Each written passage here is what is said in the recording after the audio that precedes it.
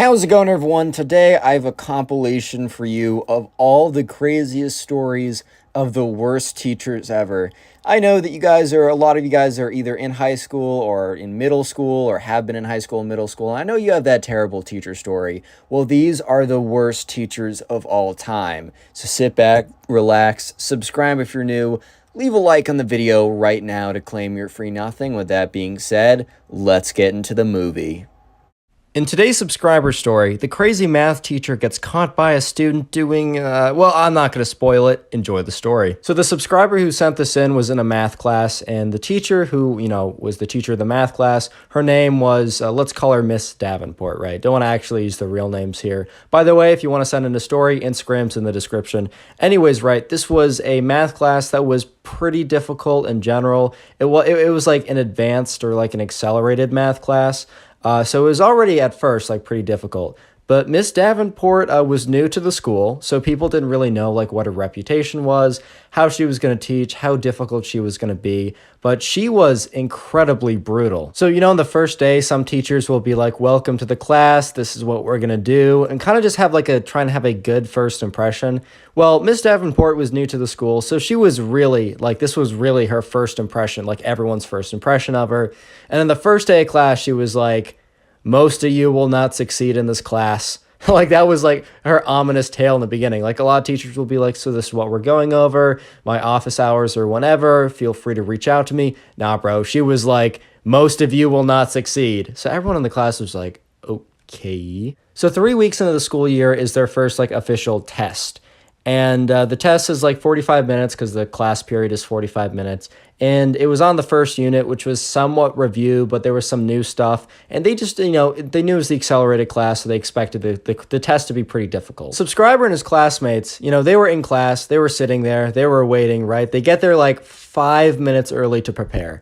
And people are kind of talking to each other, and the subscriber's like, hey, do you feel prepared for this? And someone's like, well, this is all kind of review stuff, but I have no idea what to expect. When you get into a class, the first test is always a pretty good gauge of how difficult the teacher will be, even though sometimes teachers get easier throughout the semester just because they want to make sure people, don't, coast into the midterm, right? Anyway, so they're waiting there, and it's 4 minutes, 3 minutes, 2 minutes, 1 minute, and then the class is supposed to be starting.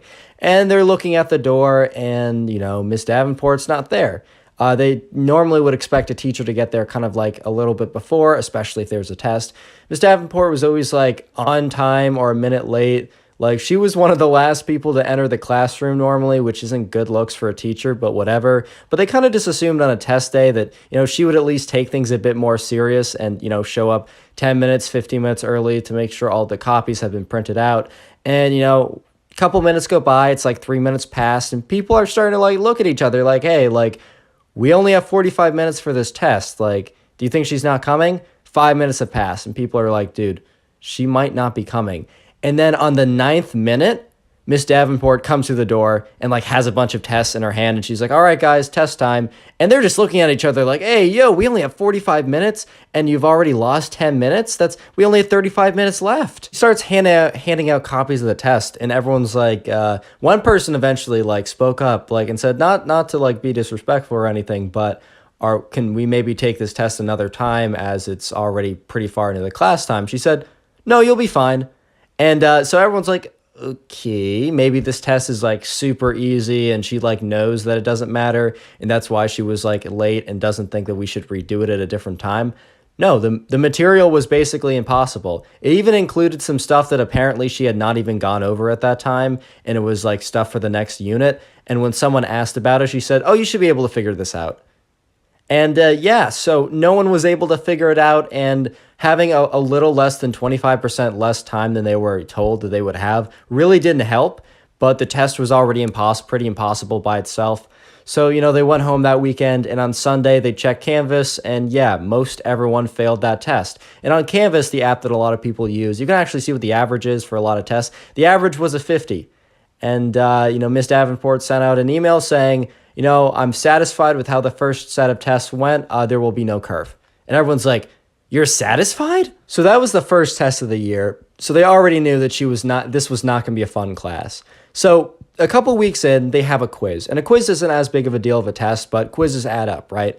So the subscriber, he does the quiz, he hands it in, and Miss Davenport says, "Oh, you didn't put your name on it." He says, "Oh, my fault. Let me just put my name on it." And she says, "Nope, you already handed it in." And the guy's like, "I'm right here. You caught it, right? I just handed it in a second ago. I can easily put my name on it." Subscriber was a little bit worried because of the way that she was like, "You didn't put your name on it." And then she was like ominously like, "It's too late now. You can't put your name on it now." Where he literally could have just like gotten the paper handed back. He even had his pencil in his hand when he was walking up. So he could have easily just like scribbled in his name. And yeah, he checked Canvas like in a couple days and he got a 0. He didn't even fail it. He got a 0 because he didn't put his name on the test.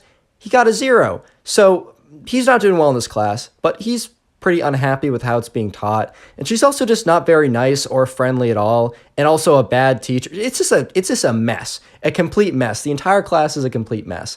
So he starts asking around, like this is about a month in, he starts asking around to other people, like, "How was your experience in this class?" And they're telling him similar, like, horror stories. Like, everyone kind of knew about the tests that were brutal and the fact she was late, but, like, no one really knew, like, who was, like, getting, like, individually screwed over by this teacher. For example, people were shocked to hear that he handed in the story I just told you about the quiz with no name and how he got a 0, even though he said, "I'll happily put my name on it."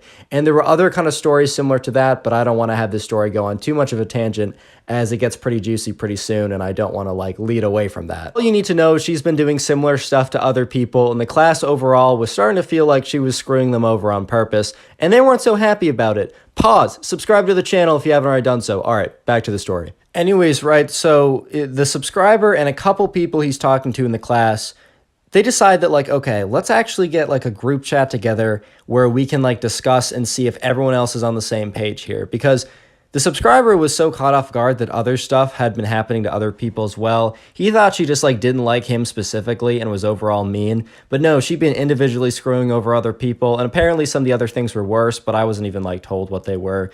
But anyways, right, so they decide to get a group chat together, and that night, you know, they add basically everyone to the class. They don't add a few people because there's some people that are, I don't want to say suspicious, but some people that seem to like always be answering in the front of the class, and that's good. I actually encourage that. But the subscriber basically said they added almost everyone, but they didn't want someone to snitch on it, so they didn't add a few people, but they actually ended up adding them later because they talked to them later and they were on the same page as well. They were just try-harding really hard because the class was really hard and everyone was practically failing.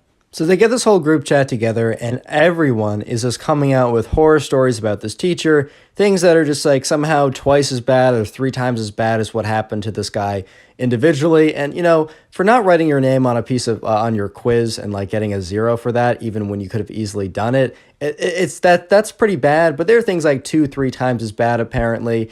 And the whole class came together saying basically like, this can't continue. So the following, I'm going to say I do not condone. I do not condone spying on anyone, sneaking around, or anything like that.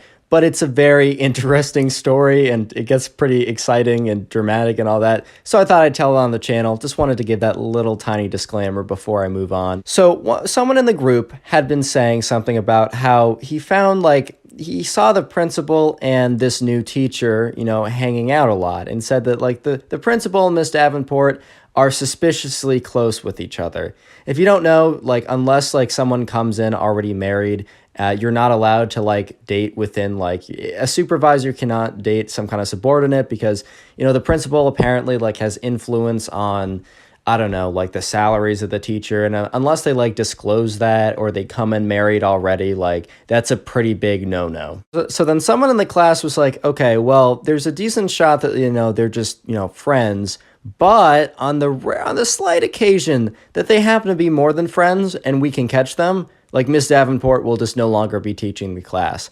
And honestly, like if I'm going to slip in here for a second, it would be better to go to Miss Davenport directly with your concerns instead of trying to get her fired. But once again, disclaimer out of the way, I'm just telling the story. Don't come after the messenger. This is just for entertainment purposes. But anyways, so what they decide to do is they decide to delegate a few people in the group as kind of spies to kind of snoop around and see if they can catch Miss Davenport and the teacher doing anything they shouldn't be doing. Today's secret word of the day is spy. So if you made it this far into the video, I want you to go down the comment section and comment spy down below. I'll try and heart as many as I can, but there's just been so many comments, which I do appreciate, but it just means I can't heart all of them. But comment spy and you'll probably get a heart, and maybe you'll get top commenter or whatever. Anyways, back to the story. So the subscriber and a few of his other classmates, they kind of agreed to be the spies, including the one that said that he had the initial suspicion. So it was the subscriber and 3 other people were, delegated to, kind of just keep an extra eye, like just kind of like not even keep an extra eye, but honestly go on reconnaissance missions to try and find it's just to try and prove that they're doing something that they shouldn't be doing. I don't even want to underplay it. It was like a super spy operation. Anyway, so the subscriber and the 3 other people, it's a Friday, and they decide to just, wait around after school. Wait around after school to see, where the principal and or Miss Davenport end up going. And obviously, right, they have some boundaries. They're not going to go back to their, places of residence. I mean, spying on people in general and sneaking around, like, that's not good. I do not endorse that. But once again, I'm just telling the story. Anyways, but they do have some limitations. So they're not going to go to their place of residence. They're not going to, intentionally, stalk them too hard.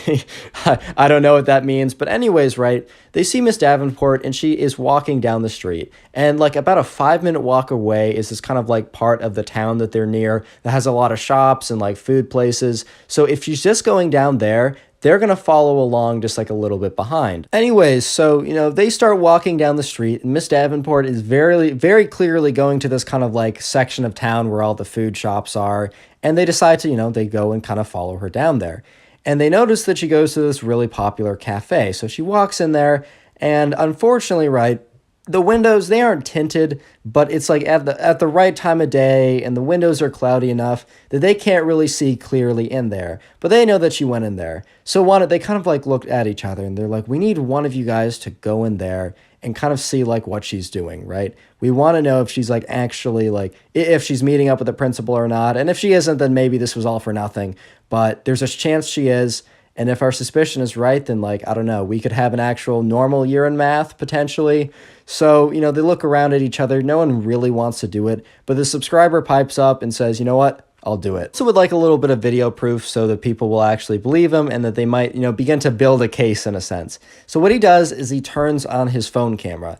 And while it's very obvious if you're recording someone, what he did was he just had it on the whole time. So he didn't turn it on and start recording. So he would kind of naturally walk in there, look like he's checking his phone. And then if he wanted to get a really clear video of them, he would make it look like he was taking a snap to someone. So it almost looked like he was moving his phone up to take a Snapchat photo in their direction. But then he would continue doing it and make it look like he was just passing time, right?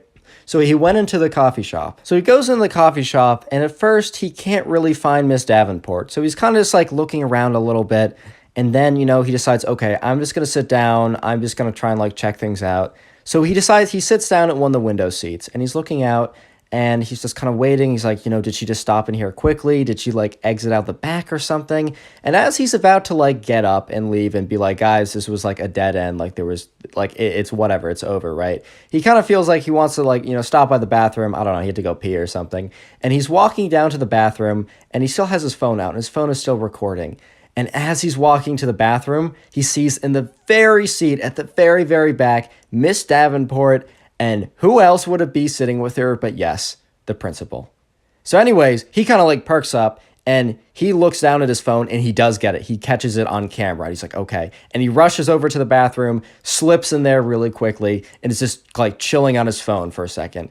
And he stops the recording. He looks at it, and yes, he gets them. He gets them on camera. It's not the greatest recording of all time, but it's good enough to prove to his friends that, yeah, they were there. So he kind of collects his stuff, puts his phone away, opens the bathroom door, and since the table was far enough in the corner that he could open the door enough to kind of cover his identity, and he kind of just quickly power walked out of there, out of the cafe to his friends. He explained what happened, showed them the video, and then that night they went on the group chat. He told everyone what happened. He sent the video, and everyone's like, okay, that's really suspicious. And the dude was like, I told you guys, right? And then one person kind of like piped up and said, hey, like we cannot go to them with a case if this is the only thing we have, because this can be explained away. And everyone's like, but dude, it's so suspicious. It's so weird. And the guy's like, I know, but they could just be friends. They could be talking about work. And even if they're not, even if they actually are up to something, if we just go to them with this, they'll explain it away. We'll get in more trouble. She'll probably be worse to us in class. And then afterwards, they'll be much more careful and we'll never be able to form another case again. And then someone's like, okay, you kind of got a point. So the subscriber and the three other kind of like spies or messengers or, you know, whatever we want to call them, right, say, you know what, we're going to keep going. We're going to keep going with the case. So the subscriber and the three other people who were like the spies were a little like not totally sure what they were going to do next. So someone just suggested to them saying, how about you just kind of like camp out the classroom and just see if like either of them go in there and like, or leave from it. Like just camp outside the classroom for the next like week or so and be like, you know, careful about it. You don't want to get caught or anything, but that's kind of like our only chance. Subscriber and the other guys that were doing the thing with them, right? After class, you know, after school, I should say, right as like her last class ends, they kind of camp outside her classroom and they kind of like, there's like behind the hall, there's like another classroom that's kind of like empty and open. So what they do is they camp out there and they have their laptops and they're pretending to do work, but they also have a very clear view of the classroom without having the classroom, anyone like walking into it, having a clear view of them. So the first day of camping out, they look out there, nothing's really happening for like an hour. And then eventually, you know, the teacher leaves, right?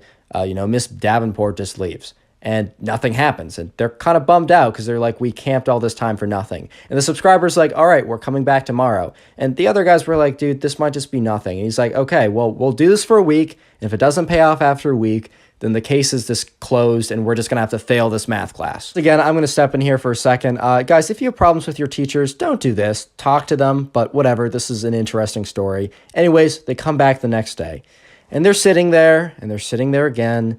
And the other guys are like, dude, this is going to be the same thing as it was yesterday. She's going to like grade stuff in our classroom and then leave. And it's going to be a total waste of time. And the subscriber's like, we just got to hold out. We got to do this. We said we'd do it. We're going to do it. And it was like 45 minutes in. And one of the guys was like, okay, I'm going to leave in 10. Like, I'm very bored. And as he said that, he sees who else, right? Who else would it be? The principal walks into that classroom and shuts the door.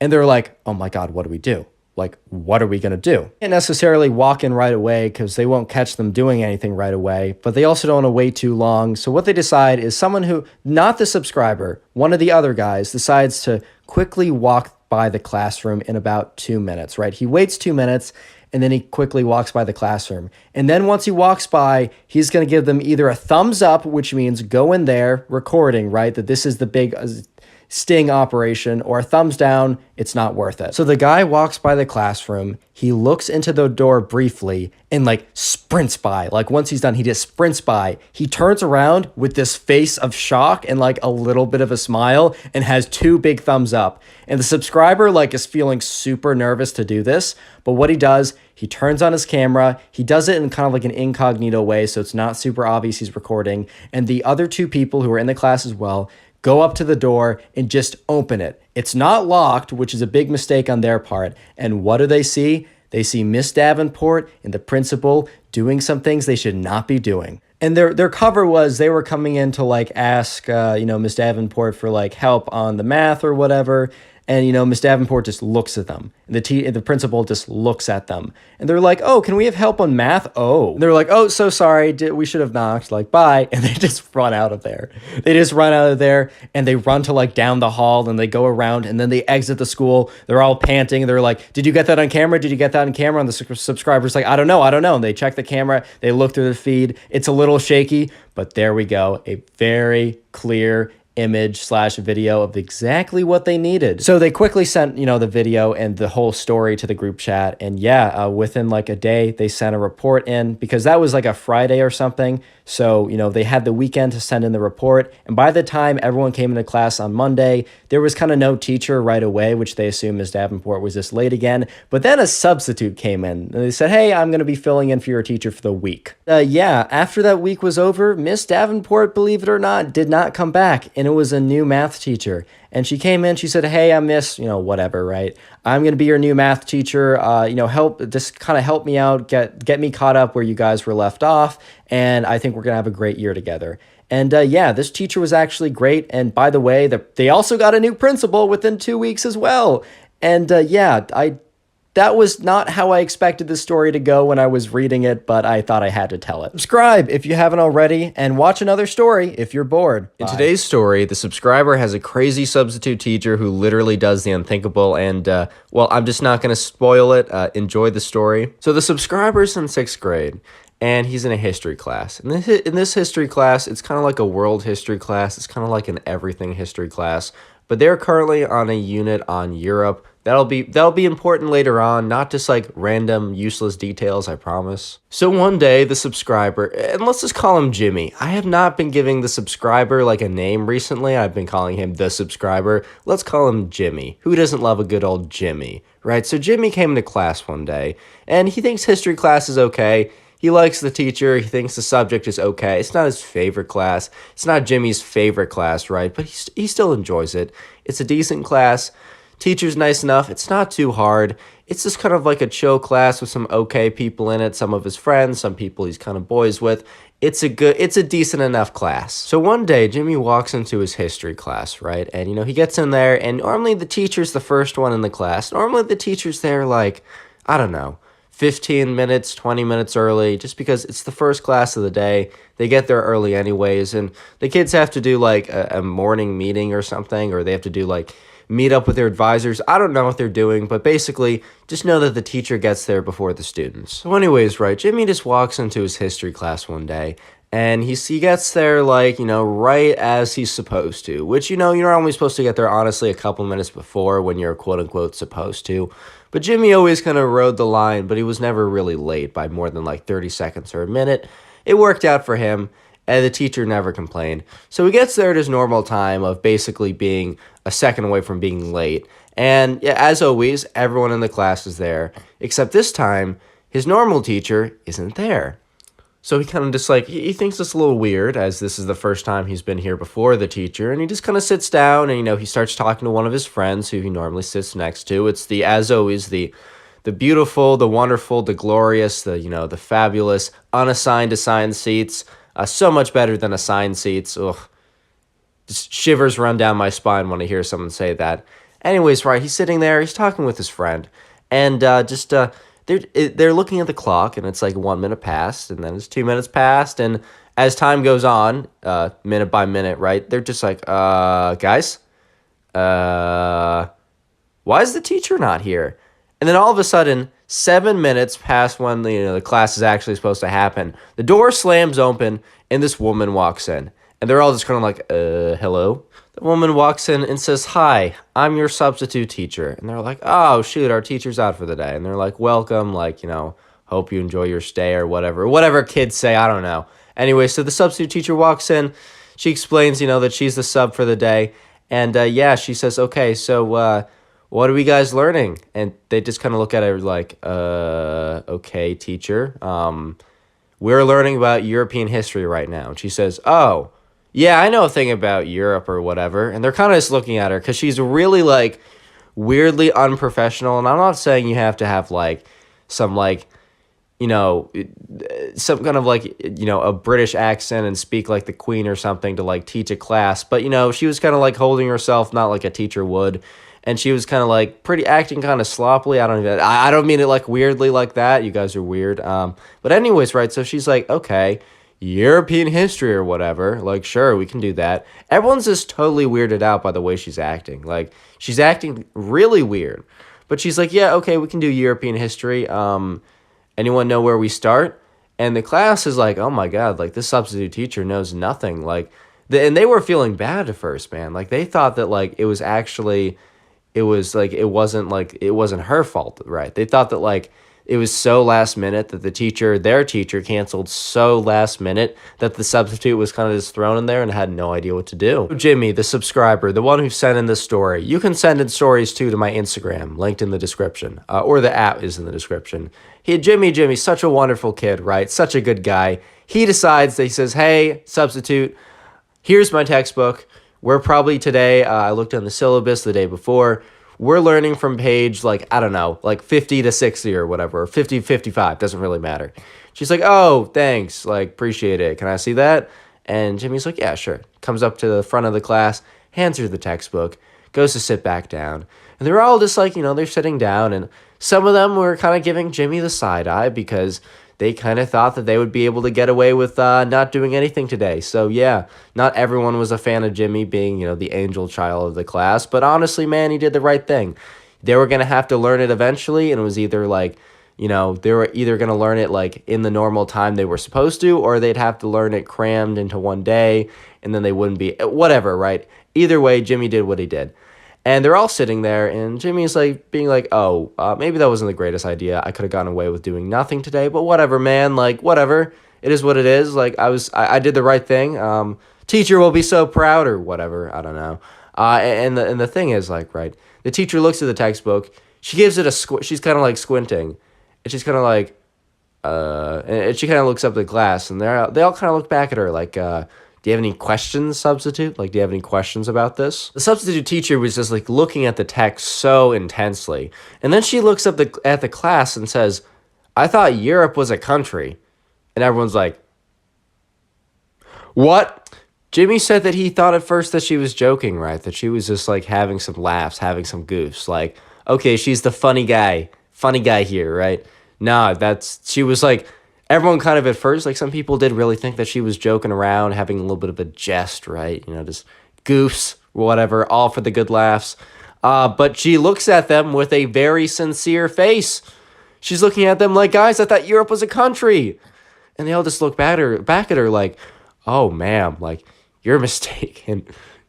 I don't think you're qualified to teach this class. But anyways, right, nevertheless, she plows along. She starts reading through the textbook, and normally where the history teacher would have been like looking at the textbook briefly for reference and then teaching the history, the substitute was just reading from the textbook, which, at the end of the day, she's a substitute. Maybe she was like studying math or whatever. Maybe she's better at, I don't know, like other fields of study and not European history, which if she thought Europe was a country, then I really hope she did not major in European history. But anyways, she keeps going until she hits another point in the history textbook that she's very confused about, because the United States of America comes up.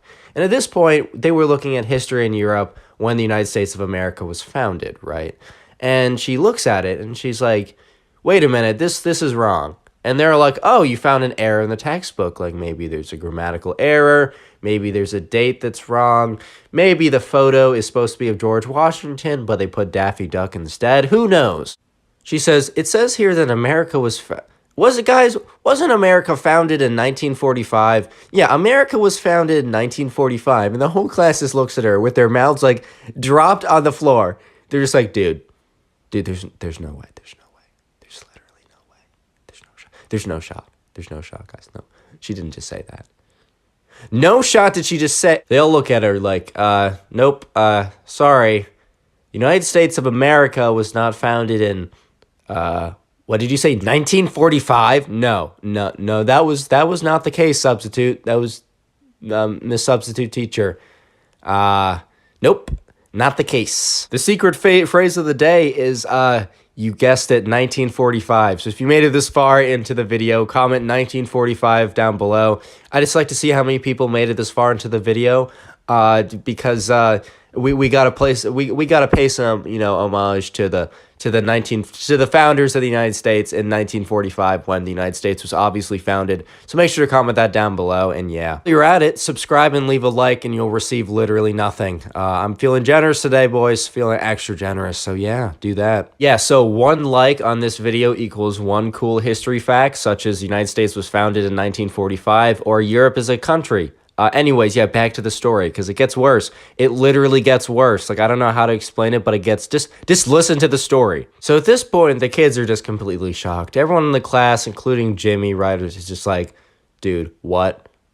Why? Right? And then all of a sudden, right, when you thought that the teacher, like the substitute teacher, was bad, right, she says, all right, I need to take a break. What? It's a 45-minute class. You came in 7 minutes late. Why do you need to take a break? Why do you need a break? Bro, you're being paid to teach a class and you miss like 20% of it already. That math was probably wrong, but 15% of it or whatever, right? And you're only here for like 40, 35 more minutes or total. You're probably at that point only had like 20 minutes left. You're like, dude, I need a break. No, this is too much work for me. So anyways, what, right? She whips out her phone and starts calling someone. The whole class is like, what?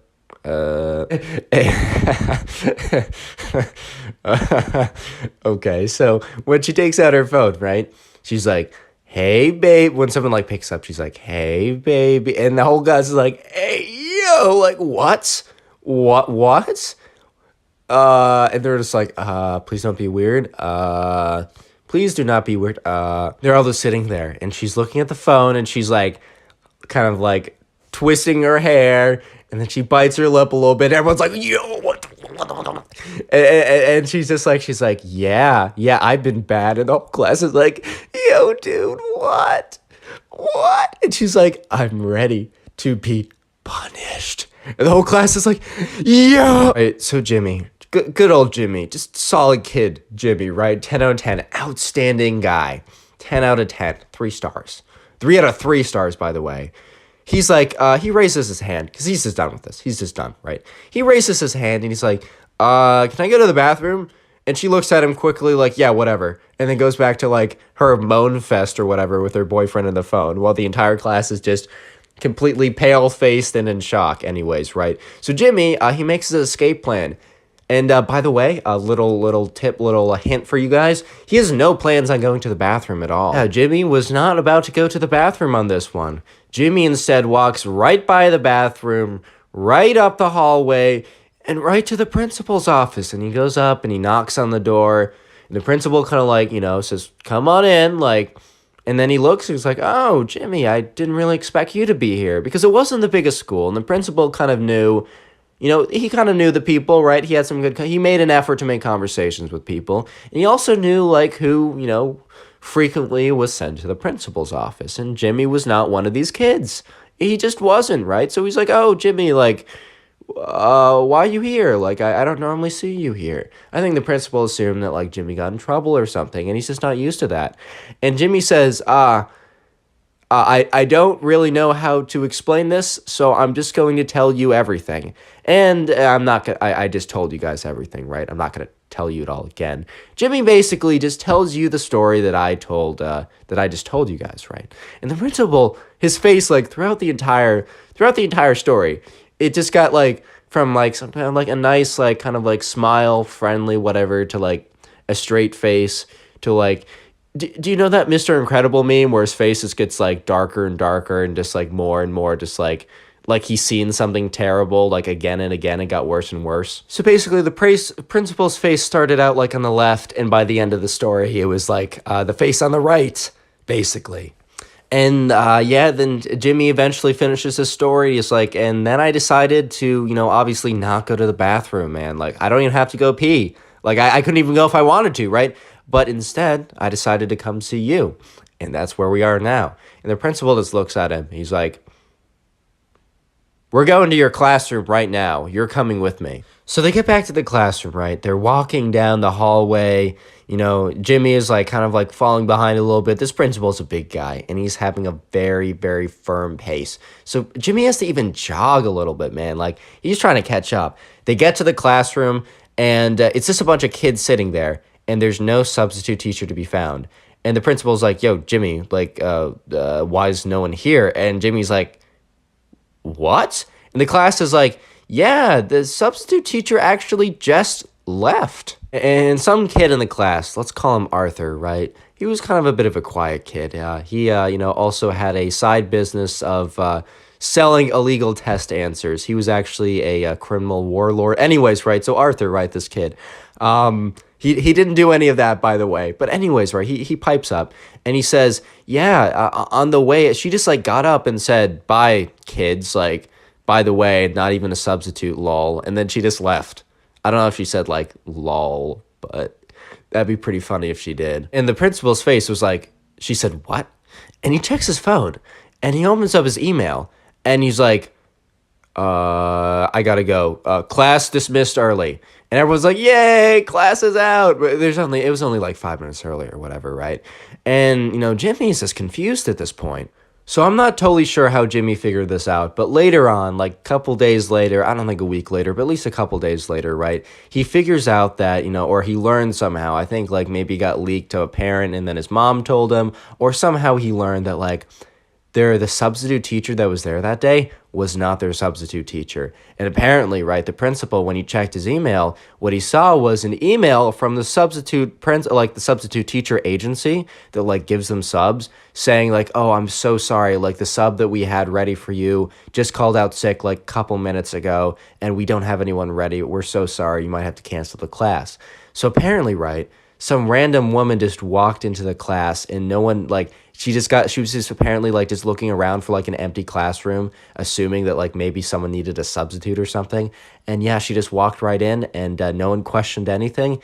And let me just say that, after that day, the Jimmy, right, he started seeing like guards in the school. He started seeing like, actual guards and stuff. And there's actual like protocol after that moment. Apparently it was like a major breach in safety. Obviously, like the only like damage that was done was one kid in that class, probably that Arthur kid, probably now thought the United States was founded in like 1945 or something. But yeah. Subscribe if you haven't already, and now go watch another story video, unless you're bad. I don't know. In today's story, the teacher makes the biggest mistake of their life by leaving their mic on. Enjoy. So the subscriber who sent this in, let's call him Jimmy, right? So Jimmy, good kid. He's in this English class. And this English class is happening over Zoom. I'm not 100% sure when this happened. Maybe he's still in a Zoom class. Maybe this was like over a year ago. But anyways, he's in this English class and he's doing it over Zoom. And Jimmy's teacher, let's call him Mr. Savage, right? Let's call this guy Mr. Savage. Anyway, so Mr. Savage, English teacher man, right? He's a cool dude, I guess. I mean, the kids thought that until, what happened in the story, which I'll tell you in a second. But anyways, right, they thought he's a pretty cool dude. I mean, like, he wasn't like, he wasn't like, like, you guys, you seem stressed out, I'll give you less homework. But he also wasn't like, you guys seem stressed out. 3 tests tomorrow, 2 quizzes, final project due tomorrow as well, and yeah, we'll probably have a pop quiz, and all your homework is due for the rest of the year. It's due tomorrow as well. He wasn't one of those teachers, so he was fine enough. Anyways, on this day, this soon-to-be very notorious day, but Jimmy didn't think that going in. This would just seem like a normal English class to him. He gets in, he logs in on a Zoom, and it's going to be a good day in his mind because, a couple minutes in, when everyone joins the Zoom meeting, everyone in his class is there. Mr. Savage, he announces that, you know what? We're watching a movie today, which, everyone's ecstatic. I mean, I think it's pretty universal that whenever it's a movie being watched in class, even if the movie is boring, even if you couldn't care less, even if part of you might have wanted to actually do the actual work in class and the movie isn't the greatest option, if you hear that there's a movie, you're ecstatic. And the class has this GroupMe group chat. I don't know if you guys use GroupMe, but for some reason in the last 3 years, literally every communication with a group of people, for me, I've used GroupMe, and why that app specifically, it doesn't even matter, right? So the class is a GroupMe, and you see a couple of people be like, let's go, baby, and just oh man, this is gonna be good. And they didn't even care what they were watching. Because the thing is, especially in Zoom classes, I don't know about you guys, but I think it's pretty common that, the attention levels were not at 100,000%, right? And especially if he's going to put on a movie that no one was really going to care about, right?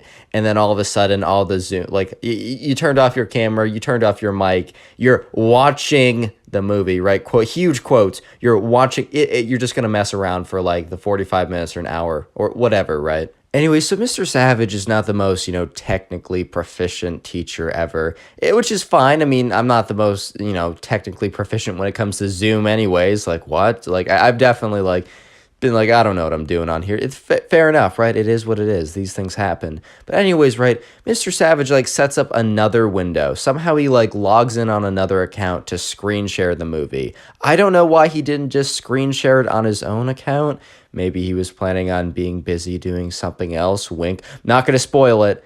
I always say I'm not going to spoil it, and this is the first time I didn't actually spoil it. In like the last 3 videos, I said the crucial detail. I'm like, I'm not going to spoil it, guys. But this time, I just gave you a hint. I didn't spoil it. Are you proud? Are you proud of me? Anyways, right, so Mr. Savage, he sets up like another window somehow. He has like another account log into Zoom. And on that other account, maybe he has like dual monitors. I don't know. Maybe he's a big gamer guy. I don't even know, man. But, he has like, he logs in with another account, screen shares the movie. And yeah, he starts letting it play. He turns off his camera on his main account and he does not mute his microphone on his main account. This guy was technically proficient enough to like add another, person to another, like one of his computers to the Zoom class, screen share, but man, just, he got sloppy. He got sloppy towards the end and he just didn't mute his mic. And unfortunately, man, when it comes to Zoom, the details, it's all in the details. If you forget to like mute your mic, you forget to turn off your camera, you just forget to screen share the fact that you're live streaming, cheating all the answers, right? The small little failures like that will completely, they'll get you. Right, so everyone's in class, everyone's just having a good time. The movie starts to play, no one is paying attention to the movie. As expected, right? This isn't some kind of like crazy revelation or something. And they're in the group me and everyone's like, dude, like this is great, this is sick. Like I really like wasn't feeling it anyways. The fact that we get to come in and kind of do nothing for an hour is pretty cool. And one person was like, oh, dude, like, I'm going to actually go leave for like 10, 15 minutes. I'm going to have my phone on me. So please text the group chat if he starts asking us questions. Or for some reason, I just got to be back, man. But, I'm going to take advantage of, the blessed opportunity I've been given by this movie being played and just go and like, I'm just going to go mess around for a little bit. Like, I'll see you guys around, guys. And everyone was all, in this group me was all just like, feeling very good, just having a very nice, cordial time. But then someone in the group me was like, LOL, like Mr. Savage, he didn't mute his mic. Ahaha, let's hope nothing weird happens. That kid jinxed it. I really hope they went and beat up that kid. I'm joking. I am joking. But yeah, that kid jinxed it. It's 100% his fault, actually. Like, if we're putting blame on anyone, don't put it on poor Mr. Savage. He doesn't know, he can't, like, decipher the difference between a rock and a computer. It's not his fault, man. It's this kid. It's this kid for setting him up. Anyways, things are pretty normal, right? And, Jimmy, the subscriber, I really hope I named him Jimmy earlier on because I have in my notes that I'm going to call the subscriber Jimmy. So if I didn't, his name is Jimmy now. Get over it. Get over yourself. Like, just deal with it is what I'm trying to say. Anyways, right, Jimmy, the subscriber, the guy who sent this in, you can send this. You can send in stories to my Instagram. It's in the description of the video.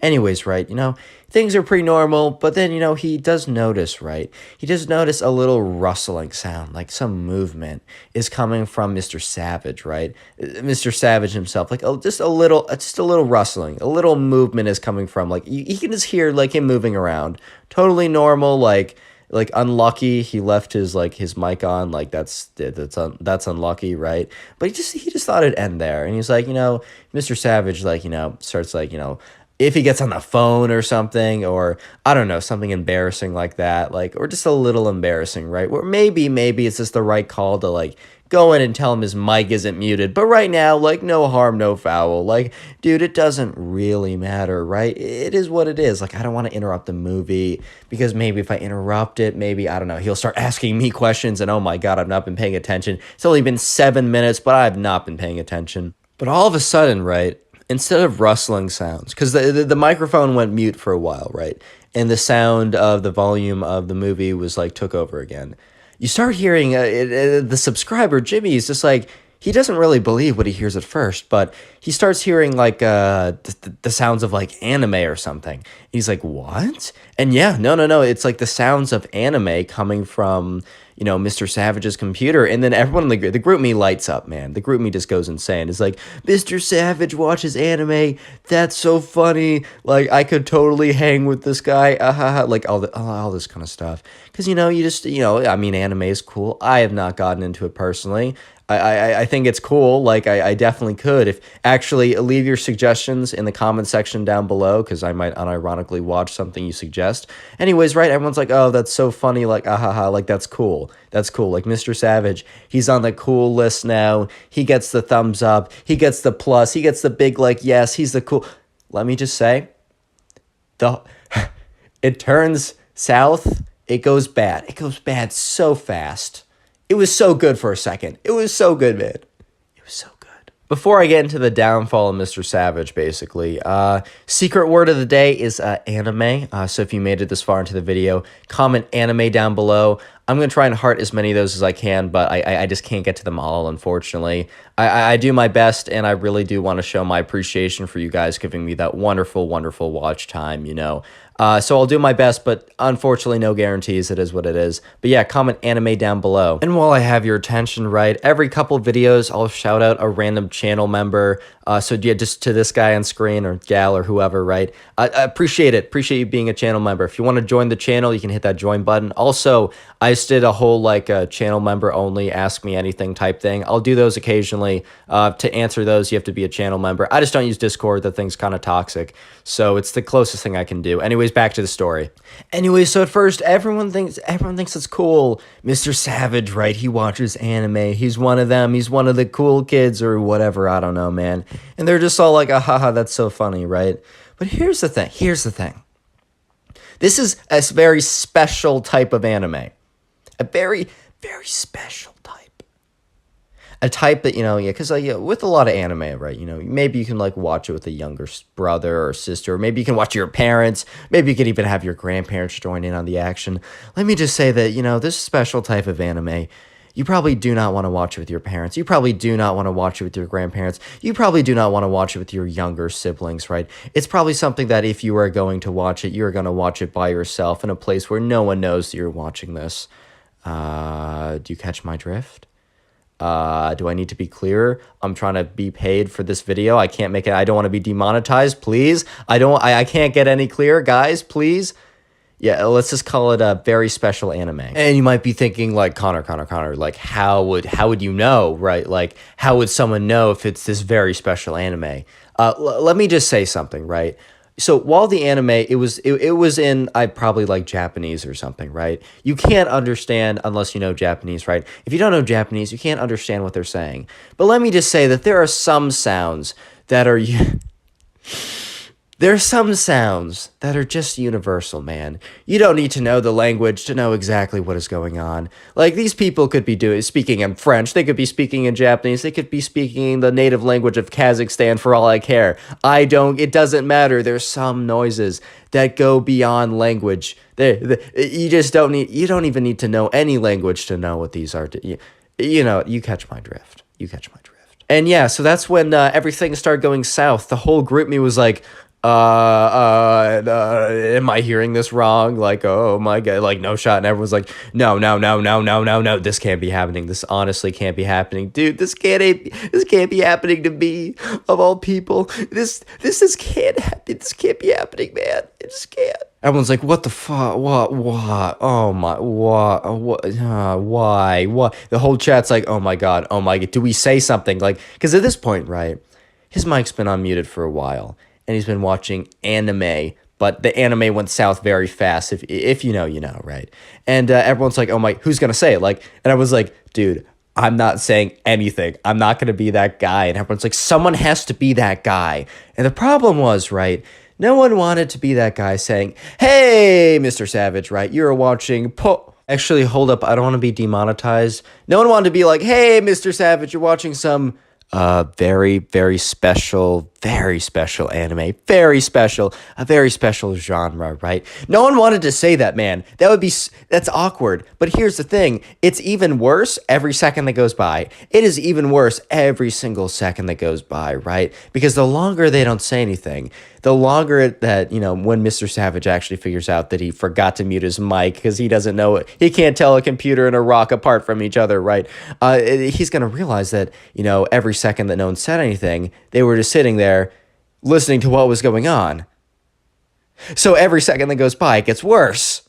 but no one wants to do it. Everyone in the chat's like, dude, I'm not doing it. I'm not saying anything, man. I'm not saying anything. I'm just not going to be that guy, man. I'm not going to be that. I'm not going to say anything. Everyone in the chat is like, okay, someone has to do it, man. Someone has to brave up. Someone has to be like our true king, our true savior, and just really stand up for the common folk over here and just say to Mr. Savage, please mute your mic, dude. Oh my God. And as everyone is just kind of squawking in the group me, just like, I don't want to do it, man, but someone's got to do it. Someone's got to man up. Someone's got to do it right.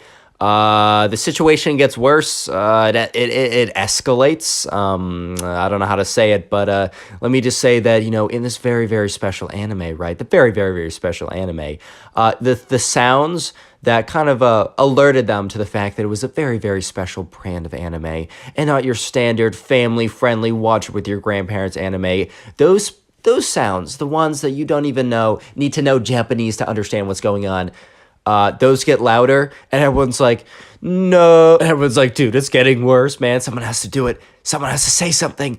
Someone has to man up. And at this point, it has been like 4 or 5 minutes since, the special anime started. Actually, right, this kid in his class, let's call him Jackson, right? Jackson was just kind of like this. Like, he's very nice, but he's kind of like, big football kid. I don't know, was probably wearing his hat backwards, was probably like totally into trading stocks or something. I don't know, like, I'm just trying to build some random kid. I don't know why I made him a football backward hat wearing stock trader, but yeah, that's Jackson, right?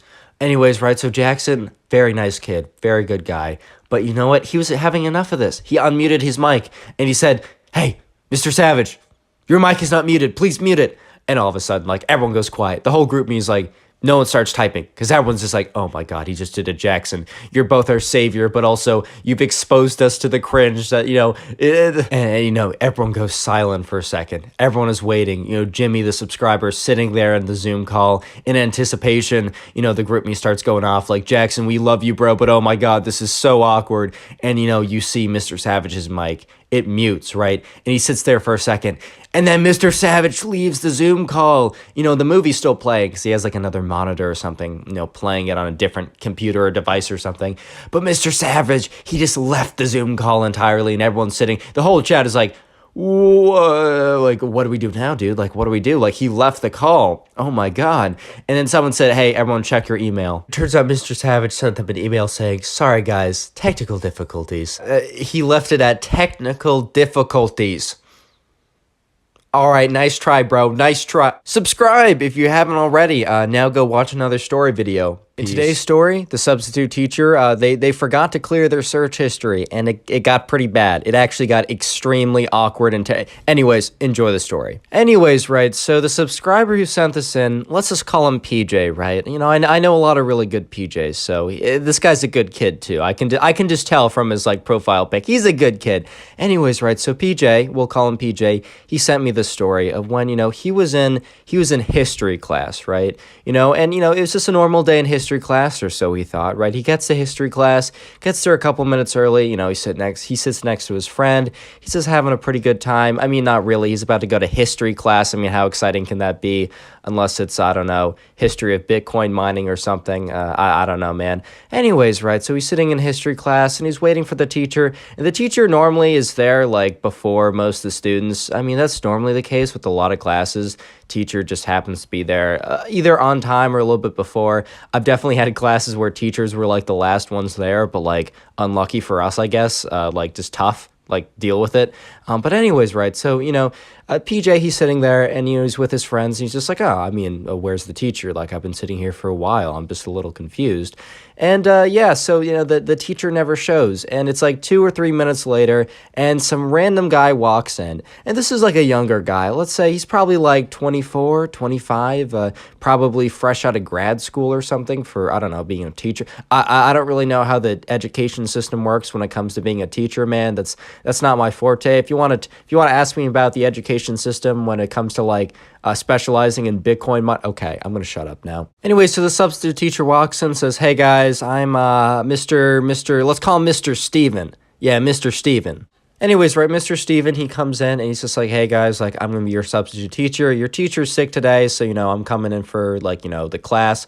And I'm looking at the class notes, and it looks like we have a movie to watch. That's a good feeling, right? When you're in class and it's like, okay, it's movie time, even if the movie kind of sucks, like the movie isn't that great, for some reason, it is always so much better than actually doing, like, actual work. Even if for some reason the actual work might have been, like, legitimately more entertaining, for some reason it actually doesn't matter. As long as you're watching a movie, it's going to be a good day.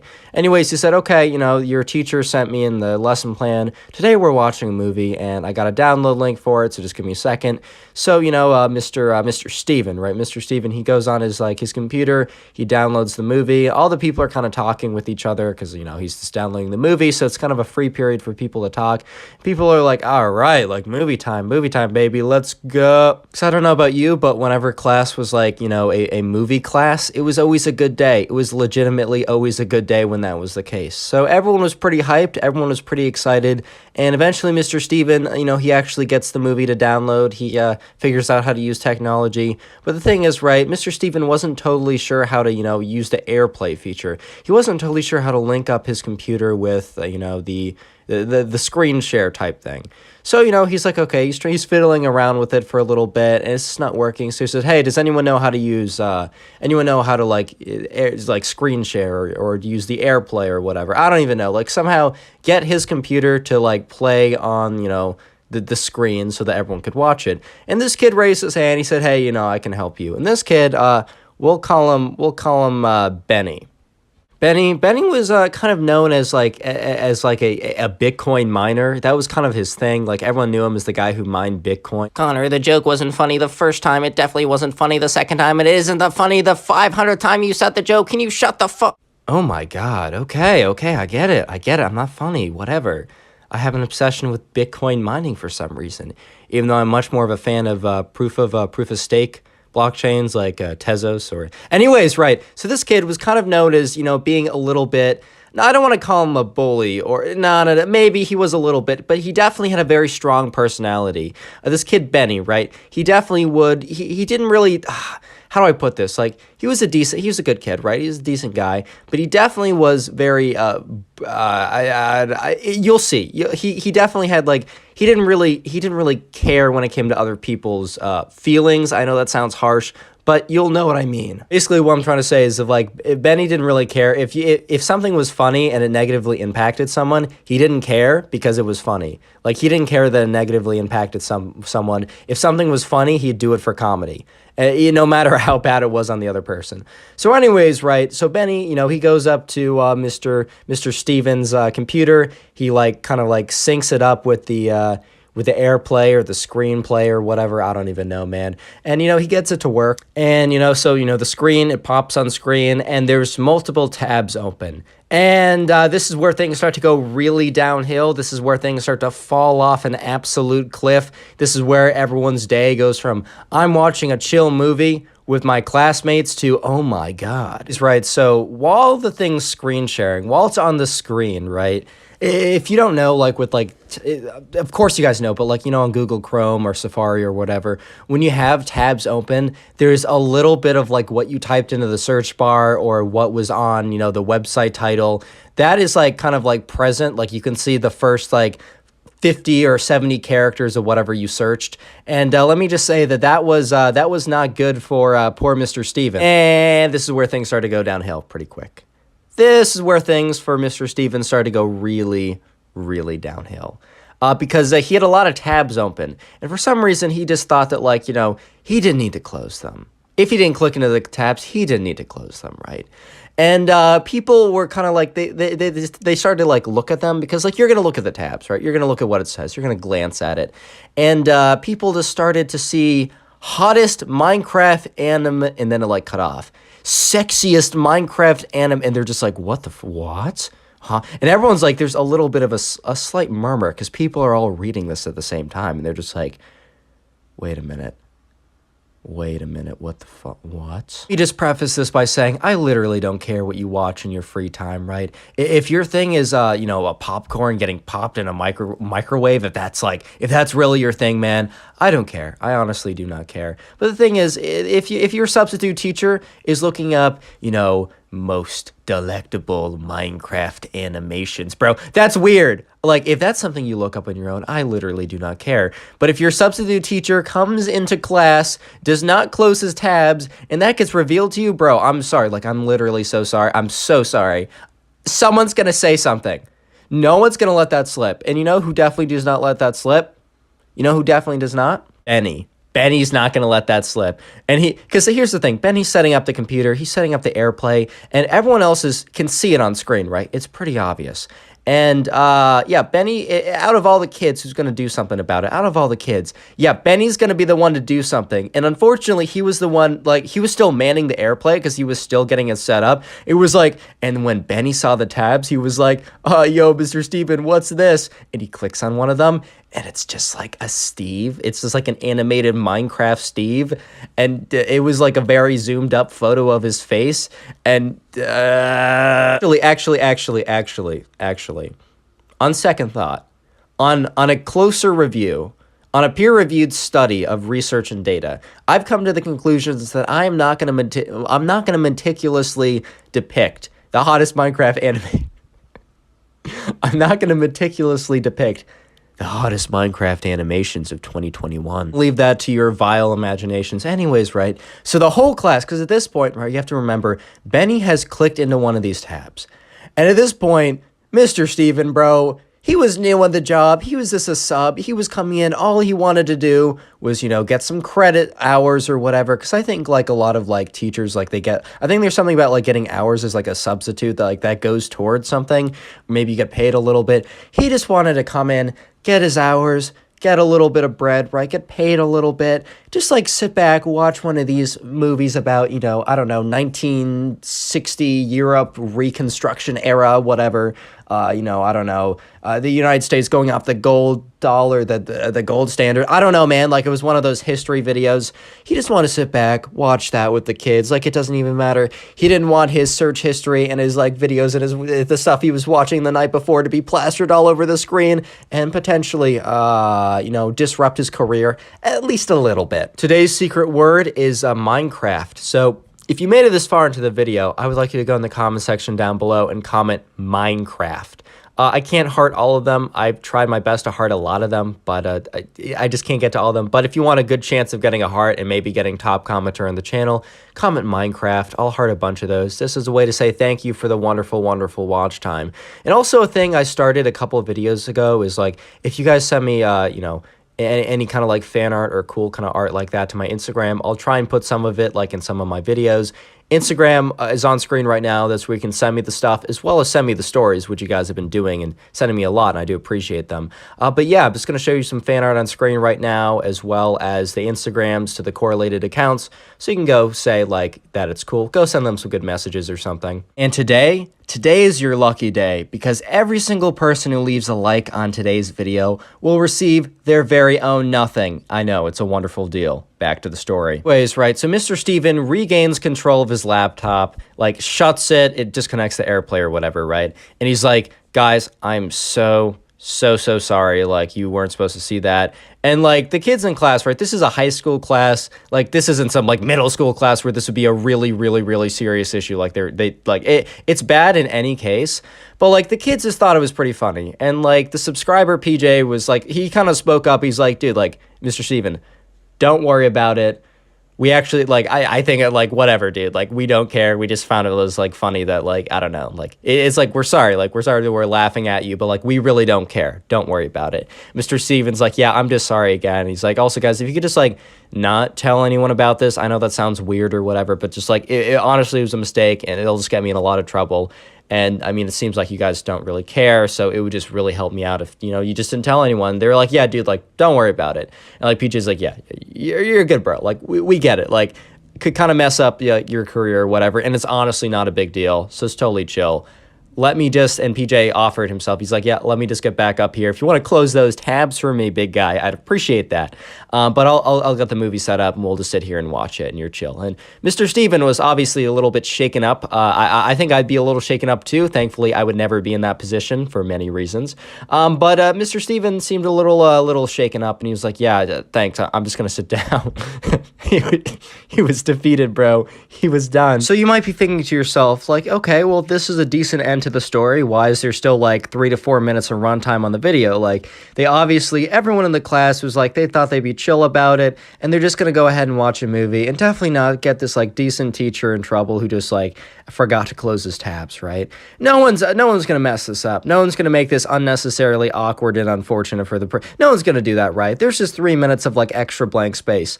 Unfortunate to say, the story does not end here. You guys remember Benny, the kid who was called up to, to actually, the first one who, clicked on the tab and showed the whole class, basically. And as I said earlier, Benny basically would do anything for a laugh, for a good funny, like a good haha moment. And in Benny's mind, he was thinking to himself, what would be a super funny reaction if I told the principal and the principal came in and like talked about it? Like, that would be hilarious. And Benny didn't really, because I said this earlier, right? He didn't really think of like ramifications or his actions having effects on other people. That whole thing, he wasn't really thinking about that.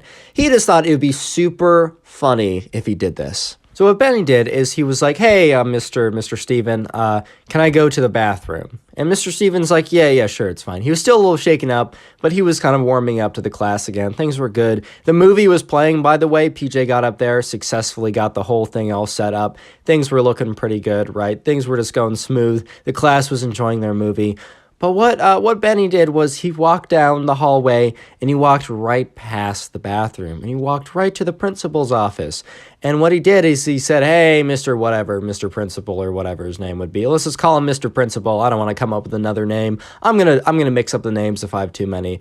So he's like, hey, Mr. Principal, right? Do I have a story for you? And let me just say that the principal did not find it as humorous as the class did. And the reaction was not as humorous as Benny expected it to be. Aha. So PJ's sitting in class. He's there with like a friend or two, and they're just chilling watching the movie when they hear a banging on the door. They hear bump, bump, bump. And then all of a sudden the door opens. And you know who walks in? Benny. And you know who walks in right after him? The principal. So Benny, he was a little, he didn't understand stuff like that. He really didn't like think ahead. But even, Benny was at least competent enough to realize that as he was standing there that, oh my God, he messed up at least a little bit. And the principal is like, Mr. Stevens, is what Benny told me that just happened, is that true? And the whole class is looking at Benny like, dude, why? Like, legitimate, why? We don't care. It was an act, like, why? And the substitute teacher, Mr. Steven, is just looking at the principal like, and here's the thing. The class would have totally gone along with, like, no, Benny made it up. Because, they were okay with Benny, but, Benny had pulled a few, like, something like this before. Not exactly like this, obviously. But he's been a jerk to these kids for comedy in the past. And, they definitely wouldn't side with him over this, like, okay guy that, like, seems like he just, like, made a mistake, right? But no, Mr. Steven is just like, yeah, it's true. And, principal looks at Mr. Steven like, yo, come with me. And then he looks at the class, he's like, hey, guys, like, you get class off, like, you can go just, like, chill till next period or whatever. Like, go, or just, like, stay here and study, or just, like, go somewhere. I don't really care. You can't leave, obviously, but you get class off. Do what you want. And yeah, the principal and Mr. Stevens, the substitute teacher, they leave the classroom, and the whole class is just chilling there like, and they all look at Benny, and they're just like, and then PJ's like, dude, why? And he's like, dude, I thought it'd be funny. And they're all just like, what part of that was funny? He was like, guys, I'm sorry. I didn't realize it would do that. And they're like, dude, you didn't realize he'd get in trouble? It was very clear he'd get in trouble. He's like, dude, I thought it'd be so funny when the principal came in. I thought the principal would have more of a sense of humor. And they're all just like, dude, why would the principal have a sense of humor? He has to run the place. So this was like an old guy, like the principal was like an old guy known for not having a sense of humor, known for like taking stuff very seriously. So everyone's like, Benny, why would you think this? And eventually Benny's like, I messed up. I messed up. And they're like, yeah, dude, Yeah, you did. Subscribe if you haven't already, and then go watch another video. There's a bunch on screen. Also, 5,000 likes, and yeah, it's good stuff. Another day, another story about a spoiled kid, but this time he actually attacks his teacher while, like, spewing a bunch of nonsense at... Anyways, this is probably one of the funniest ones we've had in a second. So yeah, sit back, relax, grab something to drink, grab something to eat, grab something to mine your Bitcoin on, grab something to do your math homework on, and yeah, let's just get right into the story. This one's something else, dude. So anyways, the subscriber who sent in the story, and you can send in stories too to my Instagram and get featured on the channel, link in description. Anyways, we're gonna call this guy Ben, and I know that's kind of a meme on the channel because I use Ben for like every other name, but I was looking through the comment section for suggestions for names to use, and someone says use Ben because haha, use Ben all the time. So I'm actually taking your suggestions for names, and I'll be using Ben. Anyways, right, so Ben, he's a subscriber, he sent in the story. Anyways, he's in class, and he's in 6th grade. And in the 6th grade class, he has someone in his class, and we're going to call this guy Brandon. And Brandon is the spoiled kid, right? So Brandon, like, okay, so the other spoiled kids that we've had, like, the parents have done, like, extremely well. Like, they come from a ton of money, right? Brandon, right, came from a pretty standard family. And look, there's... like that's like everyone else at his school. Like he was legitimately like everyone else in his school. But for some reason, right, he just always had it in his mind that he was significantly better and had significantly more money and was just like super powerful, and his family could smite you with like, I don't know, a court case or a lawsuit if you did anything. So this kid was not just like, you know, entitled and spoiled. He was also delusional. So that kind of just brings like quite the scramble of ingredients to make an interesting turn of events, especially when he actually just goes ballistic and attacks his teacher. But we'll get into that in a second, guys. Give me a second. Let me draw out the backstory a little bit. Let me give you some background. Let's flavor up the story. Anyways, right, so Brandon has been in Ben's class for a very long time, so everyone kind of knows about Brandon. And Brandon really didn't have that many friends, and, you know, sometimes it's like, oh, like, poor kid doesn't have that many friends.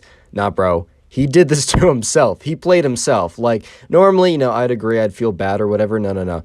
This kid definitely did it to himself. He had been, like, known for, you know, he was kind of known as someone who had, like, an attitude without really having a reason to have an attitude. And there's no real reason ever to have an attitude. But in the past, like, the spoiled kids have been, like, you know, they had been acting entitled because, like, they had always gotten something more and they knew, like, their parents made a lot of money or whatever. First of all, not a good reason to be a complete jackass, right? That's not an excuse. But Brandon, dude, there was literally no reason. Like, there was no base that this was on. He just imagined that his parents had, like, infinite money glitch when that just was not the case. They were just normal, which is totally normal. It's cool. Like, that's what everyone else was. He could have been easily boys with them, but no. Anyways, right, so one day in class, you know, Ben and Brandon, they're both in some history class together. This is a standard 6th grade history class. I don't know what they're learning about, but one day they're just kind of sitting there, and they're getting their test back, right? So they had a relatively big test, and, you know, Brandon, you know, obviously was bragging to everyone about how he was just, like, inherently smarter than all of them. I think this was, like, similar behavior to another girl way back in the day. I think I did a story about her, like, a long time ago. But anyways, Brandon also did the same thing, where he basically bragged to everyone about how he was going to crush it and how he's going to absolutely ace this test 100%. Like, just absolutely slam it without even having to try, dude. I'm not even kidding you. Like, he went into class and he's like, I am just smarter.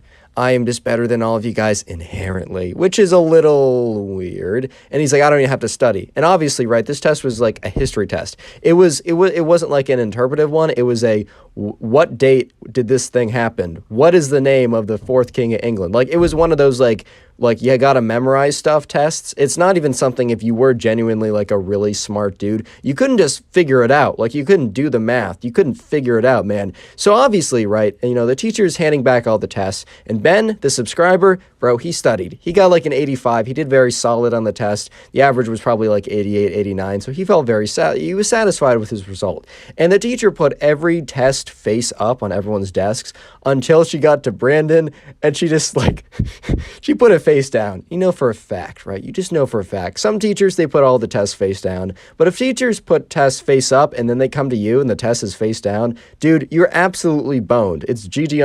It's just unlucky right now. GG unlucky. Like, you got, it's just not going to work, bro. you're screwed. You failed. I don't know how else to say it.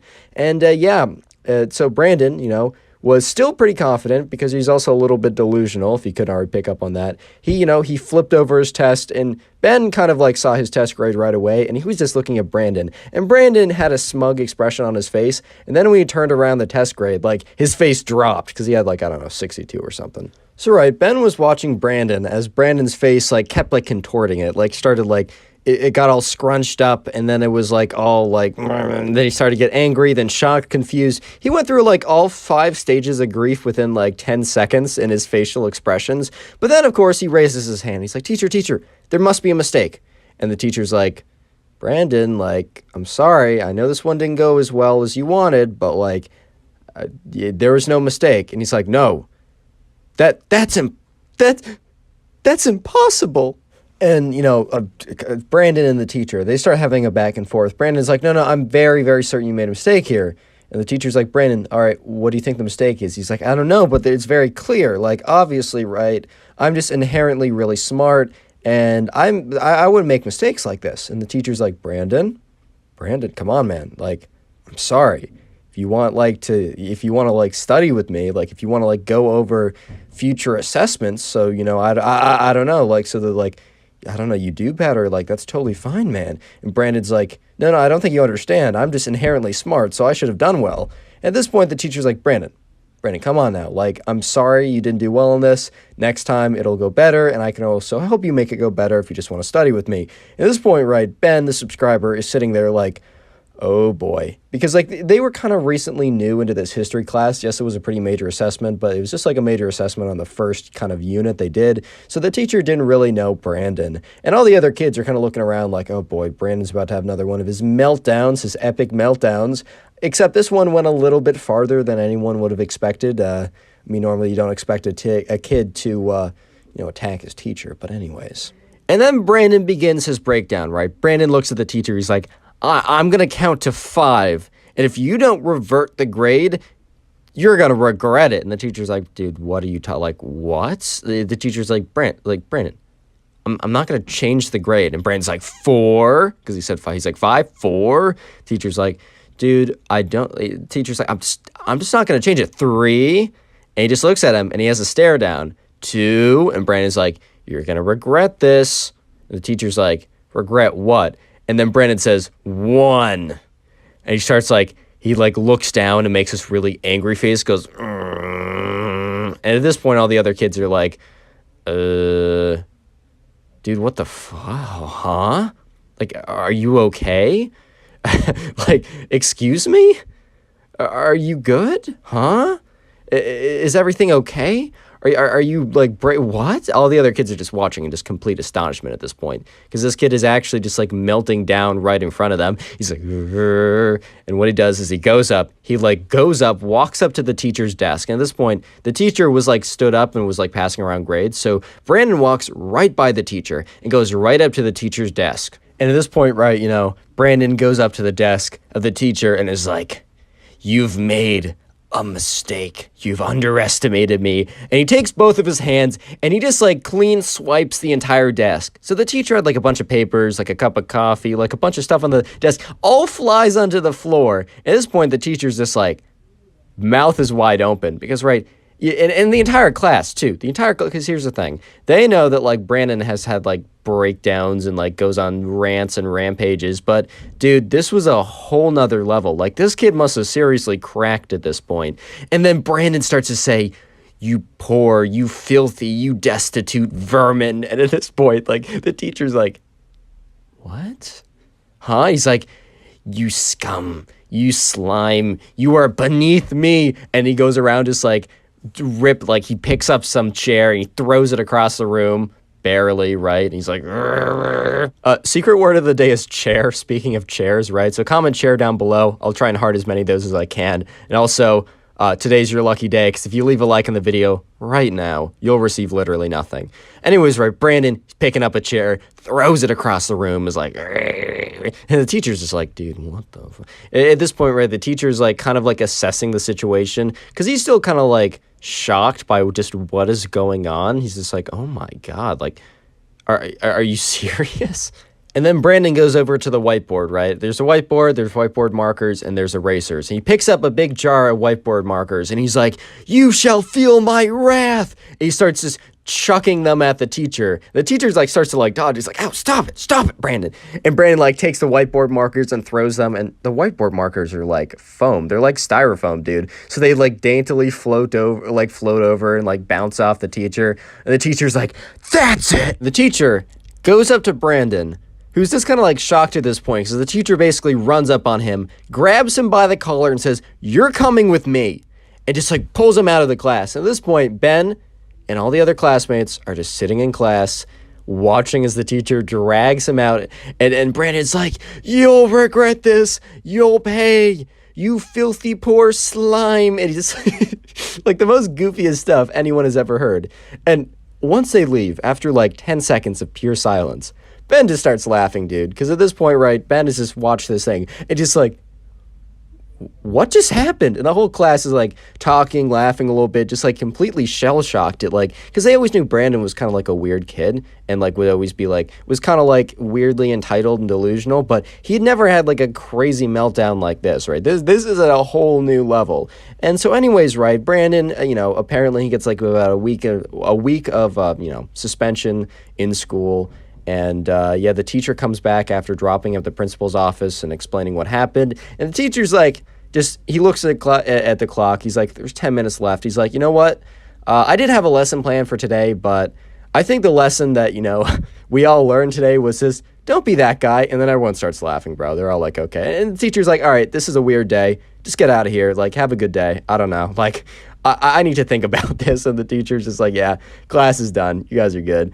And everyone's just like, "Okay." And they're just all leaving class like, "Oh my God, like what just happened?" Anyways, a week later, Brandon is not just, he isn't just suspended, he's also removed from the class. But like a couple weeks later, Ben like bumps into Brandon and is like, "Hey, what's up?" And Brandon looks at him and just like keeps walking, dude.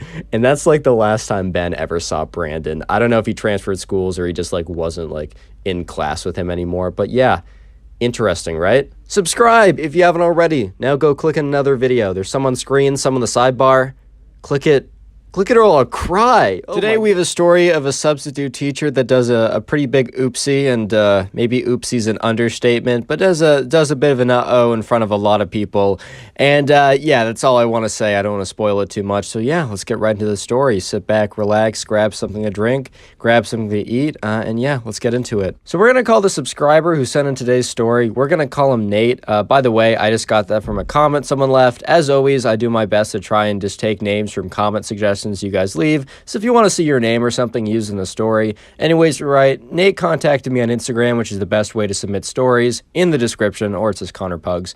And, he told me about this time where, he was in class, and he's just kind of chilling, and he had the same this teacher, I don't know, this was like a math class or something. Doesn't really matter. But anyways, right, he always kind of had the same teacher every single day. What am I talking about? The teacher came in around the same time every single day. That's what I tried to say.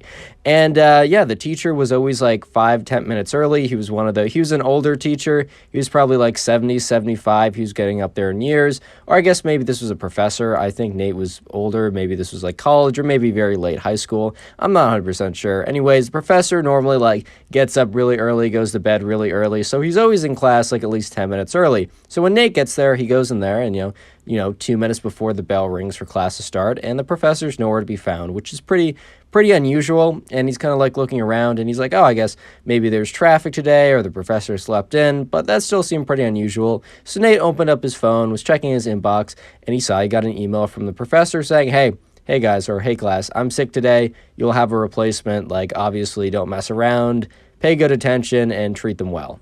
Anyways, right, so Nate's like, "Oh, okay, that's pretty cool." And he's sitting around and people are waiting for a couple minutes. And then the substitute teacher walks through the door. He says, "Hey guys, my name is," I'm just going to call him the substitute teacher. Whenever I have too many names in a video, I just mix them up. And you guys are like, "Dude, you called the wrong person for like the 100th time." And, I'm just trying to keep this simple. I'm trying to keep you guys happy. So we're just going to call him the substitute teacher, just going to call him the sub. Anyway, so the sub comes in, introduces himself. "Hi guys, I'm the sub. My name is the sub." That's not actually his name, but you get the point. Anyways, right, everyone was kind of chilling. They're like, okay. And today was going to be an easier day in class. The substitute teacher was just kind of instructed to put on a movie, put on a presentation, and also tell everyone to like take notes because I don't know, like pay attention in class, man. But the substitute teacher wasn't really required to do anything that taxing, like actually teach the class. He's just supposed to set it up and then sit back, relax and watch the movie too. So anyways, right, Nate's pretty hyped because like, I don't know about you, but personally, whenever it's a movie day, like even if the movie kind of sucks, like in any class, even if the movie's bad, even if I don't care about it, it's always nice because you can kind of just zone out. You can kind of just veg out a little bit, just kind of sit back and chill. It's a little tough when they say, oh, you're going to have a quiz on the movie afterwards, because that means you actually have to pay attention. And 9 out of 10 times, the movie being played is not actually that interesting. Anyways, right, the substitute teacher goes up there, puts on the movie, and it's pretty boring or whatever. He's like, guys, take notes. There's no quiz or anything, but your professor would like you to take notes. So, as always, nobody took notes or, paid any attention. Let me just say that they were all about to pay attention. So, about 15 minutes into the movie, this is like an hour, 15-minute long period. It's a longer period. The substitute teacher who was just kind of like chilling there, he's like, okay, guys, like, he just kind of said, hey, I'm going to go to the bathroom. If anyone needs me, like, I don't know, like, if you need anything, like, feel free to do it yourself, basically, like, I'm going to be gone for a little bit, so that's where I'm going. So the substitute teacher, the sub, leaves the classroom, and the kids are kind of just there, and basically what happens, the second he leaves the classroom, everyone whips out their phone, is just, like, on it, not paying attention to the movie, somehow even less than they were before, which is pretty impressive, but things were going pretty normally, up until about 2 minutes after the substitute teacher left. So this is where things start to go downhill really, really, really, really, really, really quickly. You guys will see what I mean in just a second. But anyways, right, they're chilling, they're on their phones, and then they notice something. They notice that, that the whole, like, the movie or whatever, it was kind of, like, glitching out for a second, and they're kind of confused why it was glitching out. And they notice something. That, when this is kind of goofy, but when the substitute teacher left, right, when he left to go to the bathroom, for some reason he brought his backpack with him, which was a little strange, people were thinking.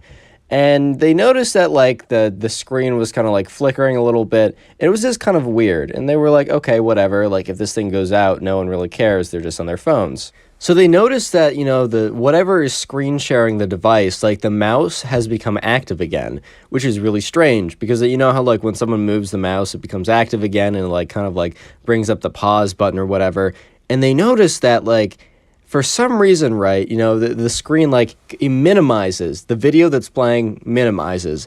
And you know how, like, at least on a Mac, I don't know how you can do this on, like, a Windows computer. I'm pretty sure this was a Mac computer because I don't really know other computers that can do this. If you do, like, a 3-finger swipe, you can, like, get an entire new desktop window. So whatever is playing on the other side will continue to play as normal, but it's like you have an entirely new window open. So at this point, right, the class was starting to realize, like, oh my God, like, the substitute teacher who's, like, airplaying the movie that we're all supposed to be watching either knows this or, like, either knowingly or unknowingly is on his computer that's still airplaying. And they're like, okay, maybe he just has to do some work emails. Like, hopefully we don't see any confidential work emails. Let me just say that they would have wished that these were work emails that he was about to do. They would have wished that he was looking up work emails or how to, like, shortcuts in Excel documents. They would have wished. Honestly, man, they would have begged for that. But unfortunately, life is cruel. They just got super unlucky, and no, the substitute teacher was not looking up Excel shortcuts or replying to his boss. He was not doing that even in the slightest. And people in the class are starting to realize that, like, this guy's screen sharing, he's on his computer, and it's pretty apparent that he doesn't know that he's still screen sharing, or he, like, knows that it's, like, or he thought that, like, moving to another window. Honestly, like, the details I got through the DMs were kind of murky, but all I know is, like, the substitute teacher who was playing the movie left to go to the bathroom, brought his computer, and was still screen sharing. I don't know the exact details, but those are the facts I know. So everyone in the class is like, oh my God, like, do we tell him? And then they realize that, like, he went off to some random bathroom. They have no idea where he is, and if he is in a bathroom, they don't want to go knocking in on some guy that they met 20 minutes ago saying, hey man, like, I know you're, like, taking a dump right now, but, like, can we talk? Like, no one wants to do that, bro.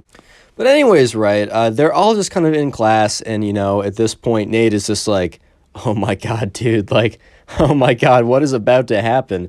And everyone in the class is starting to talk. They're just like, "Okay, we can't do anything at this point." But at the moment, nothing that bad is happening. Like the guy's just on his computer. Like, how bad could it get? And oh my God, did those words, honestly, that was kind of karma for literally saying out loud. Nate said in the DM that like someone actually said verbatim, how bad could it get? And honestly, when you put those words out into the universe was listening, and the universe was listening extremely close this day. They had very fine-tuned ears today, and they picked up on those words exactly.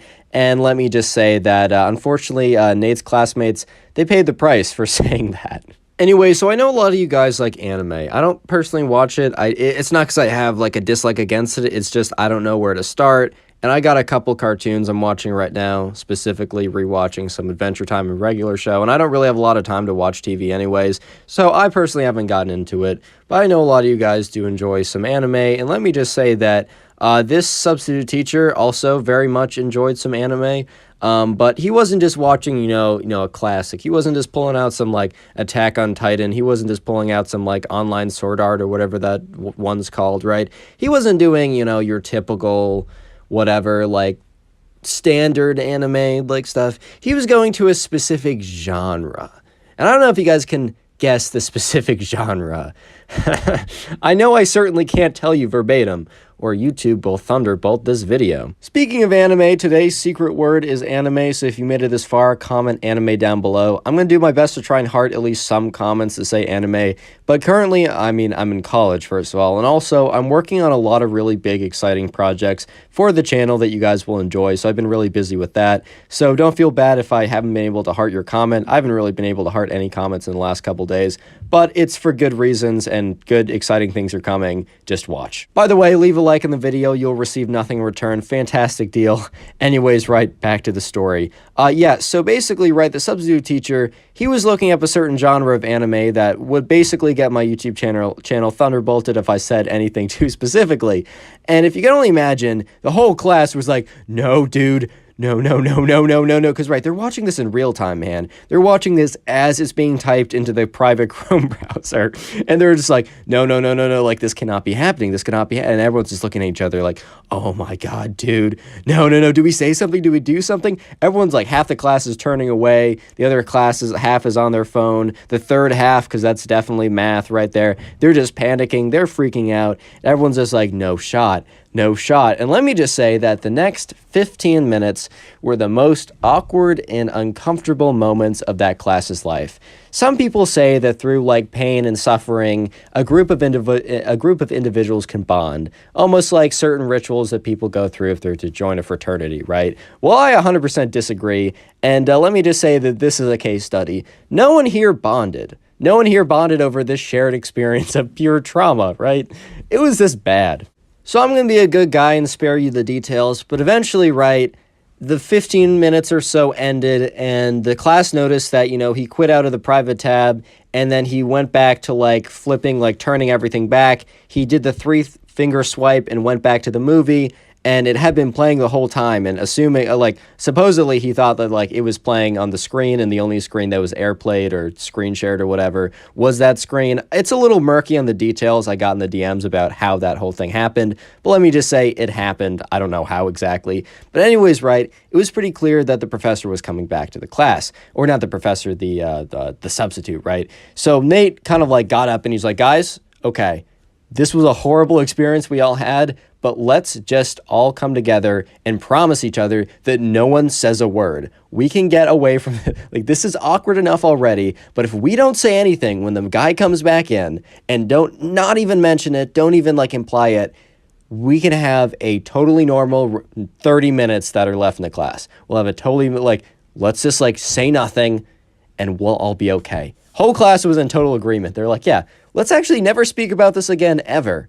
And so, yeah, the substitute teacher came back in, and he was like, sorry for taking so long, like, haha, had, like, Chipotle, haha. Everyone was like, and let me just say that, yeah, it was an incredibly awkward 30 minutes. Even though no one said anything directly, everyone in that classroom kind of, like, knew they all had a shared experience. And it's like everyone knew something, and they all knew that like the substitute teacher didn't know that they know, because he was coming in so confident, so normal, so whatever, right? Which is really ballsy in my opinion, to even like, if you're screen sharing, even if you're confident, right, that it's not going to appear, bro, like even when I'm on a Zoom class, if I need to like go on my phone, like I make sure it's out of camera, even when my camera's turned off. Like I just don't trust that stuff, dude.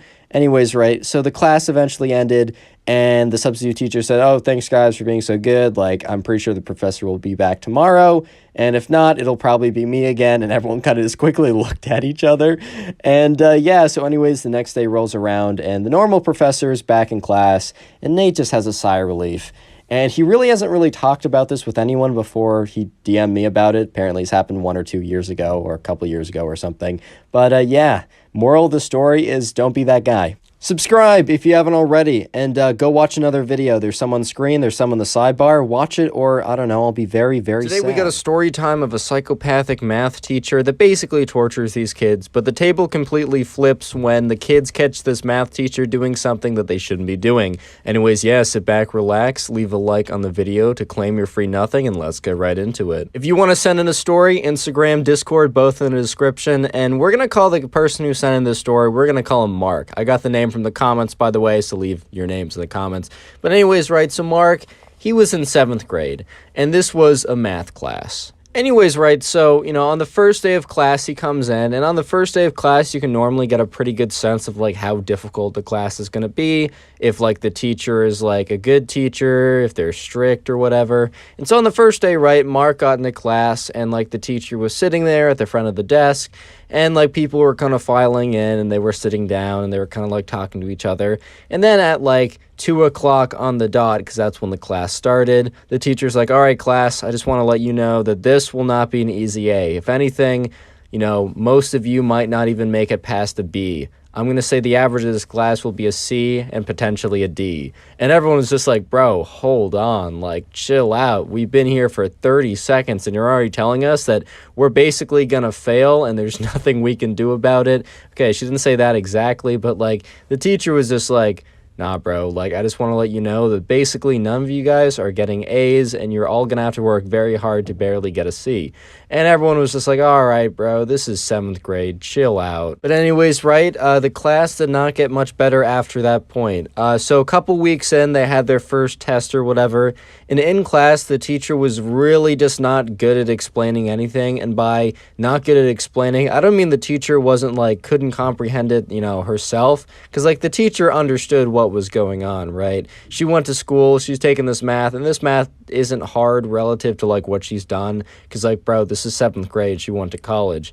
But she was, like, almost, I mean, I can't say intentionally, because that means I know intent that I don't know, but it almost felt like she was intentionally wording things more difficult than they needed to be. You know how, like, sometimes people can kind of, like, spice up their language, but not in, like, a productive way. They honestly just try and, like, they use bigger words, or if in math, they say things almost to gatekeep you, or just make it harder to understand when it doesn't need to be harder at all. Like, yeah, being more precise with your language is good, but just adding fancy words to sound smart doesn't actually make you smart at all, bro. I'll be honest. But anyways, right, the first test comes around, and everyone's kind of feeling like, all right, bro, like, we don't really know what's going on. We tried studying in the book, but, like, let's just hope this teacher isn't, like, ridiculous with the test questions or whatever. So they come in, and they sit down, and, Mark is kind of, like, waiting there, a little bit worried, kind of just a little bit nervous, because if like, on the first test, you'll get a pretty good sense of, like, how hard the teacher is, / like, how difficult their questions are. And yeah, so the teacher starts walking around, handing out the tests. Mark looks at the test, kind of goes through all the questions. I don't know about you, but I definitely will sometimes just read through all the questions first before starting, just really quickly to get a sense. And Mark was looking at this stuff, and it wasn't anything he recognized from the homework, because, like, Mark was trying to do well in this class, and, like, it was just sucks, like, the teacher wasn't good and also was going to be strict. But Mark did all the homework questions, bro. He grinded, he went for it. But when he was on the test and he was looking through all the questions, dude, none of them were like anything related to the homework. I'm sure it was like somewhat related because a lot of math is related, but it honestly looked like, the teacher just like grabbed like a math like assessment from like a different class at this point. Yeah, it had the same like they were doing the same kind of like operations, I guess, but it was asking stuff that they'd never been asked before. And sometimes like, teachers can be like, the tests are going to be challenging. They're going to ask you to like think beyond your normal comprehension. And I can understand that to an extent, but at a certain point, if the kids don't know how to do something, the kids don't know how to do something. A lot of times when teachers make tests, if they have like 45 minutes to give the test, they'll make the test length like, I don't know, 30 minutes, or that's like the expected length, so then kids have more time to like, if they need to like work more, or they want to check over their answers. But this test was incredibly long. In fact, honestly, Mark said even if he knew how to do all the problems, he wasn't even sure if he'd be able to finish it, like if he knew the problems, and he wasn't even in a situation where he knew the problems. So by the time the class ended, the teacher's like, all right, guys, we're out of time. I'm going to come around and collect the work. Mark was starting to panic a little bit because he only had like stuff scribbled down for half the questions, which basically meant an instant fail at that point. And then he also wasn't confident at any of his answers. So Mark looks around the room before like the teacher collects most of the work, and he sees kind of like a similar picture from everyone. Everyone is kind of at a point where they just like, they have stuff written down, but like honestly, like there's only like half the questions are filled out. So Mark is like, oh bro, I'm gonna get a curve. Like we're good. We're chilling. It was kind of early, but things start to get interesting pretty fast. So comment curve if you made it this far. So CURVE. I'm gonna filter the comments by curve and heart as many as I can. I'm pretty busy, but I'll do my best. Anyways, right, so Mark was looking around and he was like, okay, like we're definitely getting a curve on this assignment, bro, which if you guys don't know, because I don't know if you've ever had one, basically when everyone does bad on a test, the teacher will kind of like adjust all the scores, like they'll move all the scores up, or sometimes they'll move them down, but normally they'll move all the scores up proportionally, or maybe not proportionally by like plus a certain amount, but it all fits on a certain curve so that like the average will be higher. Because like if everyone fails, right, the average is going to be like a fail, and the teacher's not trying to have a fail be the average. So like they'll be like, okay, we're going to make the average a B and now adjust everyone's grade accordingly. So Mike was like, or Mark, sorry, not Mike. Mark was like, all right, bro, like, okay, I'm feeling pretty good. Like, this will be fine. So the next day comes around and, Mark goes into, his class, and the teacher's like, all right, guys, the average was a 52. And Mark's like sitting there like, all right, so I failed, but so did everyone else, but that's okay, right? Like, I should get a curve. And the teacher says, I'm satisfied with these results. There will be no curve. And Mark's like jaw dropped to the floor, and everyone else was like, bro, you cannot be serious. So after that class ends, Mark like checks his phone and he notices that he's been added to a group chat. And he checks it and he opens up the group chat and he sees that all the other people in that group chat, some of the numbers like he didn't have saved, but some of the numbers he did have saved, and they were friends of his that also happened to be in that class. And he realized pretty quickly that this was a group chat of everyone who was in that class. And one person said, hey, I made this just because I feel like the treatment we're going through is pretty unfair. And everyone else is like, yeah, this kind of sucks. Like, I don't think this is okay. And someone was like, I don't know, should we like report this to someone? What should we do about this? And the person's like, yeah, I made this group chat just so we could kind of organize and figure out what we're going to do. And so, right, at this point, they had no idea what they were going to do, but they were considering, I don't know, reporting it to the dean, confronting the teacher or whatever. But also, they just weren't totally sure what to do. However, the following events would define what they would do in a very interesting way. A very interesting way. So anyways, right, Mark and one of his friends, we're just going to call this guy Ben because, bro, if I don't have an idea for a name, I'm just going to say Ben because it's a pretty good placeholder. Anyways, right, so Mark and Ben, they walk in and, they're basically trying to, like, they talk to each other beforehand and they're like, all right, we got to do well in this class. Do you want to just like show up to class 20 minutes early and just like review the homework so we can like get questions? And, Mark didn't totally want to do this because that was kind of infringing on his free time, but he also was like, I need to do well in this class. Like, sure, whatever, that makes sense. So anyways, right, on the first day that Mark and Ben were planning on doing that, they got to class. They, they felt the door handle and it was unlocked. So obviously they were like, oh, it's unlocked. Like, we can go in here. They open up the door and what do they see, bro? Okay, I gotta figure out how to say this without being thunderbolted. what do they see? Well, they see their teacher. And they also see the principal. I don't know why I said that so ominously, but yeah, so basically the teacher and the principal were in that room, and let me just give you guys a hint. They were not going over, like, schoolwork. They were not going over staff work or something. I don't know how else to say this, but yeah, let me just say that they were having a very intimate relationship at that current moment.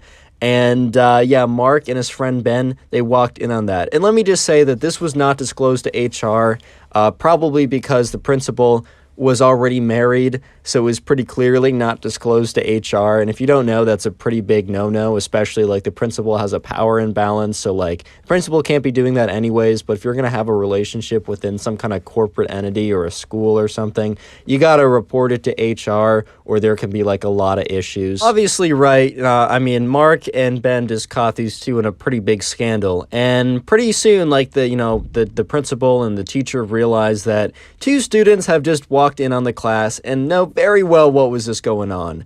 So the principal's like, oh shit, like, oh man, I can't have this get out, man. Like I've worked so hard for this position, like I can't let this happen. And the teacher's like, oh my god, this is really bad.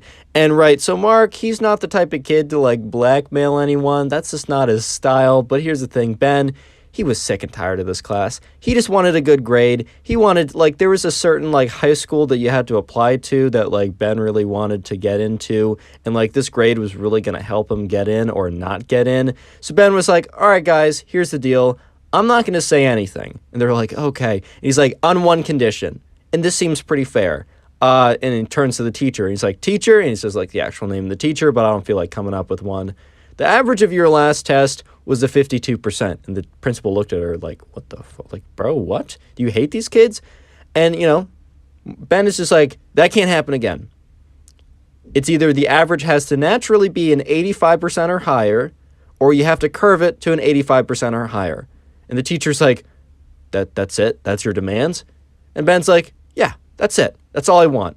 And the teacher's like, oh, okay, yeah, sure. And Ben's like, yeah, and if that doesn't happen, if that does not happen, yeah, this little thing is getting out. Like, with all due respect, like, I'm just trying to do well in this class. I'm just trying to get out of here. You guys have something going on that obviously is a little immoral, but I don't care. Personally, I just don't care. What I do care about is having a fair chance at this class. Honestly, Mark was kind of surprised they didn't just say to the teacher, give me like a 90 on every test or else I'll tell. Mark didn't like... Or no, Ben, sorry. Mark was surprised that Ben, like, didn't say that. But, yeah, instead, Ben, Ben could have failed that class, bro. He just asked that the average was something reasonable. So Ben was kind of yeah, he was using blackmail to get what he wanted, which is, like, a little not great. But at the same time, bro, he kind of helped out all of his classmates. And, yeah, the principal's like, yeah, I'm so sorry that didn't happen before. And the teacher's like, of course, like, if we can just keep this between us, that'd be much appreciated. I will definitely, revisit my grading policies. And Ben was like, all right, good. Then, Mark and I will leave. We'll come back in 15 minutes. We'll tell nobody. And you guys will be back in your normal positions and life will go on. So anyways, right, Ben and Mark leave the classroom. And Ben just turns to Mark like, dude, oh my God. And Mark's like, bro, you're kind of a legend, bro. And Mark's like, yeah, bro. And Ben's like, yeah, dude, I kind of know. Like, I kind of did that. I'm kind of that guy. And Ben's just like, oh, bro, what about the group chat? And Mark said, all right, I got this. So Mark goes into the group chat and he sends a text saying, hey, like, let's see how the next test goes. Maybe the first test is just to, like, weed people out, right? If the next test is normal, let's not say anything unless it happens again. And everyone was like, because people were kind of on the fence of saying anything anyways. So people were like, okay, that's fair. And sure enough, the next test comes around and the average is an 87. And after that point, the average never drops below an 85. I'm not even kidding you. Subscribe if you haven't already. And now go watch another video. There's some on screen, some that recommended. You'll make me happy. Bye. Today we have a story time of a very, very strange math teacher. To put it in the lightest terms possible, bro. Leave a like in the video to claim your free nothing. Subscribe, and let's just jump right into it. So today's subscriber, we're going to call him James, and I got that from the comment section down below. So leave any names you want me to use in the comments right now. But anyways, right, James. This happened when James was in 4th grade, and he had a math teacher. And it was the first day of 4th grade. Everyone was kind of excited to meet your new teachers. I know I'm always trying to size up my teachers when during my first day of classes to figure out Are they going to be chill? Are they going to make my life miserable? Because they literally have that power when you're in school, bro. But anyways, right, it was the first day of math class. And sure enough, right, James was, he got into class, he sat down, and he was kind of waiting to see what his new teacher was going to be like. And let me just say that he was not prepared for what his teacher was going to be like, bro. Just wait and see. So James, sat down, got into a seat, and everyone was kind of like, there's a bit like a rumbling of like talking, excited, nervous energy because it's the first day of class or whatever. And as soon as like the bell hit 2 or the clock hit 2, because that's when the class started, right? The teacher, I'm just going to call him Mr. Teacher, bro. I'm not trying to be creative today. Mr. Teacher was like, all right, class, like welcome to our math class. We will be learning like, I don't know, advanced arithmetic in basic geometry in this year. I hope that you all will, get something from this as you'll be using it for the rest of your academic careers. So I really do hope that you pay attention. Like this class will be like somewhat difficult, but if you put in the work, I guarantee you will all pass. And like this was kind of the first time someone was so formal in a math class, because like the year before, James, like the teacher he had was like, how's it going, guys? Like, welcome. Math's gonna be a lot of fun. Like, I know it hasn't been fun for like all you guys, like always, but I'm gonna do my best to make sure you guys have a good time, right? Very different kind of like, this guy was like mad formal, bro. And James was like, all right, so this teacher's gonna be a little strict, because the teacher he had the year before, like, he wanted you to do the homework, but if you came in and didn't do it, he was kind of like, oh man, please do it next time. And like, if you didn't understand it, the teacher the year before was always very chill about it. But anyways, right, this teacher was like Mr. Serious, because 4th grade math is so important and very serious and sophisticated or something like that, right? And sure enough, like Mr. Teacher was like, the seats you're sitting in now, these are your assigned seats. Please do not come in like in the following days and sit into other seats. He's like, all right, we're going to start with our first lesson. At this point, James was like, hey, like, all right, like we're kind of strict already, bro. Because like normally in these classes, they'd be like, oh, let's go around, say your name, say something fun about you. Like, dude, I always hated the fun fact because like, I don't know what a fun fact about me is. Especially like now in college, I'm not telling people I have a YouTube channel. Nah, this is not happening, bro. So my fun fact is like I have a dog. It's so lame. But anyways, right, they just went straight into the lesson. And James was sitting there like, dang, like Mr. Teacher, this guy is all business, no fun. It's like, I'm in 4th grade, man. Anyways, right, James, he was kind of spacing out a little bit. Kind of just, looking out into this, like looking outside. It was a nice day because like they started when summer was still going on, because that's when, the school year starts. And some other class, like let his class out, like decided to have an outdoor class to get to know them. And James was kind of longingly looking outside. And that's when he heard his name. He's like, James, that's your name, right? And he looks up and it's Mr. Teacher. And Mr. Teacher was like, all right, James, like, since it looks like you weren't paying attention, how about you help us figure out this question on the board? And James in his head was like, if it looks like I wasn't paying attention, how do you expect me to solve this problem, bro? But anyways, he was like, okay. And he looks up on the board and it's like some complex long division. You know when it's like the long division, you have to do the little sign that isn't a square root but looks like one? I haven't done that since 4th grade, man. And that was like the worst. That was the worst. I can't even do it now. Like, I bet I could if I tried, but like, bro, that sucked back in the day. I would rather do like my calculus and probability class right now than that. Like, it honestly was so annoying. And anyways, right, Mr. Teacher's like, how about you walk us through this problem as I just did like 2 minutes ago? And James is like, really, bro? Like, on the first day, you're going to call me out for spacing out for just a second? Are you serious, dude? I always hated teachers that, like, when they knew that you weren't paying attention, that they would just, like, embarrass you. And I guess it's a tactic to get you to pay attention. But, man, if I don't pay attention, I'm going to be punished by my bad grades, bro. Like, I'm going to get a punishment either way. You don't have to rub it in. But anyways, right, so James is not able to do it. He's embarrassed in front of the whole class. So James already does not like this guy. But all of a sudden, right, this is where things start to get weird. This is where things start to get, as the title implies, a little suspect, if you know what I mean, bro. Mr. Serious, Mr. Teacher, right, like the professional math guy, his phone starts ringing. And he's like, class, I need to take this. Please give me a second. Like, I apologize for my absence. And Mr. Teacher, he walks outside and closes the door. However, Mr. Teacher wasn't aware of how transparent the door and like the wall. He didn't realize how thin the walls were. AKA, people could hear exactly what he was saying on the phone, which is where things just go completely downhill, dude. Which is where things just drastically fall off a cliff at like exponential speed. Real quick, if you made it this far into the video and you want some free hearts, on your comments, go ahead and comment teacher down below. I'm going to try and heart as many of those comments as I possibly can, just to see how many people actually made it this far into the video. And while you're down there, turn on the notifications next to the subscribe. Trust me, it'll be worth it. Anyways, right. So, James and the rest of the classmates, they're sitting in class. James has just like gotten embarrassed by this teacher. So he's just like, wow, I don't like this guy already, right? And sure enough, they're all sitting there, and they're all sitting there in silence because they're all kind of afraid of the guy. Like maybe afraid is the wrong word, but they definitely just don't want to get on this guy's bad side. And it kind of seems like he's really uptight and really strict.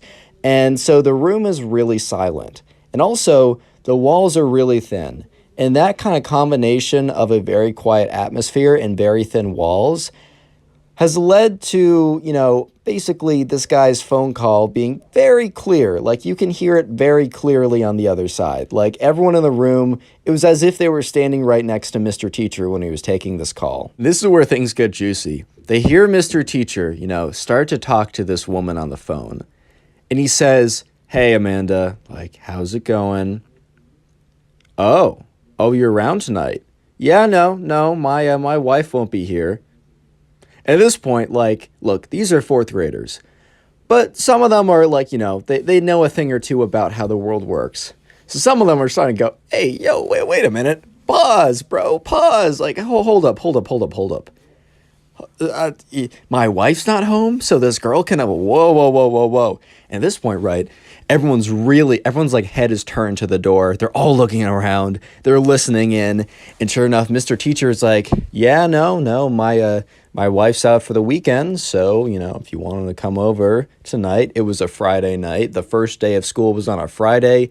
I think they did that to give them kind of like a break after the first day. That's at least how my school used to do it back in the day. I don't know if it's very popular, but kind of to give them a break after the first day. But Mr. Teacher's like, yeah, my wife's gone for the weekend, Amanda. Like, if you want to stop by, like I'm just saying, I cook a really nice steak, high season that, if you know what I mean. At this point, the whole class, their jaws have just dropped. This is their introduction to this teacher. They come in. He's really just like a massive tight ass, like he's grilling people, all this kind of stuff. He goes outside and is basically admitting to the class he's cheating on his wife right now, bro. Like, yeah, he doesn't know that the walls are super thin, but dude. So anyways, right, they hear Mr. Teacher kind of like say, all right, I'll see you then. Turn off the phone and then walk back into class.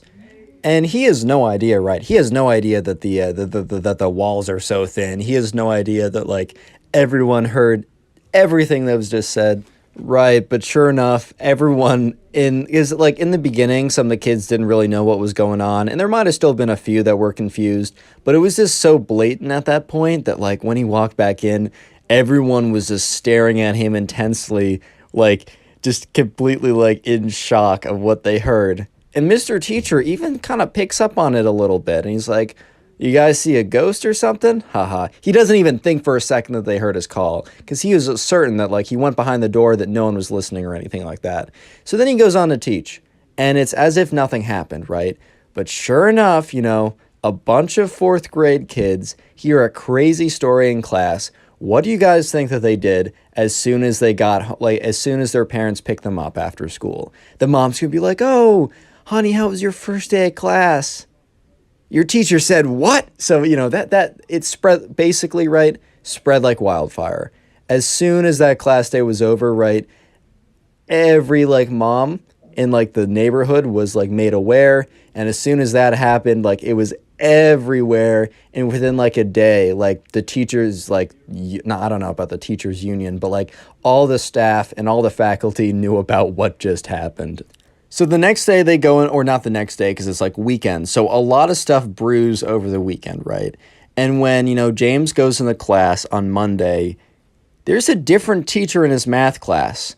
And, she's actually pretty cool. She's a lot chiller than Mr. Teacher. She, the way she's teaching the material is a lot friendlier. She doesn't take it as seriously, but she does, want the kids to learn as the material is important for their future. She was just overall a teacher they all kind of enjoyed a bit more. Anyways, right, so when James, goes back into his car, but when the day's over, he asks his mom, he's like, hey, Mom, do you know what happened? Because, he told his mom all about what happened, with Mr. Teacher. And the next day, he's like, oh, Mom, why is Mr. Teacher, not in class? We have a new teacher. And the mom kind of, thinks for a second before she responds. And she's like, oh, James, honey, Mr. Teacher is on sabbatical. And that's basically sabbatical is when, a teacher is, allowed to take, a year off or a trip or something like that. It's, paid by the school, and they're allowed to do it. I think it's paid by the school. I don't know. But they're allowed to take time off, essentially. And she's like, oh, yeah, he's just taking a little retreat. I heard him and his wife are, they're solving their differences. Bro, keyword for man is getting, she is pissed, right? Now, everyone knows their business, and, he's in the doghouse for at least a year is what the decoding of that is. So yeah, sure enough, right, James has this cool math teacher for the rest of the year, and Mr. Teacher actually never returns to the school because this happened many years ago, and James has no idea what happened to Mr. Teacher. Anyways, subscribe if you haven't already, drop a like in the video, and then click on one of the 4 videos on screen right now, or just simply watch another one of my videos to support the channel. Thank you. Bye. Today we got a story time of a teacher that did something seriously unbelievable. I had to pause a few times while reading to just collect myself. But anyways, leave a like in the video to claim your free nothing, and let's just jump right into it. So we're going to call the subscriber Brian, and Brian is in 11th grade. So anyways, right, one day, Brian was just chilling with one of his friends, and his friends was like, bro, get on Tinder, bro. If you don't know, Tinder's a dating profile. Dude, I've been on Tinder. It has not gone well. I'm not going to tell you how bad it's gone, but, bro, I'm just not winning out here. God damn. But anyways, right, so, Brian's like, all right, bro, sure, I'll download Tinder. It can be kind of fun, whatever. So Brian downloads Tinder. He sets up his profile. And he starts swiping. And then he sees this girl, and he's like, all right, she's looking pretty good, man. Hey, what can I say? She's looking pretty good, dude. But anyways, right, so, he swipes right on her. And within 5 minutes, he gets a notification that, he got a match. And who did he match with? Yeah, he matched with this girl. And his friend was like, hey, let's go. So anyways, right, Brian decides to hit up this girl, as one does. And the girl starts talking with him. And Brian and this girl, for the next 2 weeks, are just talking every single day. They're talking, all the time. By the way, you might be thinking, Connor, did you title this story correctly? This says, a teacher did something disgusting or something criminal. Just wait. Just wait. This story is so foul, bro. I swear to God. But anyways, right, so he's talking to this girl, and, this girl and him are talking every single day, and they're not just like, hey, how's it going, bro, or anything. It's not just basic, oh, I heard the weather in, I don't know, France today is pretty nice. It's legitimate conversations, dude. So anyways, right, they're having conversation, they're talking with each other, and honestly, Liam, or Brian, I must call him Liam, that was the name for another story, but Brian is like, I actually feel like I'm connecting with this girl, I'm gonna ask her out, and the friend is like, damn, dude, I didn't expect this to come from this, congratulations, man. So anyways, Brian is like, hey, we've been talking for a while, I think it'd be cool if we went on a date. And, the girl was like, yes, I'd love to do that. I really would. Where do you want to go? And they decided to meet at their local burger joint shop, whatever. Just think of some kind of I don't know, some kind of shake burger place with a lot of seats or whatever. So nothing too fancy. They just wanted to meet and talk and just chill or whatever. So anyways, right, the day that they decided to do that eventually comes, and Brian, he drives over, and beforehand his friend's like, hey, man, congrats, bro. I thought we were just gonna go on Tinder for the laughs, but you went on Tinder and you actually found someone. Respect for that. Congratulations, whatever. And the friend's like, yeah, I'm pretty hyped about it. So the friend gets in his car, drives over 15 minutes early because he wanted to be in there first. He wanted to make sure he got a seat because it was a burger place. So no reservations. He wanted to make sure it wasn't too busy or whatever. He goes there, there's plenty of seats or whatever. He says, hey, can I have a table for 2? Waiter says, yeah, of course. He sits down, and he's 10 minutes to kill, and he's just kind of waiting there, and he's pretty nervous, man. He's definitely feeling those butterflies.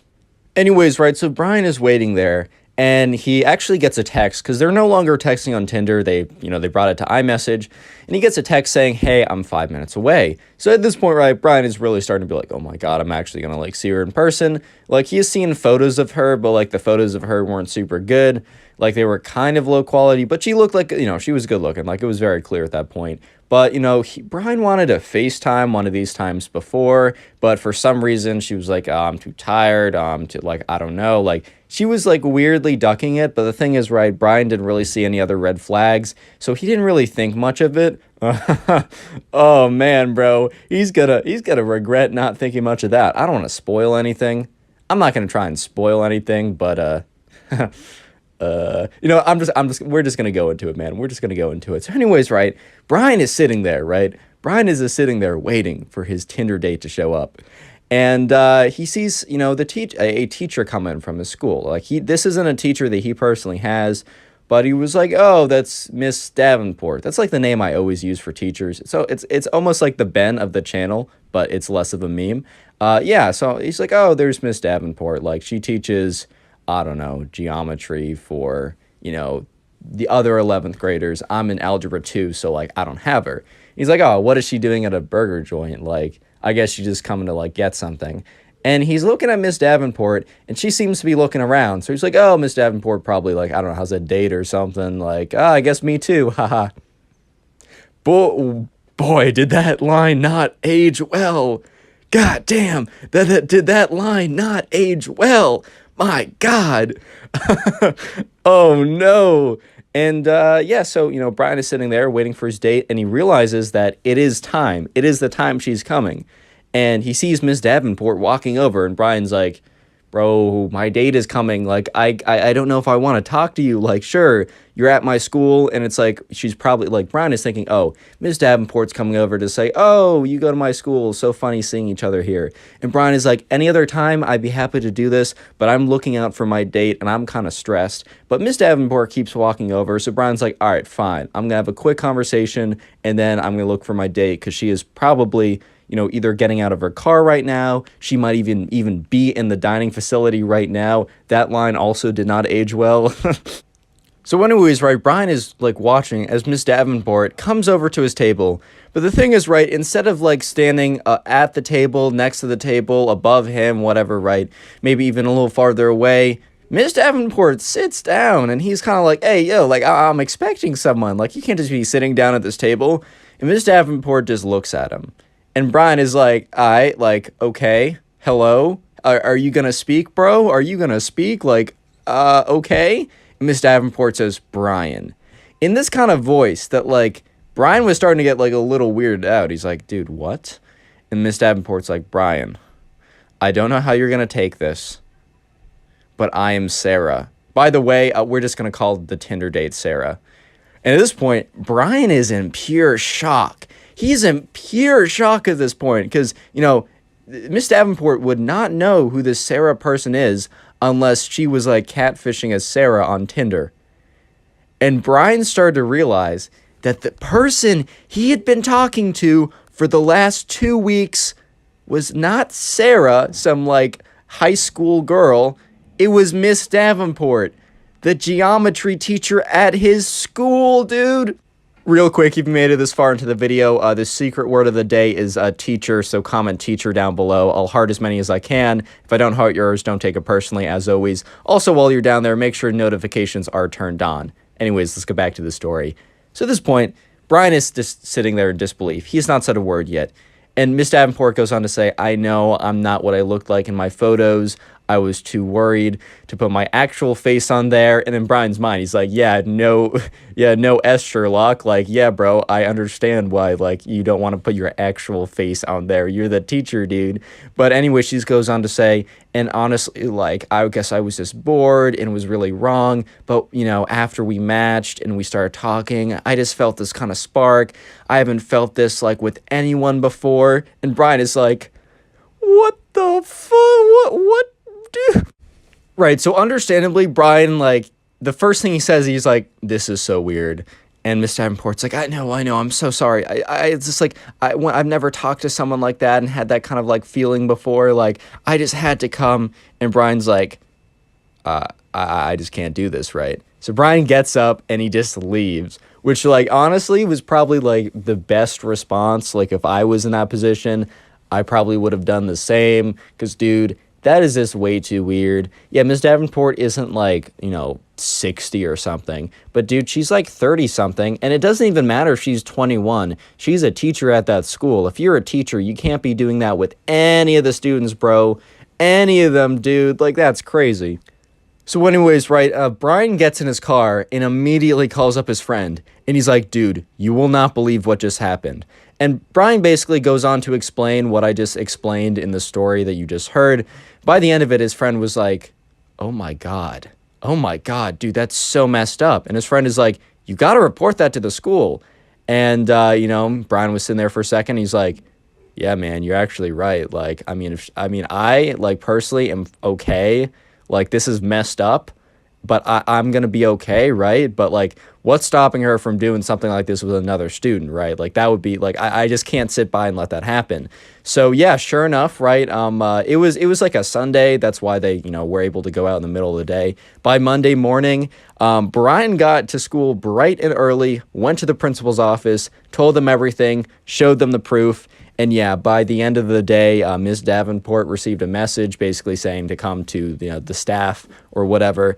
And the staff promptly fired her and reported the whole thing to like the police department. Brian has no idea what the police department did with it, but Brian does know that Ms. Davenport took the L and got fired. Subscribe if you haven't already, then click on one of the 4 videos on screen right now, or click on one of my other videos in the recommended. Today we got a story of a teacher that did something in class that they really should not have done, man. They really should not have done. Leave a like in the video to claim your free nothing, and let's call today's subscriber, let's call him Drew. So anyways, right, this all happened one day when Drew went to his history class. So yeah, this is a normal day, or at least Drew thought this was going to be a normal day in his history class, and he was waiting there, and Drew got there like 2 minutes before the bell rang, and normally his teacher, Mr. Davenport, this is a random name by the way, normally Mr. Davenport got there as the bell rang. He wasn't really known for being the teacher that's always there like 20 minutes early, like watching all the students come in, checking attendance really closely.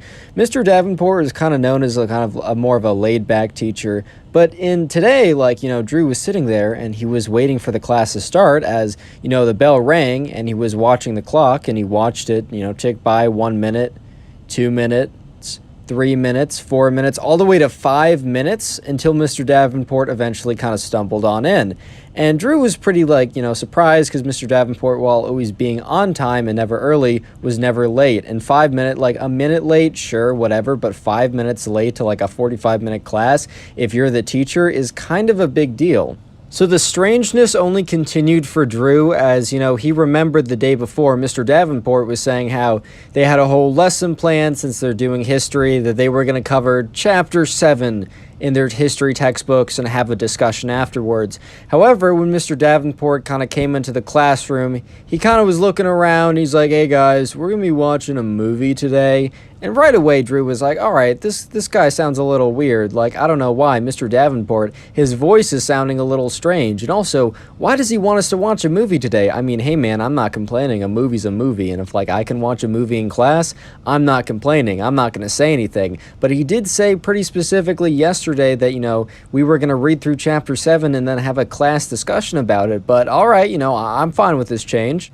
Anyways, right, so Drew kind of sits back, relaxes, and watches as the movie goes on. Everyone in the class is pretty excited that they get to watch a movie, as Mr. Davenport really has never had them watch a movie before. However, Drew was he was still a little weirded out because the movie really didn't feel like it had to do anything with the history class, and especially the history they were learning. It kind of just seemed like a random movie he picked off the shelf, but hey man, he wasn't complaining, and he wasn't about to complain about this. But all of a sudden, right, they're watching the movie, and Mr. Davenport gets up randomly and just out of the blue just stops the movie. And then he looks at the class, he's like, class, it's time for our discussion.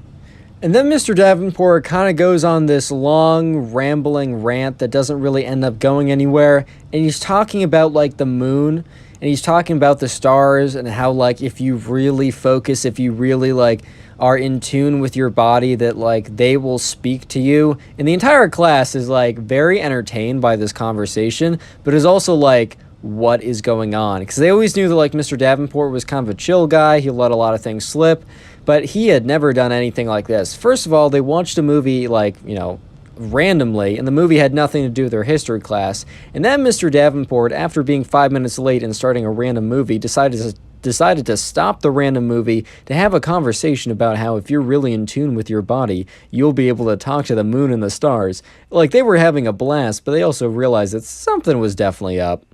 So anyways, right, the class eventually ends, and Mr. Davenport is like, and remember, be kind to everyone, peace, love, and happiness. And everyone is like, all right, thanks, Mr. Davenport. This was a really fun class. Maybe we can do this more often. And he kind of looks at them, and he's like, I don't think we should do this more often, but this was a great class, guys. So anyways, Drew was kind of weirded out. He had no idea like what was going on, but he was like, this was actually a really funny day. How about when I get in the car, let me tell my mom. So, eventually, his mom picks him up from school. She's like, how was school? And instead of the normal, because I know when my mom used to ask me, I'd be like, good. It wasn't even me not trying to have a conversation. I just was not good at, saying, oh, my classes were good. I mean, it was good, right? I don't know. I had a good day. I did the things I normally did. I wasn't trying to be rude, but I never really knew what to say, like to respond to that besides good. But in this case, right, Drew didn't respond good. Drew told his mom all about the class in Mr. Davenport and what crazy events were going on. And Drew kind of expected, his mom to like be laughing along and being like, oh my God, your teacher is so awesome and hilarious and funny. Like, we should all hang out and, I don't know, get ice cream sometime or something. But instead, Drew was watching as, like, in the rear view mirror, he was watching, like, his mom's, like, expression get more and more worried and more concerned as Drew went on and said more and more of, like, what happened. And anyways, right, by the end of, like, Drew telling his mom the story, Drew was pretty good, like, aware that his mom was not as amused as he thought that she would be. And his mom is like, all right, Drew, like, anything else you want to tell me about what happened? Like, did Mr. Davenport say or do anything else weird? And Drew was like, no, it was just a fun class, Mom. Like, you don't need to worry about it. And she's like, oh, don't worry about me, Drew. I'm not worried about anything. And she kind of said that and kind of, like, trailing off in a mysterious way, kind of meaning, like, yeah, I'm definitely going to say something or do something, but you don't need to worry about that, Drew. You don't need to worry any about that. But anyways, the next day, Drew goes into class. He goes to school, gets to his history class, and they have a substitute teacher that day. Drew doesn't really think anything of it, and the day is pretty normal. And when, he comes to class the next day, he was kind of expecting to see Mr. Davenport. But once again, right, there is a different substitute teacher. So he's like, oh, Mr. Davenport was probably sick or something. And it's after about 3 days more of substitute teachers. Eventually, Drew goes into his class expecting to finally see Mr. Davenport back teaching his class. But instead, there's a new teacher. And the new teacher introduces herself as, I don't know, Miss Sarah? I don't know, dude. I don't know any good last names. And she's like, I will be your new history teacher for the rest of the year. At this point, Drew was like, what? By the way, if you comment history down below right now, I will try and heart as many comments that comment history. I'm just trying to say thank you and by giving some hearts. Anyways, right, so Drew is really confused at this point. So he sits through the rest of this class, and eventually he gets in the car with his mom, and he's like, hey, Mom, like, do you know what, I went to my history class today and, I've been having a lot of substitutes, but then this new teacher came in and she said that, she was going to be like my new teacher, that Mr. Davenport isn't teaching anymore. He's like, do you think, and Drew looks at his mom, he's like, do you think it was a coincidence that the last day of teaching, that Mr. Davenport ever taught us, right, that he was acting really weird? And his mom looks at Drew and, Drew's on the younger side, and, I think some of you guys don't know what's going on or have no idea what's going on, but I think a decent number of you guys have a sense of, why Mr. Davenport was acting the way he was, right? And Drew was in the point where he didn't really understand it at the time. This story happened a couple of years ago. So Drew's mom kind of looked back, and she's like, you know what? I think is Mr. Davenport is he's just pursuing different options. I don't think teaching was right for him, and he's trying something new. So was this exactly the answer that Drew felt satisfying, or felt like, I don't know, this is the answer that answers all my questions? No, Drew definitely felt like there was a lot more that like he didn't understand. And obviously later on, like later in his life, a couple years later, he started to get a bit more context and finally figured out why Mr. Davenport was acting all weird and why he didn't return to the classroom environment and why he was acting so fun that day. Yeah, and let's just say that Mr. Davenport did not end up teaching at that school ever again, basically. Click on the video on screen right now. I know you'll enjoy it. Just click it, do it. Today we got a story time of a substitute teacher that gets caught in class, and my god is it awkward. Leave a like in the video to claim your free nothing, and let's call the subscriber in today's story. Let's call him Gavin. So anyways, right, Gavin was just chilling in his class. He got there like 2 minutes early, as he always does, and while he was waiting there, he realized that, the teacher just wasn't showing up today. And sure enough, right, within about a minute after the class, starts, Gavin's kind of sitting there, and people are kind of looking around, waiting for the teacher, and then this guy comes in. This guy comes in this suit. He looks really I don't know, he's kind of dressed up, especially more dressed up than any of the other teachers at Gavin's school ever were. And, he comes in, he says, "Hello, class. My name is, let's just say, Mr. Davenport." I literally use that name for every teacher. He's like, "My name is Mr. Davenport, and I will be your substitute teacher today. Do not try and mess with me simply because I am a substitute. You must understand that I have the same authority as your teacher." Like, he was acting super high and mighty for some reason, bro. Like, he was just trying, maybe he had a really bad experience before where the kids just picked on him the whole time. Or maybe he watched some kind of, I don't know, some crappy kids movie where the kids always, pick on the substitute teacher and it's always, a joke or something. I don't know about you, but I never picked on my substitute teacher. It was always pretty chill when they were here. But anyways, right, he was really trying to lay down the law.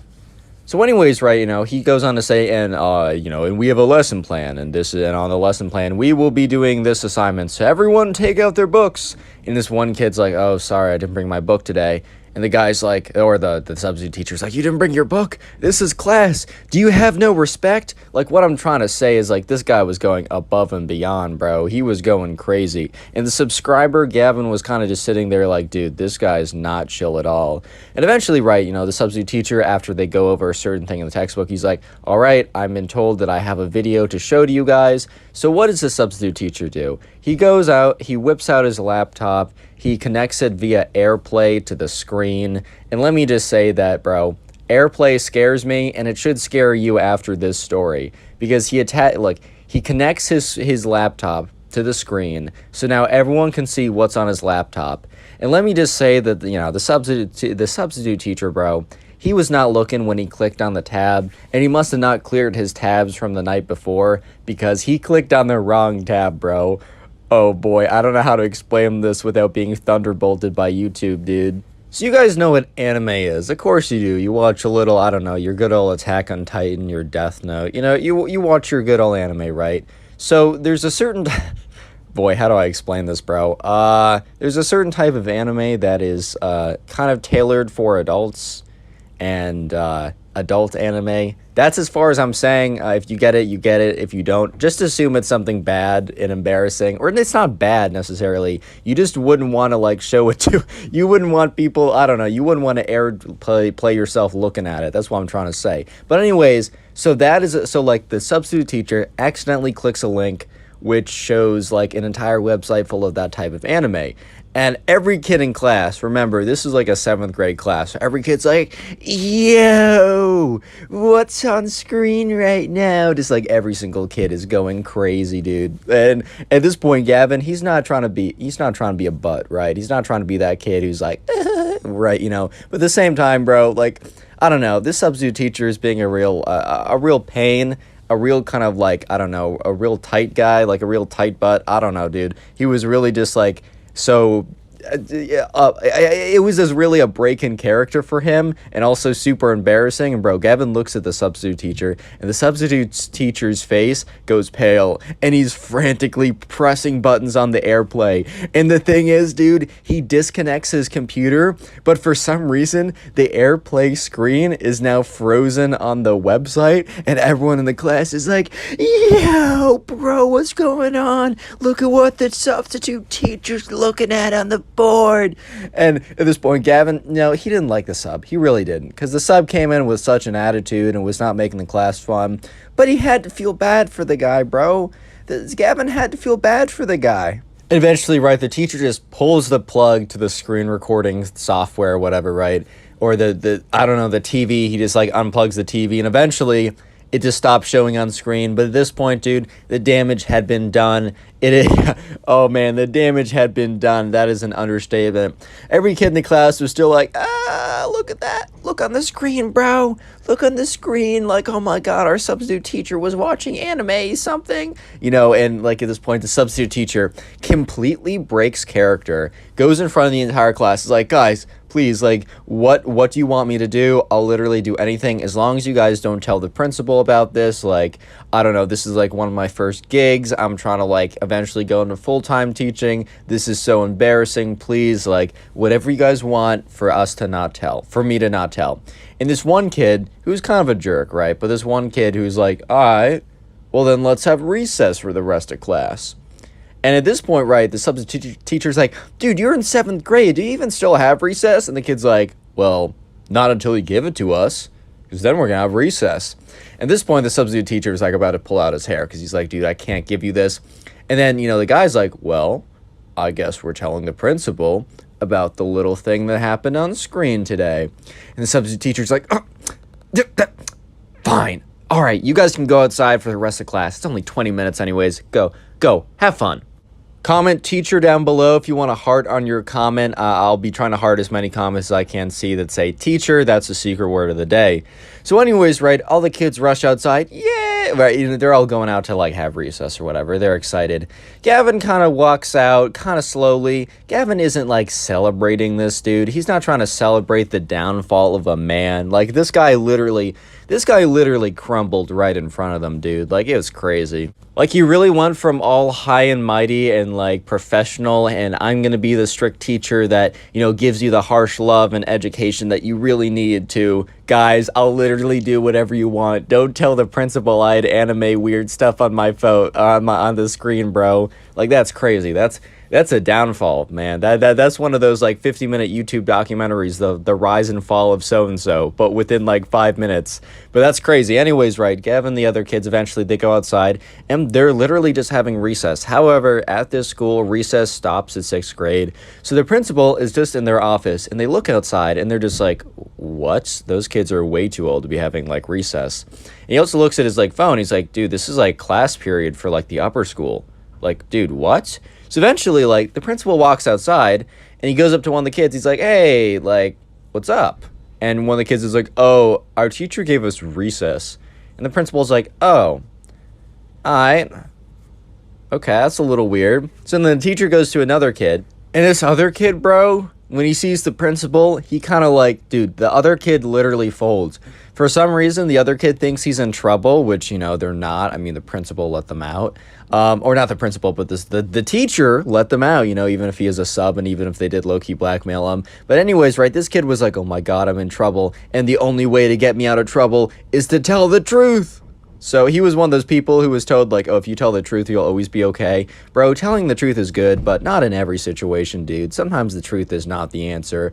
But anyways, right, so eventually this kid explains everything to the principal. And Gavin was close enough, and he was overhearing the conversation. And dude, this kid explained in painstaking detail everything. And when I mean everything, he even described certain details of the website that was on screen. At that point, the principal kind of gave this like weird grimace look at him. He's like, dude, what? So eventually, right, the principal, like, you know, speaks kind of loudly. He's like, class or whatever. And everyone kind of like looks up and looks back. He's like, guys, you can't be out here unsupervised. No one is out here. I'm sorry to cut this short, but I'm going to have you guys go back inside. Just go sit somewhere, like, until your next class period. I can't have you out here unsupervised. Also, which class did you come from? I need to speak with your substitute teacher. Click on the video on screen right now. I know you'll enjoy it. Just click it. Do it. You might think that you've had the worst teacher. Maybe you received a bad grade unfairly. Maybe they hate you for no good reason. Maybe they make their tests unnecessarily hard because, I don't know, they hate their students. But let me just know that your stories have nothing on the story that graced my Instagram DMs just a couple days ago and that I am telling today. Let's call the subscriber in the story. Let's call him Steven. Anyways, right? So this all happened when Steven was in his senior year of high school. It's almost time for him to go out. It's fall of senior year. It's a pretty stressful time as this is kind of college application seasons, if that's the path you choose to go, and that was the path that Steven chose to go. This is also, if you don't know, your senior grades, if you're applying to college, can be the most important along with your junior, spring, and fall, as a lot of colleges will just kind of ignore your freshman year or just not really care about them that much. So it did not help that when on the third week of class, right, Steven, who's been turning in his homework every single day on time because he realizes how important these grades are, one day his teacher, says, "Hey, Steven, I didn't get the work." And Steven distinctly remembers doing the work, handing it in, and just doing the work and handing it in. He distinctly remembers doing it, but he's thinking that it's either I don't know, maybe he really did forget and he's having some hallucinations or something. Maybe the teacher just misplaced it. And instead of having a big fight with the teacher, Steven says, "All right, I can do it again. It's not a big deal, even though I do believe I did hand it in, but it's fine. I'll do it again." It was kind of it was not that big of an assignment. I think it was just writing notes on a chapter they were assigned to read. So Steven does the work again, hands it in, no big problem. The next homework assignment they have, and they don't have it every day, they have it every couple days. The next assignment they have, Steven does it, he hands it in, and the teacher says, "Hey, Steven, I didn't receive the work." And Steven says, "All right, well, this time I actually do believe I did turn it in. This happened before, and I don't think look, there's obviously something going on that isn't just me not doing the work and turning it in." And the teacher looks at Steven and says, "Steven, you didn't do the work. Do it again or you're getting an F on that assignment."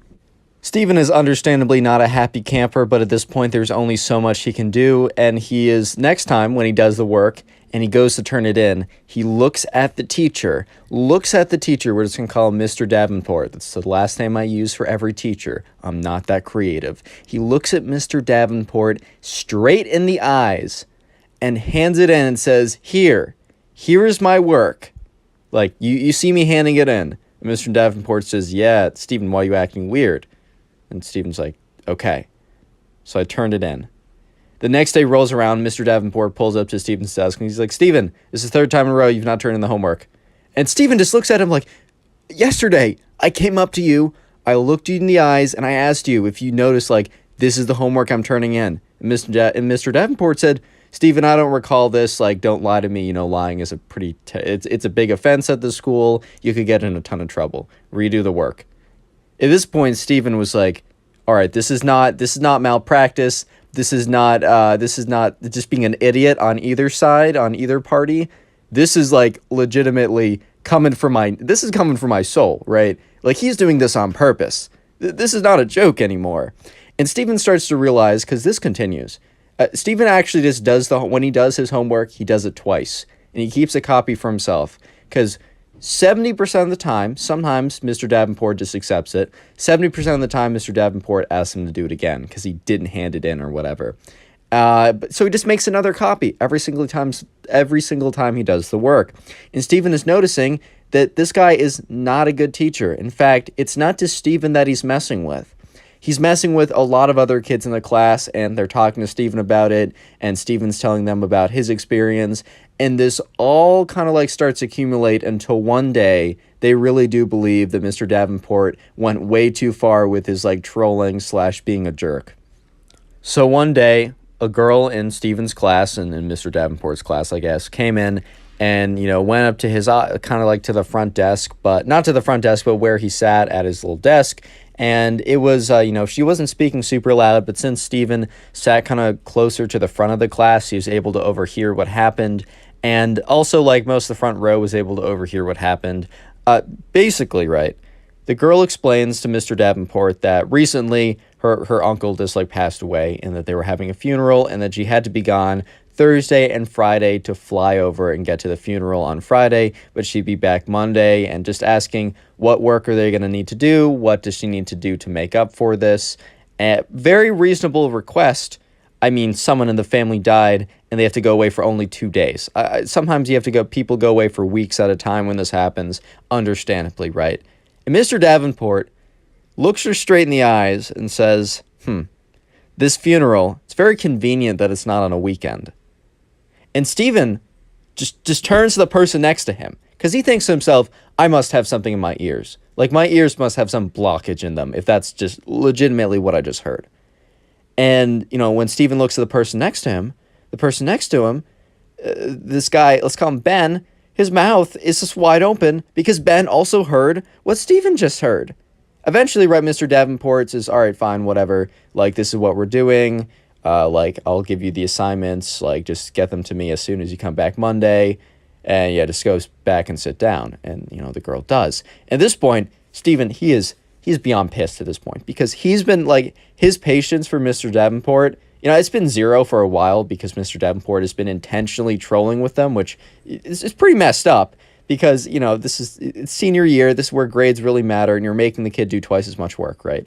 And he's been messing with other kids. And I wasn't given specific examples, but just assume other kind of like things along the lines of this messing with them because Mr. Davenport was like bored or something, right? But this kind of like goes a little bit too far because this girl, who's a pretty sensitive girl apparently, she had a family member die, and she had a request, just like, I need to go and like to the funeral.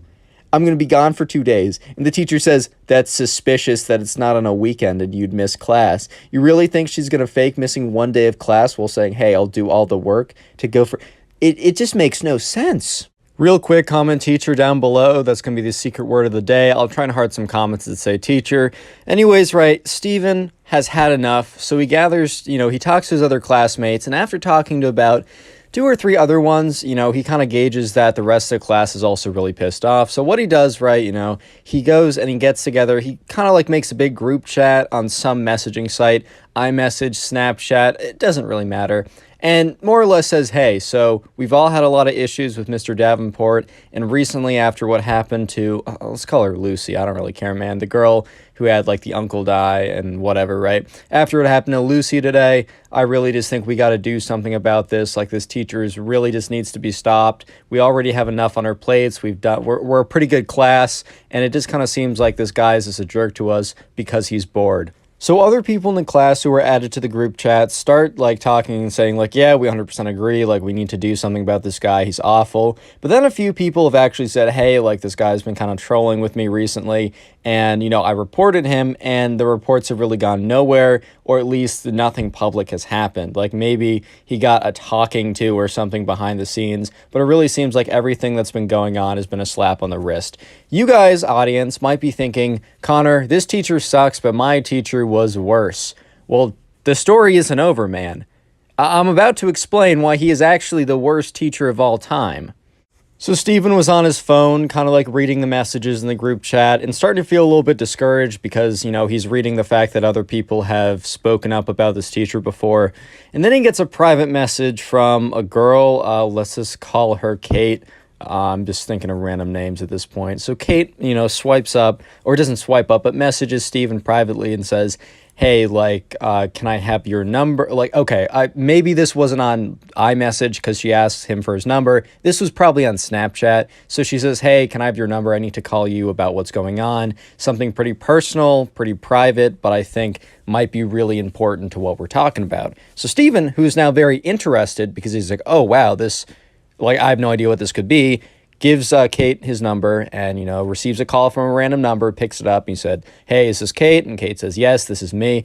And then Kate goes on to drop probably one of the biggest bombshells of all time. Stephen was completely slack-jawed, emotionless, wide-eyed by the end of this story. Let me tell you what Kate told him.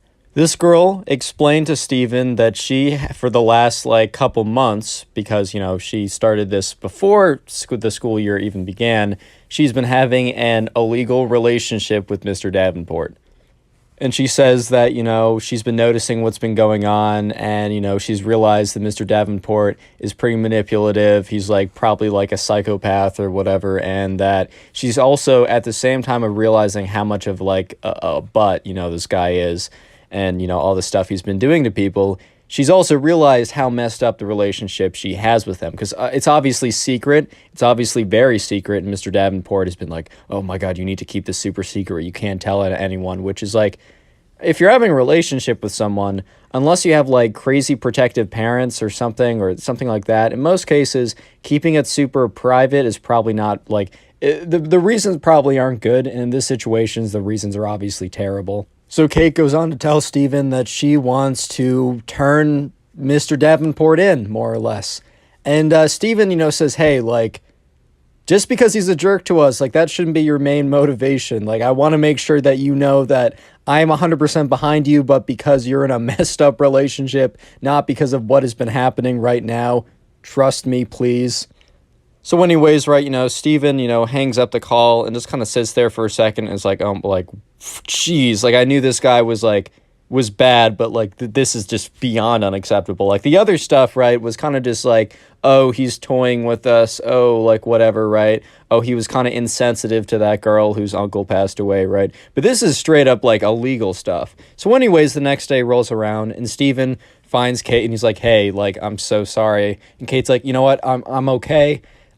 I'm personally fine, but I'm afraid this will happen to someone else. We need to tell someone about it. So Stephen and Kate, they kind of get together a case. Kate just has a slew of evidence from text messages and a bunch of stuff, right? They got him, basically. They got him. It was some ladies and gentlemen, we got him type evidence. Like, there was no getting out of it. So Stephen, says, Kate, you can do this alone, but I'd be very happy to do this with you if you want someone to do it with you. Kate says, hey, can you actually do this with me? Like, I don't know if I want to go through this alone. Stephen 100% obliges. He also says, hey, like, I'm assuming you don't want to tell everyone about this.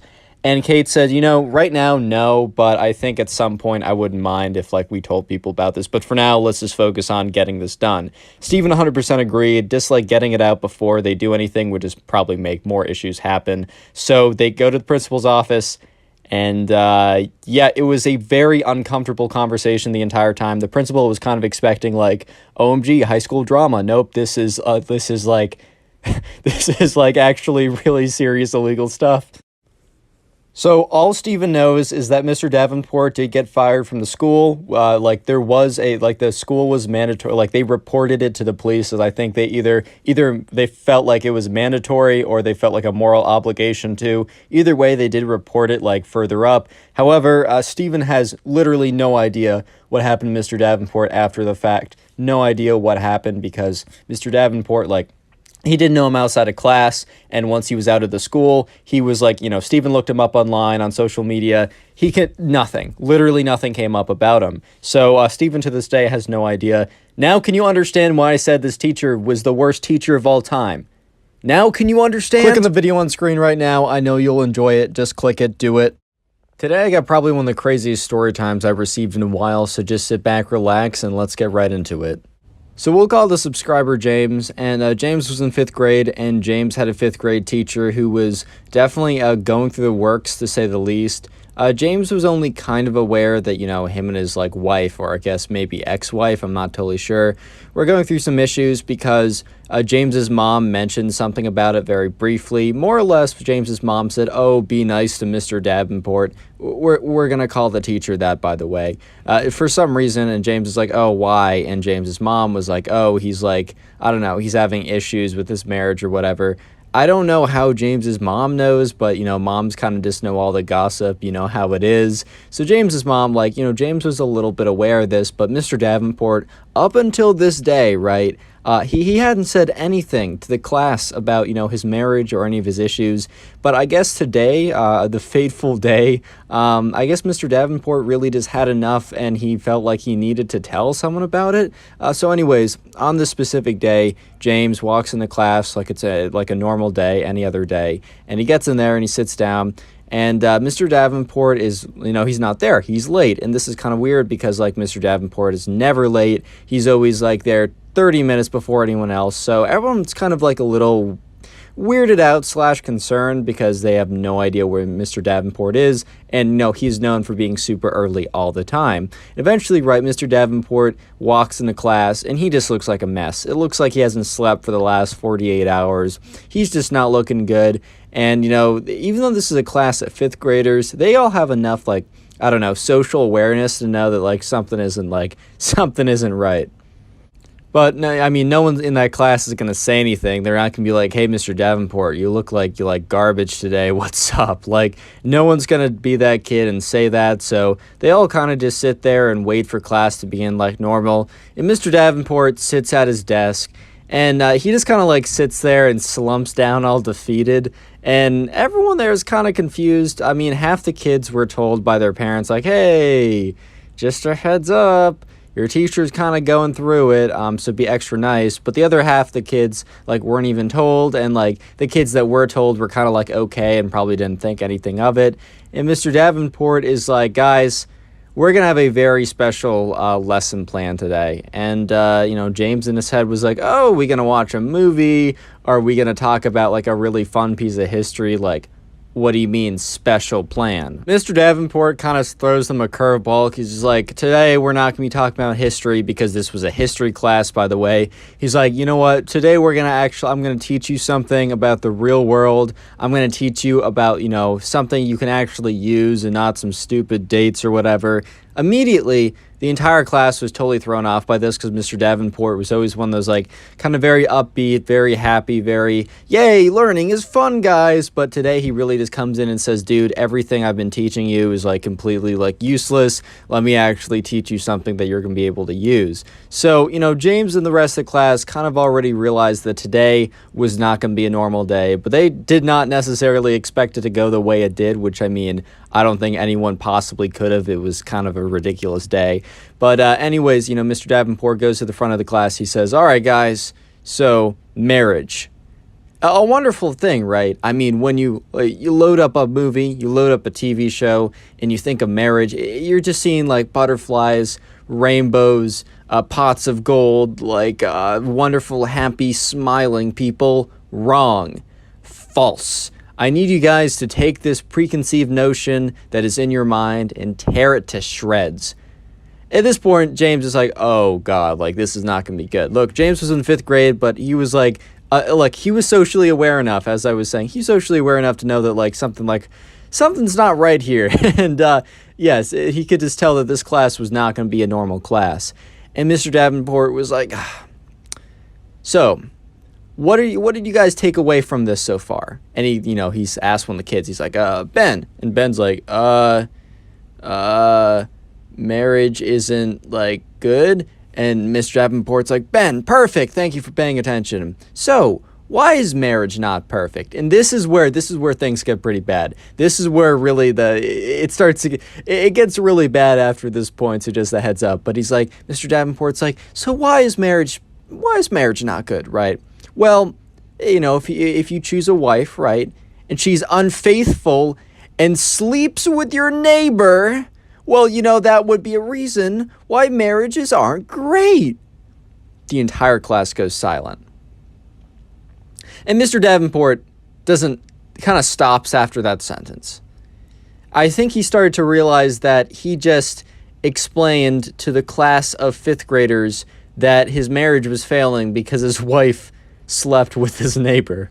That's definitely not totally inappropriate for a 5th grade class setting.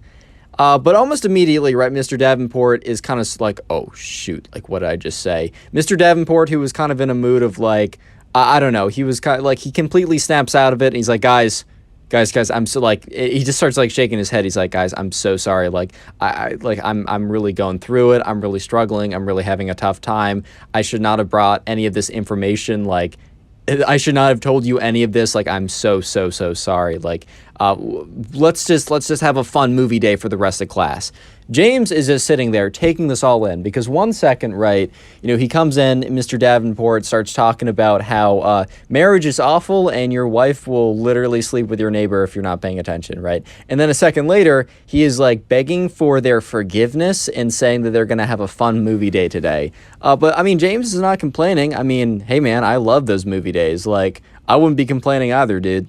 Real quick, comment class down below if you made it this far into the video. I'll try and heart as many comments as possible that say that. This is the secret word of the day. I'll be able to heart more comments than I have in the last couple days because I'm officially done with exams. I survived. You'll love to see it. But anyways, right, James is kind of just sitting there and, Mr. Davenport is going to put on a movie. He's like, all right, class, like, I got a really fun movie planned. I used to love this one as a kid. I'm sure you guys are going to love this movie too. Like, this is going to be so much fun, right? And he's like, you know what? Can we also just like all agree, like, can we just all come in agreement, just not to mention what happened today to anyone?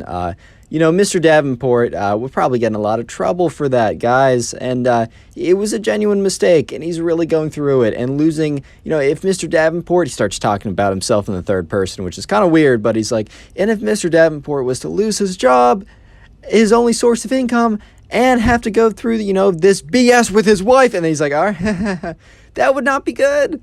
And at this point, James is starting to realize that Mr. Davenport kind of crossed the line when he over-explained about, the intimate parts of his life, and that he was starting to fear that if any kid told the principal or staff or parent or anything, that he could legitimately get fired. So that his plan was that he was going to have a really fun day with them, have a nice movie or whatever, and ask them very politely not to mention this to anyone.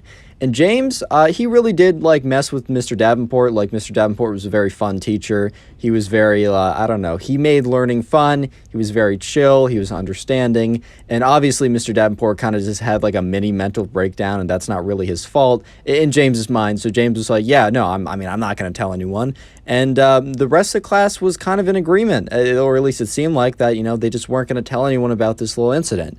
And the rest of the class was really fun. They watched a movie. Mr. Davenport was having some fun activities. He's like, all right, you know what? I was planning to have homework today, but since today was kind of just a weird day, we'll start normal class up tomorrow. Don't worry about it. You guys have fun tomorrow, fun tonight or whatever. Whole class is like, let's go, no homework. It's a good day. And they're walking out of class, and this one kid, we're gonna call him Ty, right? He comes up to James, and Ty and James are kind of friendly. James doesn't really go to a school with that big of a class, so he kind of knows everyone. Ty isn't his best friend or anything, but he knows Ty on a pretty good basis. And Ty comes up to him, and he's like, hey, James, what happened today? Mr. Davenport really kind of overshared. I was thinking of going to the principal and explaining everything that happened. And James is like, dude, no, yes, Mr. Davenport really did cross the line and he should not have said what he did. But at the same time, he's a really cool teacher. He was just over, it was a mistake. And if we tell anyone, he's most definitely going to lose his job, which is his only source of income, and he's going through divorce, and he's a cool teacher. I'm not trying to get stuck with a really terrible substitute. And, Ty's like, oh, I guess you got a point. I guess I won't be telling anyone. Or so James thought, right? Because the next day, James comes in expecting Mr. Davenport to be sitting there, one of his favorite teachers, but no, it is a substitute teacher. And the substitute teacher's like, all right, class, open up to page 58 of the textbook. We will be reading chapters 8 and 9. And James is just like, oh my God, whoa. At first, James is thinking, okay, well, whatever, right? Mr. Davenport probably had to take some days off to deal with the situation with his wife. This is probably no big deal. But James starts to soon realizes that is not the case at all. Because, the reason why, James realizes that, this is not going to be a temporary substitute teacher is when during the class, the substitute teacher makes a reference to how that, they'll the sub will probably be their teacher for the rest of the year.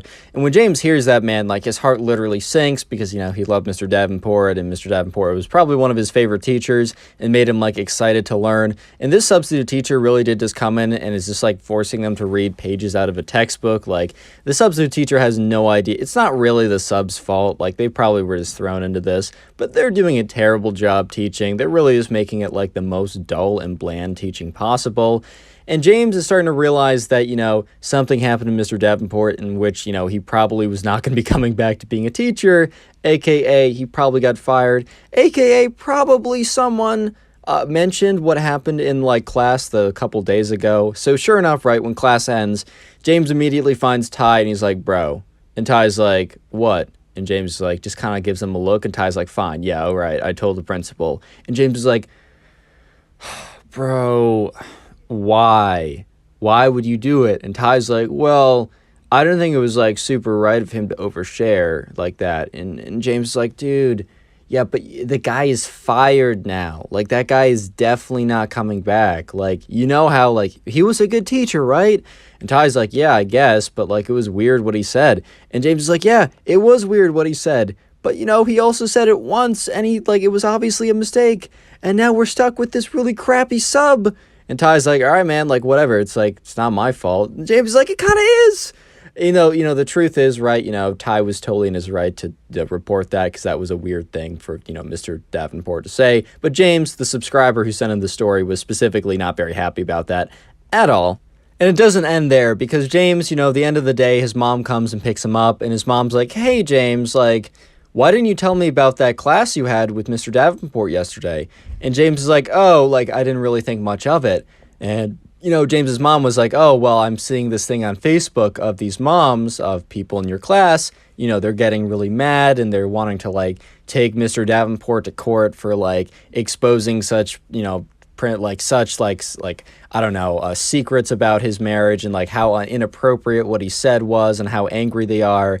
And, James's mom is like, are you okay? And James is like, yes, Mom, I am fine. Actually, I'm kind of upset that, like, we have a new crappy sub. That was, like, one of my favorite teachers. And James's mom is like, yeah, I mean, I guess, but, like, Mr. Davenport was weird for what he said. And, James is like, yeah, I mean, fair, I guess. But, I'm not trying, like, I didn't really care. The rest of class didn't really care. And James's mom's like, well, I think it's just good for you to know that, like, all the moms, like, that there's, like, a petition going on and, like, the moms are forming a group that they're going to try and pursue Mr. Davenport out of school. And, then James's mom goes on to say, oh, yeah, by the way, like, Mr. Davenport is no longer a school. His contract was terminated. And James kind of is like, James kind of knew that was the case, but he was kind of just sad to hear that. And James is like, why are you guys going after him? Like, he's lost everything, Mom. Like, he's in a terrible spot in his marriage, which is definitely over. He just lost his only source of income. Do we really need to dogpile on him?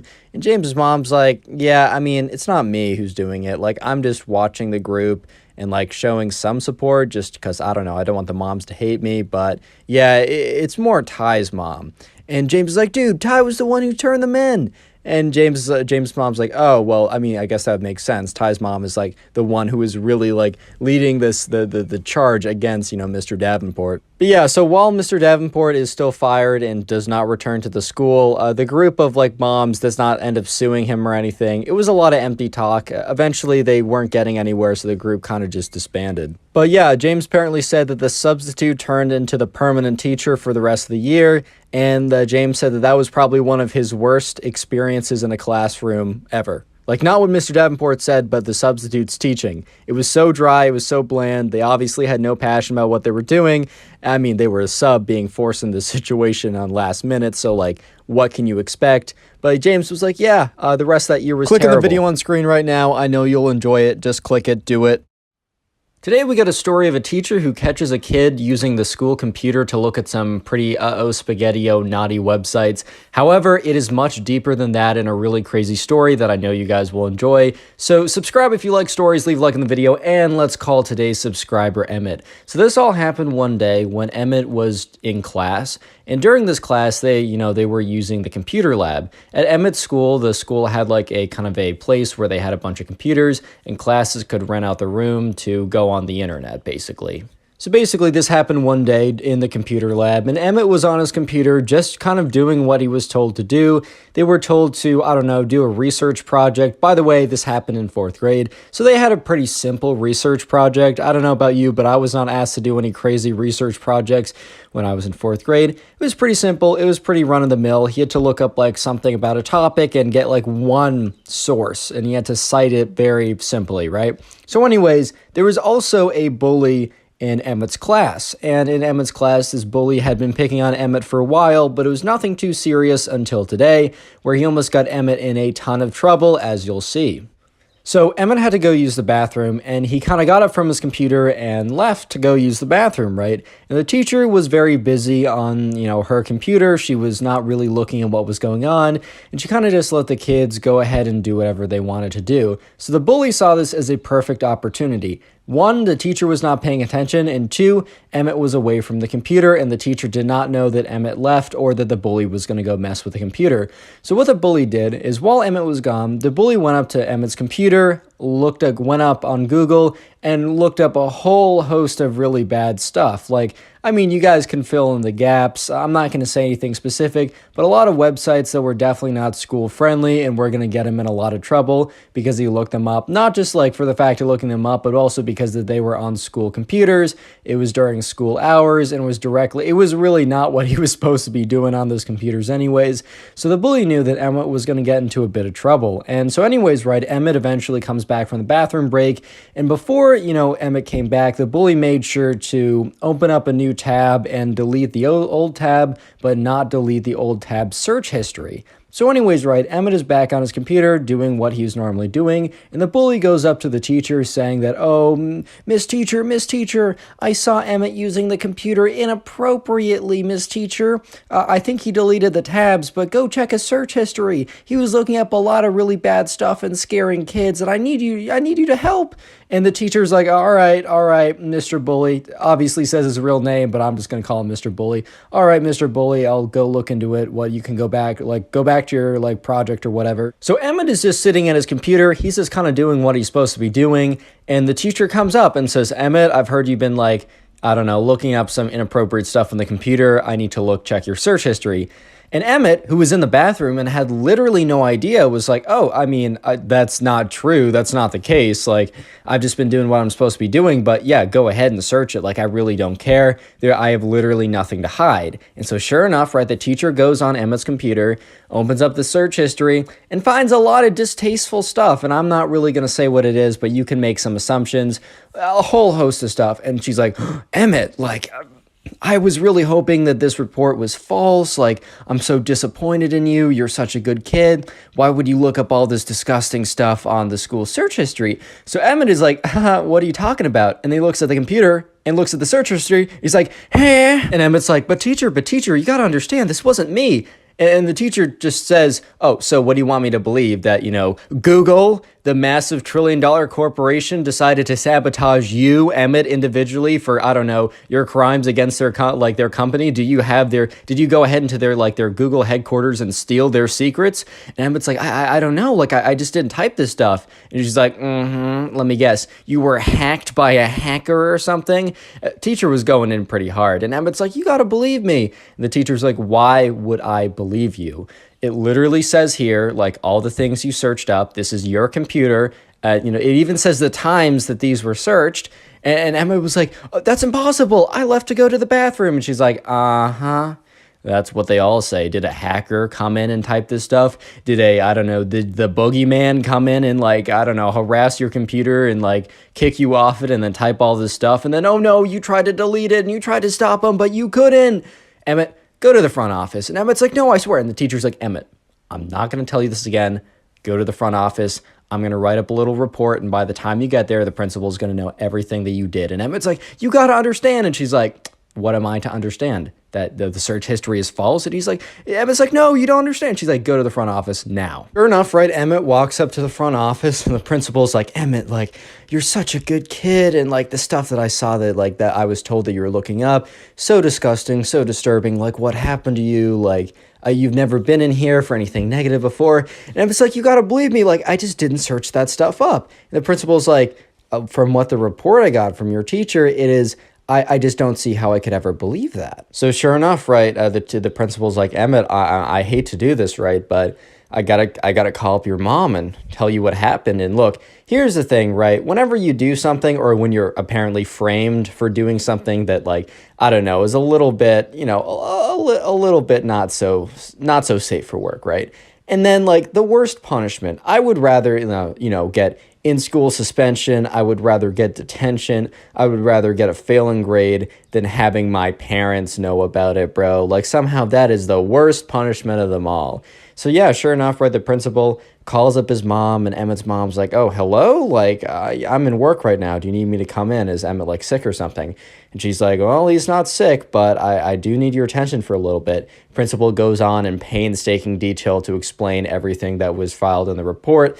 Emmett is just sitting there in the chair, just like basically on the brink of tears at this point, just completely cringing out because it's just really uncomfortable. And he's hearing his mom sound so disappointed. And it is just honestly such an awful thing. And Emmett at this point is also so confused because he has no idea that the bully was the one who went on his computer, framed him, and then reported him falsely, right? So he's just sitting there and he's just feeling so gross and so awful and just so sad. It's a really terrible moment for him. So next day rolls around, and by the way, yes, his mom was very angry at him, and he got his like electronics taken away at home. It was just a bad day. Real quick, comment bully down below if you want to heart on your comment. The secret word of the day is bully. I'll try to heart as many comments as possible. And also, let me know in the comment section if you're ever binge watching my videos. If you don't know, the best way to support my channel and for my channel to grow is when you guys just watch a ton of my videos. Like if you just binge watch like a ton of the videos. And if you want to help with that,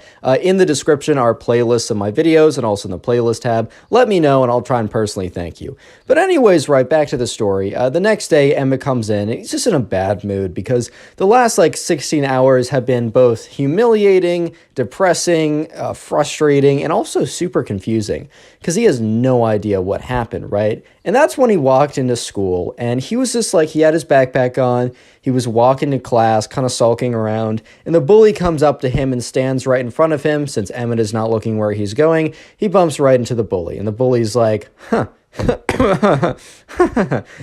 And Emmett's like, bro, why are you laughing? Like what's so funny? The bully's like, huh, do you like that little prank I pulled on you? And Emmett's like, wait, what? The bully's like, yeah, when you went to go to the bathroom, like I typed all those things in the search history, reported you, and then you got into massive trouble. At this point, right, Emmett just like everything clicked and he was furious. Emmett was like, how dare you do that to me? Like, it was like so bad. Like, I don't know, like I had to my mom heard about it, got my electronics taken away. I have to go to detention for the rest of the week. And the bully's like, looks like you took this L, bro. Looks like you took this L. Take this L, bro. L, you ratio. Just a lot of cringe like that. And Emmett is so mad. And he's like, dude, I'm going to report you. And, you know, the bully's like, yeah, and I'm going to deny it. And who are they going to believe? The kid who got in trouble and is saying, oh, someone else did it? Or me, who just said, like, it didn't happen. You know, you're not going to win this, bro. Take this L, unlucky. And the bully walks away. And Emmett is so angry. He is steaming. He's furious. Emmett is just so angry at this point, and he's walking into class, and he's just like, I have to do all this nonsense. Like, I can at least tell my mom about it. I don't know if she's going to believe me, but, you know, the bully is totally right. The principal is just going to think that I'm lying and probably just get me in more trouble. Emmett walks by, you know, the computer room, and as he walks by, Emmett looks into the computer room, and when he looks in, probably the greatest thing he has ever seen appeared. Or not appeared, but was there. When Emmett looked into the computer room, he saw security cameras because it's a room full of like thousands of dollars worth of electronics. Of course, they're going to have the place monitored. And Emmett was like, oh my God, like if they didn't delete the footage of like yesterday, right? And they can look at it, they can see footage of, and hopefully my computer is in sight, they can see footage of the bully getting out of his chair, going over to my computer, typing on it, and then going up to the teacher to tell on me, and they'll know that I was in the clear and that he was the one typing that stuff on the computer. So Emmett immediately races to the principal's office, knocks on the door, bum, bum, bum, bum, bum, bum, bum, and the principal's like, come in, like, what's up? And Emmett was like, you're not going to believe me, but I will there's a chance I have proof. So Emmett goes on to explain that the bully came up to him, said all that stuff, and that it wasn't actually him. And the principal's like, Emmett, like, don't lie to me. Like, that's only going to make things worse. And Emmett's like, no, I actually think I have proof. Do you have access to the security camera footage inside the computer room? And the principal's like, well, I don't have it directly, but I could ask someone about it. Like, they do delete it every 2 days. And Emma was like, it only happened yesterday. The footage is still there. And, the principal's like, all right, well, just so you know, if we look at the footage and it just shows you doing this, like, you're going to get in even more trouble. Emmett's like, I'm totally willing to take that risk because I'm telling the truth. So it takes a little while, about like 30 minutes or so, but eventually the principal, has access to the security camera footage, and it's also the security guard who like let them into like the main room and is like, all right, do you know when your class was? And Emmett says, oh, my class happened at X time. And so the security guard is like, all right, well, I found the time. The class was 45 minutes, so he's like, do you know about when you left to go to the bathroom? And Emmett's like, I think around the halfway mark. And, sure enough, they go to the halfway mark. They're watching for a couple minutes, and, Emmett's still on the computer, and the principal's like, Emmett, you've not left the computer. And Emmett's like, please, like, you can expel me if it shows proof that I was actually the one doing it. And the principal's like, all right. Sure enough, we'll just sit down, we'll look through this. And yeah, eventually they come to the point, and yeah, Emmett gets up. And he goes to the bathroom, and you know who comes over? The bully, and he's on the computer, and then he goes away, and he deletes, and then Emmett comes back, and the principal's like, oh my God. And Emmett just has this wave of relief rush over him, because he's like, finally, like, there's proof to what I'm saying. And the principal's like, I'm so sorry, Emmett, like, I had no idea. And Emmett's like, I wouldn't believe myself either if I'm being serious. And yeah, so sure enough, right, the principal's like, all right, I need you to, wait, can you clip this? And the security guard's like, yeah, I can get this to you in like, I don't know, 30 minutes. So they go back, and the principal's like, all right, I'm going to excuse you from whatever class you're missing. I'd like you to stay here. And they kind of wait around for 30 minutes until the video comes, and they get it by email. The principal's like, all right, perfect. And so principal goes over, connects to like the loudspeaker and says, hey, can Bully, says the actual name, can Bully come up to the front office? And so sure enough, right, the bully walks in and sees Emmett's face and is super startled, like super thrown off guard. And the bully sits down and is obviously a little bit nervous. And the principal explains that, that Emmett has, said that, the bully came and, did the search results himself, and then he set him up. But the principal did not mention anything about the footage, so the bully had no idea that his actions were caught on camera. The bully just thought that Emmett, after the bully like taunted him about it, went to the principal and told his side. So the bully's like, Miss Principal, right? Do you really believe that story? I mean, how preposterous is it? Emmett obviously, right? Emmett obviously just got caught, and, he's trying to get out of trouble, and he's trying to drag me down. Like, I'm a pretty good kid, and it's pretty sad and pretty disappointing to see Emmett try and take me down just because he made a mistake. Honestly, I hope this punishment, sets Emmett the right way. He's a good kid at heart, and he just made a mistake. But it's really just disappointing to see him try and take me down as well. And Emmett, while the entire time, while the bully was saying this like nonsense, right, was smiling, had this massive grin on his face. And so the principal was like, oh, is that the case? And, the bully's like, yep, that's what happened. Like, I'm sorry that, like, this had to be dragged out. And I'm sorry that, like, all your time is being wasted, Miss Principal. And the principal's like, yeah, I'm also sorry that my time's being wasted. Whips out her laptop, flips the thing around. She's had the video pulled up for a while. Hits play, and it's a videotape footage. And Emmett looks as the bully's face drops. And sure enough, it shows Emmett getting up, going off to the bathroom, and the bully walking over, typing on the computer, and then leaving. And the bully immediately, I mean, remember, 1 second ago, he was like, oh, it's so sad to see me being roped into this. I'm sorry your time's being wasted. The bully, immediately after seeing this, breaks into tears, like full-on crying. And Emmett's like, bro, what? What's this tough guy persona and then all this nonsense, dude? And the bully's like, oh, and the principal's like, all right, well, do you want to apologize to Emmett? And the bully's like, Emmett, please. And the bully literally gets out of the chair and drops to his knees and is like, Emmett, please forgive me. And Emmett's like, oh my God, this guy is such a loser. Oh my God, he doesn't say that. And, Emmett's like, you know what? It's fine. Like, don't worry about it. And the bully's like, thank you for your forgiveness. And Emmett kind of believes that the bully thought that, like, if he seems so remorseful and if Emmett forgave him, right, that he would get out of any punishment.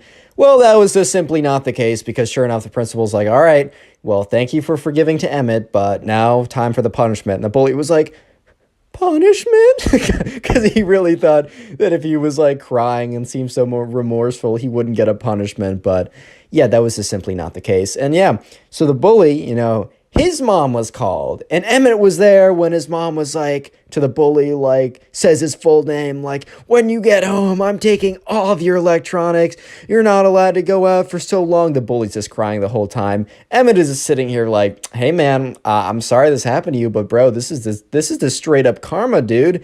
And yeah, so the bully, instead of Emmett getting a week of in-school detention, right, the bully gets a week of detention, and Emmett is set free. And moral of the story is just don't be the bully, Click on the video dude. on screen right now. I know you'll enjoy it. Just click it. Do it. How's it going, everyone? I hope you're having a great day, because today we have 3 stories of spoiled kids getting owned by the teacher. All of them are great, and I know you will enjoy them. So sit back, relax, subscribe to the channel if you are new, and let's get into the first story, where we're going to call the subscriber Finn. By the way, if you want to submit stories, submit them to my Twitter account, @ConnorPugs. It's in the description. With that being said, let's just jump right into it. So anyways, right. Man, I can't speak. Anyways, Finn is a college student. And he's currently in a college math class. And in this college math class, there's a kid who's kind of just like known as a kid who's pretty spoiled, like one of those kind of like entitled kids. And I don't mean someone who necessarily, I don't know, has like really rich parents or something like that, or, has more things provided for them so that they're like a little bit inconsiderate, they're a little bit arrogant, because they're definitely people that, just don't know any better. Like they'll just kind of assume certain things are like the normal for other people, but it's not. And I don't really consider those people like spoiled brats or whatever. That's just like, I don't know. That's obviously it's not the greatest thing. It's better to be aware of your surroundings. But when I mean spoiled kid, I mean like comes in, flexes his double wrists when iced out Rolexes, like drops his Amex black card on the table, is like, oh yeah, I'm self-made, when he literally has never worked a job in his life. But anyways, so this kid, we're just going to call him the spoiled kid. And there was a pretty big test in the math class. And there was basically 2 major tests for this college semester. And the grade was basically 50% the first test, 50% the second test. It was a brutal way to grade the class, but it was also somewhat easy in a sense, because if you just studied for the first test, or if you just studied really well for these 2 assignments, you got 100 in the course. You didn't have to show up any of the days at all, except the days of the test if you really wanted to, but it's really hard if you're struggling the subject. Anyways, so about halfway through the semester, it is the first test. It's the first assessment. And Finn is sitting in this college class. He's been studying for weeks at this point, and he's really nervous. I mean, I could totally understand where he's coming from. I would be personally terrified myself. And so in walks the spoiled kid. And the spoiled kid just kind of has this attitude to him. This kind of has this kind of like, I don't know, he's just like super confident, super just full of himself, and you could kind of tell, right? So the spoiled kid sits right in front of Finn. And so the teacher passes around the test, is like, all right, you guys have 2 hours to finish this. You may finish early. In fact, I expect almost all of you to finish this before the 2 hours. I give about 1 hour worth of material, so if it takes you, it should not take you more than 2 hours, and everyone may begin. And sure enough, everyone whips out, like starts writing down. Finn is kind of nervous because he's feeling okay about the test, but I don't know if you guys have taken a math test before, and you're going through it, and you're like, yeah, I think I got the right answer. The worst thing is when you think you got the right answer, you don't know you got the right answer. Like you get an answer and it's like not a super clean number, comes out as a bunch of decimal points, and you're like, okay, that doesn't seem good. But who knows? But the thing was, Finn looked in front of him, and the spoiled kid was sitting there. And the spoiled kid was sitting there, and he had his backpack. And his backpack, the spoiled kid began to reach into his backpack. Finn, being easily distracted, started paying attention to the spoiled kid. And he looks as the spoiled kid reaches into the backpack and kind of just assumes that, oh, okay, whatever, right? The spoiled kid is just reaching in for a pencil, maybe an eraser, maybe a piece of scratch paper, which would have been a little sus, but whatever. But instead, the spoiled kid reaches into his backpack and grabs an iPad. Not his phone, not like something small, a full-on iPad. Not an iPad mini, a full iPad, right? And he takes out the iPad and he puts it on his lap. To be fair, it was a somewhat discreet position. It was not super obvious that there was an iPad on his lap. But the spoiled kid opens up the iPad and literally goes to Safari, the Google search engine on iPads. And he opens it up. And he starts typing. He goes to he starts typing in the questions into Google and just getting the answers. Like sometimes he has to literally search through message boards like Reddit or I don't know. Okay, they wouldn't use Stack Overflow. It's a math class. But he'd be searching through stuff like, I don't know, Reddit, Wolfram Alpha, all these sites or whatever. And he was finding the answers every single time. And at this point, right, Finn was looking at him. He's like, this kid's crazy. Dude's going to get caught. There's not a chance that dude doesn't get caught. Are you kidding me? You can't be, you cannot be serious here. And sure enough, right, the spoiled kid is, he's, just going along, just going through writing down his answers. And Finn is kind of distracted now, is watching as the math teacher, who is at the front of the class, just kind of grading stuff, gets up to just casually walk around. Because I don't know about you, but when I have tests, sometimes the teacher just decides to stroll around. Sometimes the teacher wants to see, what other people are doing and how they're doing. And just making sure that they're not blatantly cheating like the spoiled kid is here. So Finn quickly puts his eyes back on his own paper because he doesn't want to be accused of looking at the spoiled kid's work or anything. But he can't concentrate right now because he knows for a fact that the spoiled kid is about to be outed as a big old cheater, right? And so sure enough, the teacher walks around, and the thing is, the teacher is kind of doing a snake pattern throughout the desks. So instead of approaching the spoiled kid front on, he approaches the spoiled kid from the back, which maybe if the teacher started one row earlier and he would have ended up approaching the spoiled kid from the front, the spoiled kid would have noticed that someone was approaching him and he would have either turned off the iPad or at least stopped using it actively. But unfortunately for the spoiled kid, the teacher was approaching from behind. And as the teacher got closer and closer, the teacher ended up passing by Finn and stopping right next to Finn's desk. Not, of course, to look at what Finn was doing, but to observe the spoiled kid who was sitting one desk ahead of Finn.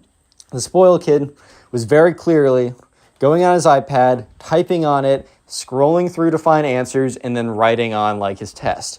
And the teacher's under his breath, he's like, "Spoiled kid, what are you doing?" Obviously says the actual name of the spoiled kid, but it's spoiled kid, are you cheating? And the spoiled kid's looks up, turns around, shuts off the iPad, and is no, I'm not cheating.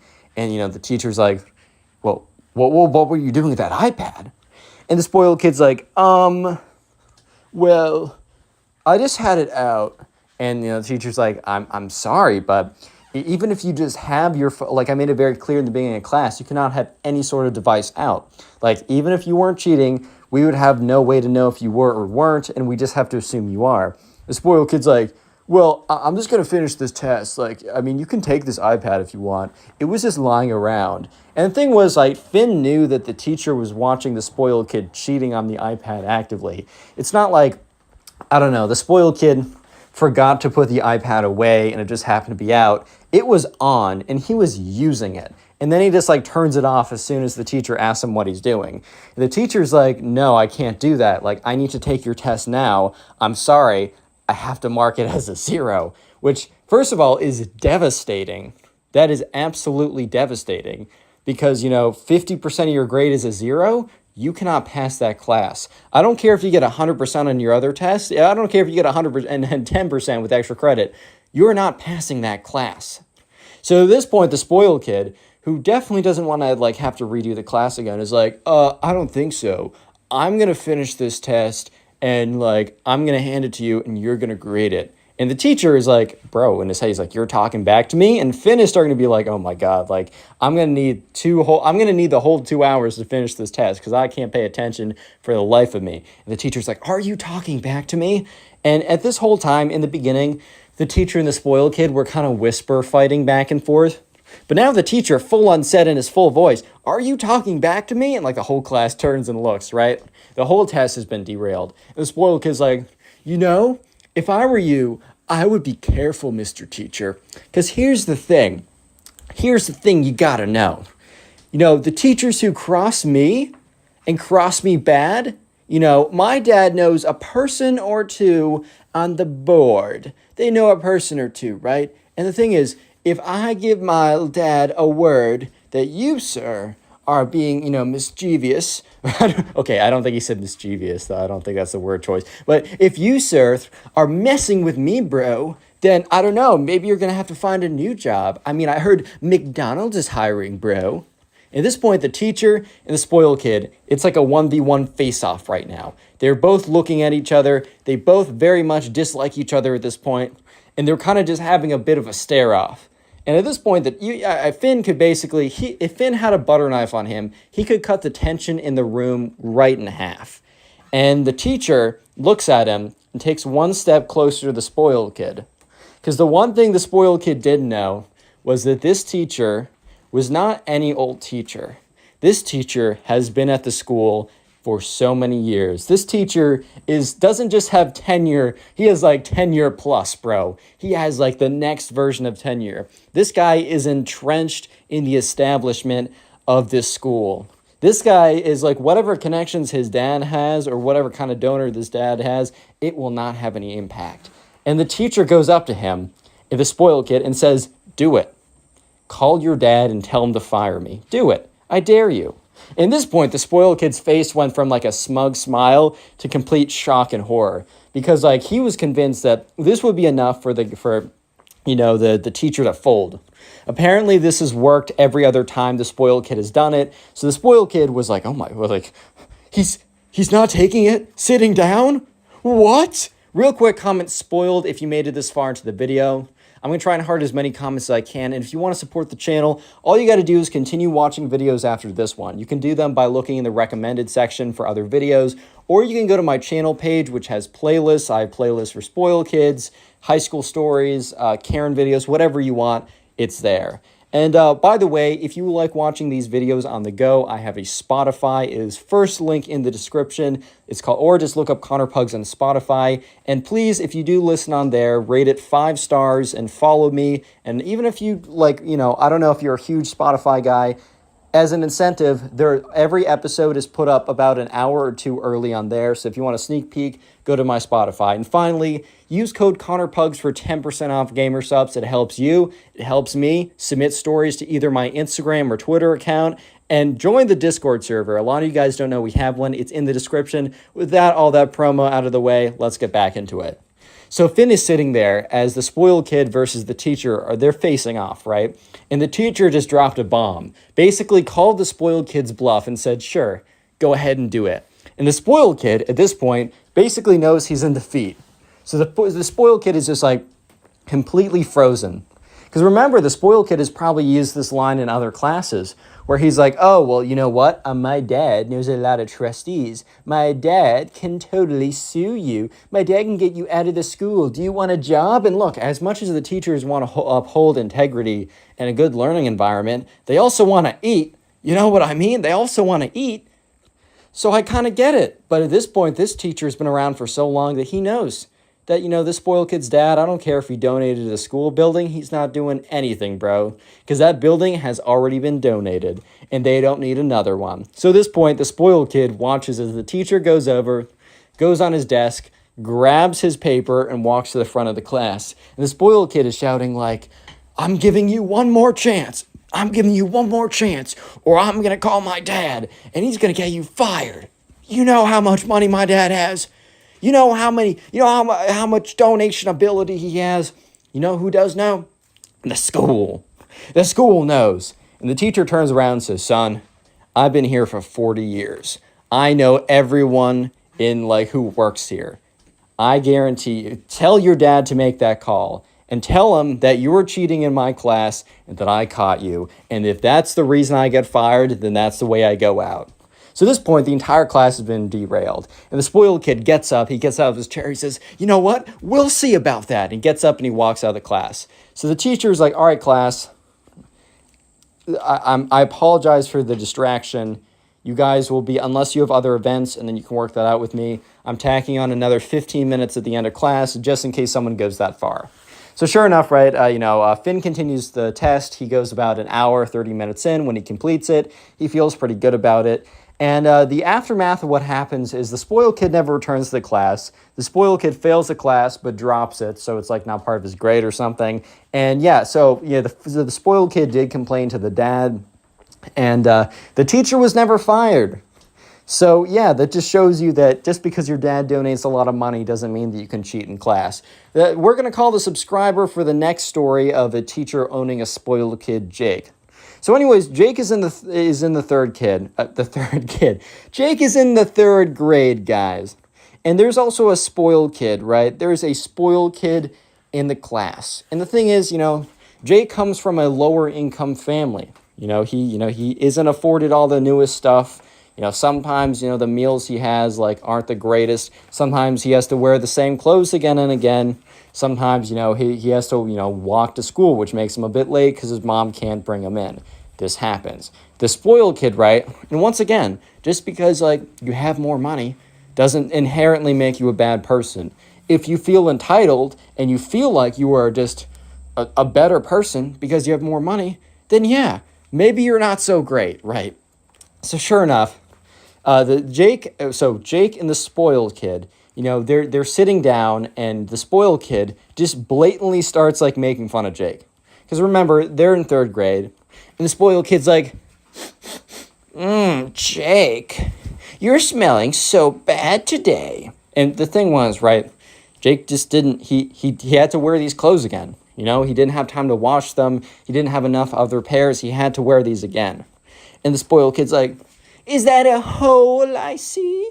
And the spoiled kid goes over and starts touching Jake's clothes. And Jake's like, stop, bro, can you get off of me? And the spoiled kid's like, oh, Jake, I think I've seen you wear those clothes every single day. The spoiled kid says, I pride myself in the fact that I wear a new outfit, a fresh combination of clothes every single day. Jake, I just wish that you would put in the bare minimum effort. And Jake goes on to say, hey, bro, maybe, look, I just can't afford all those clothes. That's the difference between you and me. It's not that I'm not trying to put in effort, which is this really the important place to put your effort and your clothing combinations? But nevertheless, yeah, it's not that I'm not putting in the effort. It's that I just don't have the ability to do that. And the spoiled kid says, oh, so your parents don't work as hard as me. And the thing is, right, Jake did not like to hear this because his mom worked 2 jobs. That's not what you want to hear. And she was the only one in the household who was making money.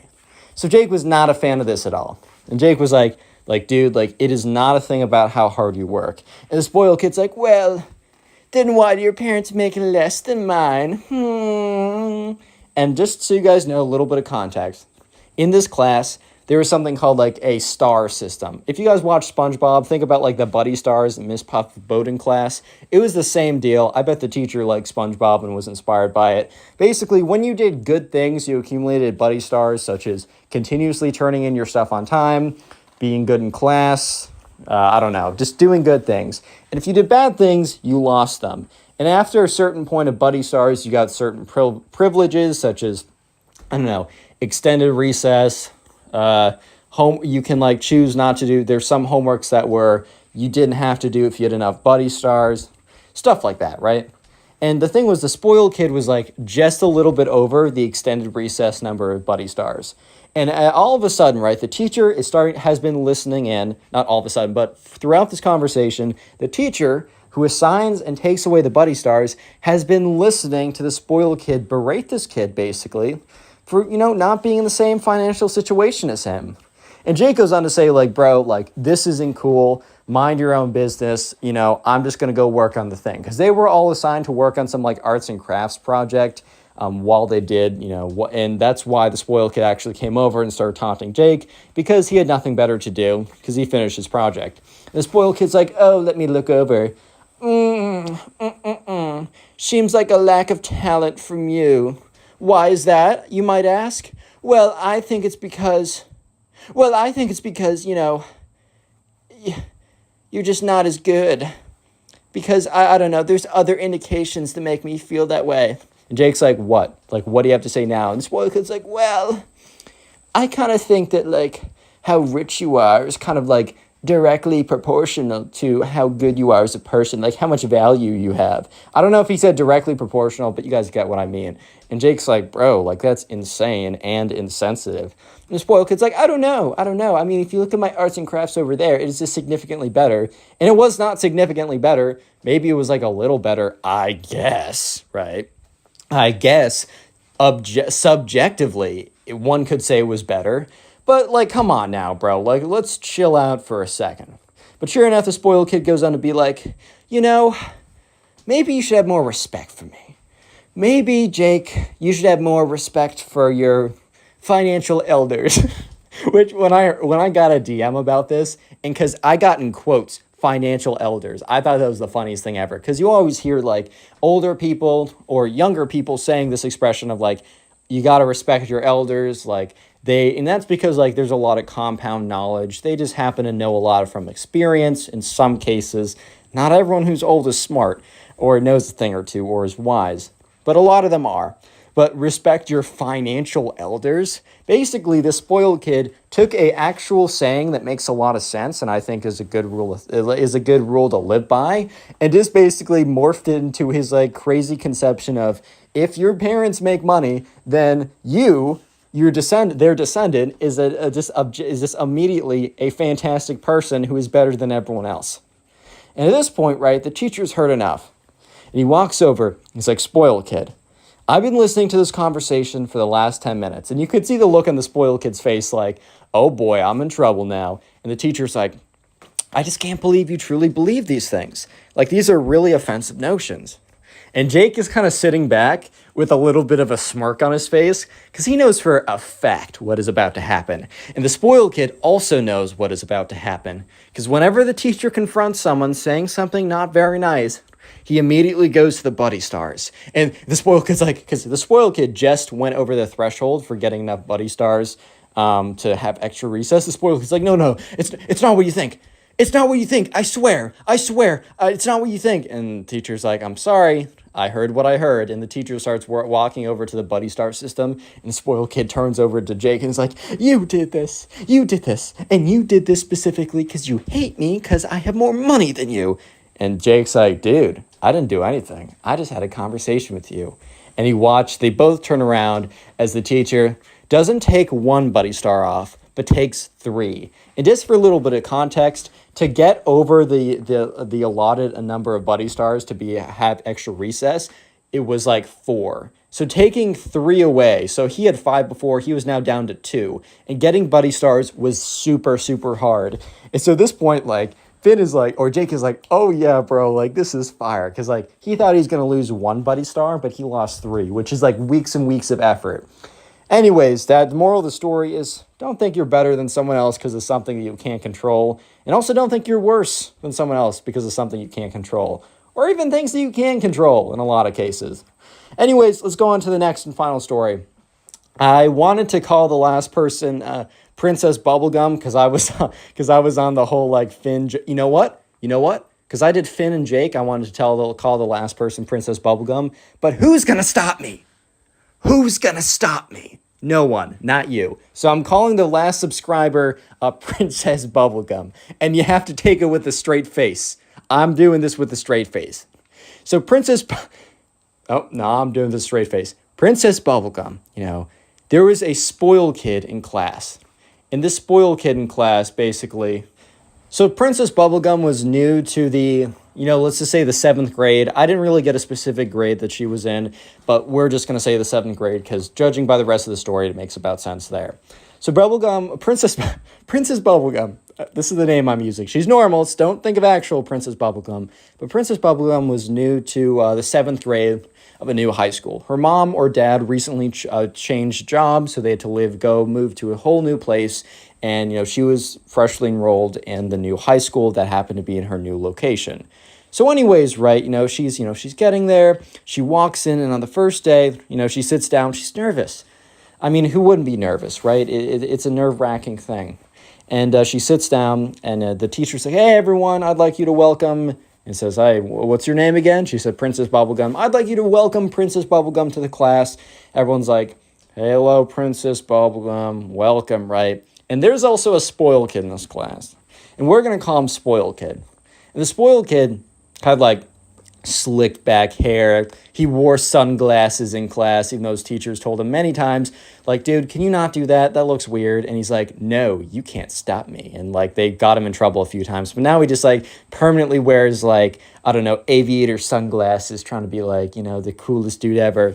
He's also got a super fancy watch on that he got for his like 13th birthday party, or his 13th birthday from his parents, which I don't know about you, but I think I got like a Star Wars action figure, which it was fire. I'm sure I loved it. Like, don't get me wrong. I would have liked that a lot more than a watch, bro. But I'm just saying, who's dishing out a Rolex to some like 13-year-old kid?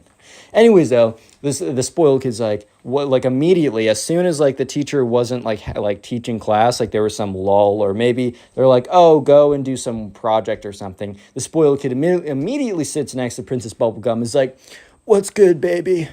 My name's Spoiled Kid. Obviously, you know, says his real name, as Princess Bubblegum's not her real name, but she's like, oh, hi there.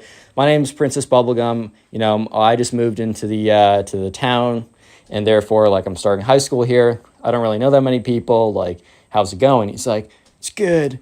My day was okay, but then it was great when you blessed my presence. And she's like, okay, nice. Anyways, though, you know, I'm excited to be here, and is there anything I should know before I move in? Like, I don't know. Is there something I should know about the town, or a good place to go? He's like, oh, baby, I know so many good places. You know, I know so many good places that I could take you. I can drive. And she's like, what? Because the thing is, right, you know, she really can't, he can't actually drive legally. I think he's like 15 or something. And she's like, wait, you can drive? He's like, well, I mean, not legally, but yeah, I do. Basically, Dad just lets me, like, he's a leftover G-Wagon. He just lets me ride it around. So, babe, if you want to hop in my new whip, just give me a call and I totally got you. And she's like, okay. At this point, you know, Princess Bubblegum was starting to realize that, okay, maybe this guy has other intentions that I kind of didn't even realize at first. Like, okay, let's try and back out of this respectfully. So then the Spoiled Kid goes on to say, so, baby, what are you doing tonight after school? I can definitely take you out on my new whip. At this point, the teacher starts to, like, overhear this conversation. And Princess Bubblegum is like, well, you know, I should really be home with my parents. You know, we're still unpacking, still getting acclimated. He's like, okay, babe, so what about this weekend? Yo, how's that going for you? Baby doll. He just starts saying stuff like that. And she's like, well, I don't know, this weekend, I just don't know if I should be going out. The Spoiled Kid's like, babe, you know that I got that bread, right? And she's like, sure, okay. He's like, babe, I don't know. I know you want me. I just don't totally get why you're just not going full in. Why you're just not embracing my love like you should. And she's kind of just like, yo, what? At this point, the teacher started to be like, hey, bro. And sure enough, you know, Princess Bubblegum's like, hey, look, appreciate the offer. I just don't want to be in any relationships this early. I just got to get to know people. I want to make some friends. I'd love to be your friend. And not really, but like, I'd love to be your friend. Okay, she didn't say not really, but you know what I mean. She's like, you know, I'd love to be your friend, but I think I have to just start as that at a minimum. I can't rush into a relationship. And the Spoiled Kid is like, gets really upset. And he's like, what? Dude, did you not hear me? I literally have a G-Wagon to ride around in. I have the fattest whip ever. Do you see the ice on my wrist? He like whips around his hand with this like Rolex on. He starts shaking it around. And he's like, I just don't get it. Like, why do you hate yourself? Because you obviously hate yourself if you don't want to go with me. Because, dude, I have a fat whip and drip on my wrist. And at this point, the teacher steps in. He's like, hey, Spoiled Kid. Spoiled Kid's like, sup, teach? He's like, please don't, like, stop pressuring this young lady. She made it very clear that she's not into you. And just because, you know, you have a quote-unquote nice whip, whatever the kids are calling cars now these days, and that you have a nice watch, doesn't mean that, you know, this lady's going to like you. She's made it quite clear, and at this point, you're just making her uncomfortable. Teacher completely came out of the blue and just, boom, explosion right in the spoiled kid's face, basically. And every single person turns around and looks at him. And the spoiled kid's like, "Teacher, I don't think you understand. She definitely is into me." So the teacher's like, "All right, well, Bubblegum, not to put you on the spot, but are you?" And, Princess Bubblegum, a little annoyed by the spoiled kid, is like, "No, I'm sorry." Spoiled kid's like, "You'll regret this when I got an even hotter babe in my whip." And he goes to the back of the classroom. So after class, Princess Bubblegum is approached by a group of girls. And, Bubblegum kind of knows, like, Mean Girls, yeah, I don't know, high school dynamics or middle school dynamics. She's just expecting to be bullied by these girls, but the girls come up and they say, "I'm so sorry about Tyler back there." Let's call the spoiled kid Tyler. She's like, "It's okay, it's whatever." And they're like, "No, it's not. You're new here. Like, that's not okay for him to make you feel uncomfortable on the first day. You know what, girls? We've been talking about it, and we want you, Bubblegum, to hang out with us." Bubblegum's like, "Oh, like, thank you." And from that day on, Bubblegum met her new group of friends. And Tyler, the spoiled kid, still to this day has unsuccessfully seduced any women with his fat whip and his Click on the video on dripped-out screen right now. wrist. I know you'll enjoy it. Just click it. Do it. Today we got a story time of a Karen who smacks a teacher for failing her son. Here's the thing though, this is a hybrid story because it's both a story of a spoiled kid who fails his test because he is super entitled, and also a story of his mom who happens to be a Karen who overreacts in typical Karen fashion and smacks the teacher, and the whole story is crazy. I know you'll enjoy it, so let's just jump right into it. So we're going to call the subscriber who submitted today's story John. So anyways, John was in class, and he was a junior in high school. Yes, he was a junior in high school. So if you don't know, junior year is definitely the year where you really think about college, and college is a really, important thing for a lot of people, and it's the time where you will apply to college is senior fall. However, junior year, if you're trying to get into like a harder college, you'll probably spend a lot of time searching around for colleges, taking SAT exams, preparing. Like, junior year is really when it starts to ramp up. And also, colleges pay the most attention to your junior year grades. And if you're trying to get into a really good college, the difference between an A and a B could actually be really big. So yeah, John and all of his friends went to a high school that definitely prioritized getting into a really good college. There was big emphasis on the college application process, and it was a kind of stressful environment. So anyways, right, John had this kid in his class who we're going to call the spoiled kid. And the spoiled kid had a Karen mom. And they had just kind of been a notorious pair for a while. So the high school that John went to just had a lot of kids that were from wealthier backgrounds. But not all of them were jerks. A lot of them were taught really well by their parents. The difference between, being a good person and letting money that isn't even theirs go to their head. I'm not saying if they made that money, you should let it. I'm not saying if you make your own money, you should let it go to your head. But I just feel like it's a second layer of entitlement when the money that goes to your head isn't even yours. You just spawned into existence with it, right? It's like you didn't even earn that, right? But anyways, there's this kid, we're going to call the spoiled kid, and him and his Karen mom had been notorious for a while. However, the Karen mom was in social circles that cared a ton about which college he got into. So the spoiled kid was put under a lot of pressure by his mom and dad to get into like the best university possible. Another thing I will say about the spoiled kid is he had like unlimited access to his parents' credit card. Look, if you guys ever become quadrillionaires or anything and you have kids, yeah, sure, don't let them like starve or anything, but one thing I will say is I don't think having unlimited access to a credit card is really going to be a good thing for their development, right? So the spoiled kid, what he would do is he would literally just go on random vacations. He would just go out partying, whatever, and all this kind of stuff on his parents' dime. And he did a lot of this to kind of cope with the stress of all the stress that was put on him because of the whole college application process and all of that stuff. However, I will say that, I get it that he's like coping with the stress or whatever.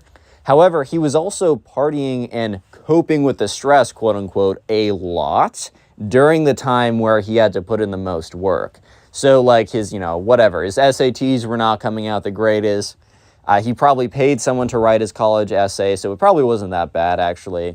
but just like he wasn't showing up to class as much, all this kind of stuff. So this story really takes place in a calculus class. So, calculus is like more of an advanced subject that is taught in high school. I took it in college. Like, I didn't take it in high school. A lot of people do, but I took it in college. Now I'm taking like crazy discrete math, linear algebra. I'm going through the mud right now. But in high school, it's not a bad thing to have in your transcript. Colleges might actually appreciate, oh, wow, he's taking a pretty difficult class. So the spoiled kid was put into that class. But also John, the subscriber, was in that class too, because he just genuinely was a good student, right? However, the Karen mom of the spoiled kid demanded that the spoiled kid be put into the calc class, right? Even if the advisors were like, or not the advisors, I think the college advisors would be like, yeah, that's great. I think the academic deans or whatever were like, I don't know, he didn't really perform that well. He didn't take pre-calculus. There's a billion reasons why it'd be difficult. I took calculus without taking pre-calc. You don't really need to take pre-calc, if I'm being honest. It's useful, and you'll probably do better than I did if you do, but it's not necessary. However, the Karen mom was super, super, demanding. He must be in calculus, or I'm going to make a big fuss or whatever, right? And the Karen mom was notorious for kind of being one of those, entitled moms who would just be so crazy about that stuff. And would just be like, oh, whatever, right? Like, I'm going to make a fit. I'm going to sue you. I'm going to go in the parents' meeting board or whatever. Like, the parents' council is going to come for your jobs or whatever. She was just one of those moms. So I guess, they were like, whatever. Sure, put him in a class he's not going to succeed in. Not my fault at this point. I've already tried to warn you. At this point, not my fault. Yeah, so all throughout we're just going to jump to the fall semester. So for most of the fall semester, one thing that John would notice would be that the spoiled kid kind of wouldn't show up to class a lot. And in a lot of high schools, it's a really big deal if you don't show up to class. Like, they take attendance. Attendance is a big part of the grade. They'll really penalize you. But at this high school, I guess it was a little bit more lenient because a lot of kids, this high school was a private high school. And a lot of the kids had really rich parents that would randomly take them on insane vacations throughout the week or whatever. But these kids were all really pushed super hard by their parents to perform academically. So I think the high school literally just thought, okay, well, if they're going to take a week off, then we know that they will be grinding over that vacation, or they will grind to make up. No one's falling behind at this high school, or at least most of them wouldn't be. So attendance wasn't as necessary, or it wasn't as, important in the grade, kind of like in college, how a lot of classes, there are some classes I did pretty well in that I didn't always show up to, man. Sometimes it would be better for me to just learn it by myself, especially if it's a lecture-based class, and if there's no attendance grade. Sometimes that's better. However, John was noticing how the spoiled kid would just not be showing up to class. And part of the reason was because it was an early morning class, 9 a.m., which is actually not that early in the morning, especially in high school. I sometimes think back to high school and be like, wow, I really got up at 7 every single morning to go to my 8 a.m. class at high school, and I had no problems with it. But the second I get to college, an 8 a.m. class is one I can barely show up to. So one thing that John was noticing was this kid was skipping a lot because he was either coping with the stress by partying way too much or way too late and not being able to wake up on time, or deciding to go on some crazy vacation to Las Vegas to gamble away $500,000, or I don't even know, or something like that. So this kid was not showing up to class, and he also wasn't the type of kid to be like, I'm not going to show up to class, but I'm going to study twice as hard and actually do better than anyone else in the class because I'll just teach the material to myself better. Even though I will say calculus as a subject is taught really, really well online. There are some people that make YouTube videos that teach it so well that part of me thinks I don't even need to go to class sometimes. My professor isn't going to teach it good. No offense to him. He's more a math guy than a teaching guy. And this guy on YouTube is going to explain it perfectly. However, this was not the mindset of the spoiled kid at all. So in this calculus class, they were having their first really big exam. So, homework was a part of your grade. A lot of things were part of your grade. But the exams were a really big part of your grade. This isn't like the college story I told a couple days ago or yesterday. I can't even remember this point, where the spoiled kid, missed his exam and then he failed the class. No, it's not something like that. The exams were not that big. However, remember, when you're applying to colleges, or at least these kids, when they're applying to extremely selective colleges, the difference between an A and a B, or even a C, especially a C, in a class is massive. So doing really poorly on an exam, not just missing it, but doing poorly on an exam could really alter the chances of you getting into the college that really your mom wants you to get into in the spoiled kid's case. So for like 1 week before the exam, the teacher is going on about, look, guys, this is a really big test. It's going to be hard. It's covering everything we learned in the first chapter. So basically derivatives, derivative rules, limits, L'Hopital, I forgot. L'Hopital, is that his name? His rule is something with limits. Maybe they didn't learn that yet. I don't know. It's really important stuff. We need you to, look, I'm going to cover it extensively. Be thorough in your studying. Will not be an easy exam. The teacher was being straight up with the students, which I always appreciate. I sometimes feel like the teachers are like, guys, this test is a cakewalk, bro. And then they give out like a practice exam, which is like 1 + 1 = 2. And then when you get to the actual test, it's like, what is the 10th derivative of the 4th rule of Newton's? And you're like, what? Bro? What is this? Yeah, so at least this teacher is being straight up and being like, yo, you're all screwed if you don't study for this, haha, right? However, the spoiled kid, right, who wasn't showing up to class and was like doing his homework and probably had 100% in the homework grade because he would pay like a tutor to do it for him because that was kind of like a free grade, I guess, was not prepared for this exam. And, you know, John was aware because he was kind of like, he kind of knew the spoiled kid and he kind of knew the pressure that was on him. So he was kind of keeping tabs on the spoiled kid. And John was like, dang, like this kid is like not showing up to class. This kid, when he does show up to class, is not paying attention, because even if you show up to class, if you're not paying attention, you might as well not even be there at some points. You know what I mean? And like, we have a really big exam and John just knows how much pressure his Karen mom was putting on him. So John was like, oh, well, this kid is kind of asking for it. So yeah, let's skip ahead to 1 day before the exam. So the day before the big exam is kind of like a super review period, where the whole week before was kind of review, but this was literally like, okay, we're going to do practice problems, exactly what we're going to look like on the exam. I'm going to go over in detail every single chapter that you need to cover, stuff like that. And at this point, the teacher was like, all right, if you guys haven't been studying for this entire week, not saying that you should give up and not study tonight if you haven't, but you're kind of screwed, lol. And guess who doesn't show up to this day? Yep, you're right, the spoiled kid. The spoiled kid literally doesn't even show up to this day. The most important day, if you're gonna, like, don't miss the day before the test. Like, even if you're feeling really good, maybe the teacher will be like, all right, so surprise, I'm also adding X or Y, right? Just a good idea to show up, right? At least in my opinion. So yeah, sure enough, the spoiled kid is not there, and John's like, well, this kid's not gonna do well. So let's skip ahead to the day of the test.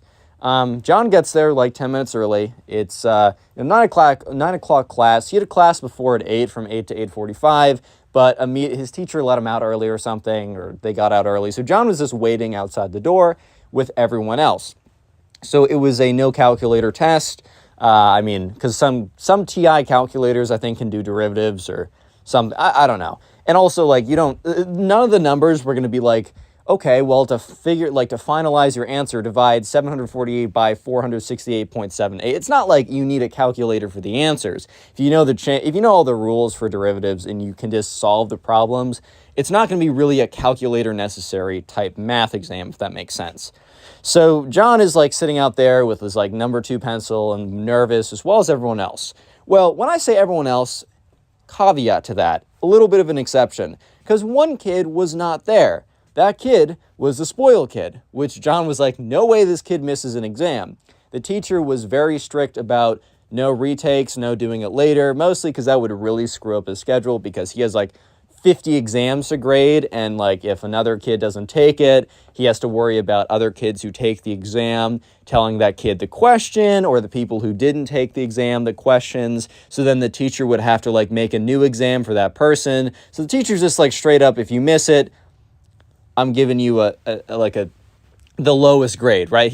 I don't think the teacher would give a 0, because the teacher realizes that this is like, I don't know, it's like a high school where everyone wants to get into a good college, and he's just been informed, don't give 0s. So he's like, you're getting a C minus. Basically, like the lowest grade you can get is a C if you take the exam, which is actually quite nice. I know a lot of high schools that dish out Fs like it's nothing, right?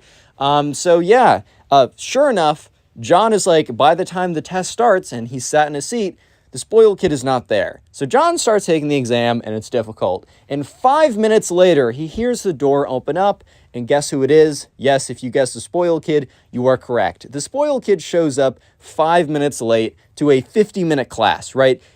When you only have 50 minutes to complete a very difficult exam, you're going to want every single minute that you get. So the fact that the spoiled kid was arrogant enough to just be like, oh, I'm going to show up whenever I want, it's just kind of funny, dude. Yeah, so let's skip ahead to the day or after the exam. So John finished up the exam, and it was very, very difficult. It was a difficult exam by his standards, and John is a very good student. So it took about a week for the teacher to end up grading these exams, just a lot of content, a lot of people, whatever. And so about a week later, they were in class, and the teacher's like, all right, guys, I have your exams. You all, on average, did fairly well. Like, you should be very proud of yourself. It seems like most of you put in the work, and if you put in the work, you probably got the result back. He also said, you know what, there will probably be a slight curve. This test was difficult. Don't expect, basically, your grades are going to be what your letter grade is, since they got letter grades. And this is one thing that's a little bit annoying to me, is like letter grades and your actual grades are sometimes totally different. Like, I just wish that we went by numbers, because like sometimes a 90 is a sometimes it's a B. And I'm like, dude, why can't it just be a 90? Like, can you maybe put the letter grade and the number grade, like, at a minimum? Like, I don't know, dude. That was, especially when you have GPA, which is a number. Like, shouldn't you just have numbers factor into numbers instead of letters that are very subjective, apparently? Like, whatever people want them to be factor into a number. That's always been a pet peeve of mine, but whatever. And so the teacher was walking back, handing the grades back. So the spoiled kid was right next to John. So, John got his test back, and he got like an 85, which is solid. He got a B, which is pretty good. It was a very difficult exam. The teacher said like only 5 students got A's, and there was like 40 kids in the class. However, the majority got B's, right? And at John's school, getting like a C was like a death sentence, which, look, in my discrete math class, when I got a C, and I ended up the class with a B, which is very lucky, but if I got a C on an exam, I'd be like, let's go! Let's go, I'm a genius, bro. Then again, discrete math is its own beast. You can look into it. I still can't tell you what it even means. But anyways, in John's school specifically, a C was basically a death sentence. A C was like bad.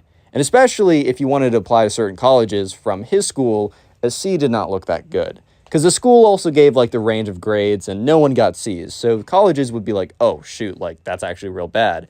So John looked over at the spoiled kid when he got his test back, and written in like red ink in the top right corner was like 72 circled. People never got below 70s. So this was basically like, you failed every answer. Because they didn't really fail students on this. This was like, you got every answer wrong, basically. Maybe you got one thing right, but you basically got every answer wrong. That is what a 72 meant at John's school.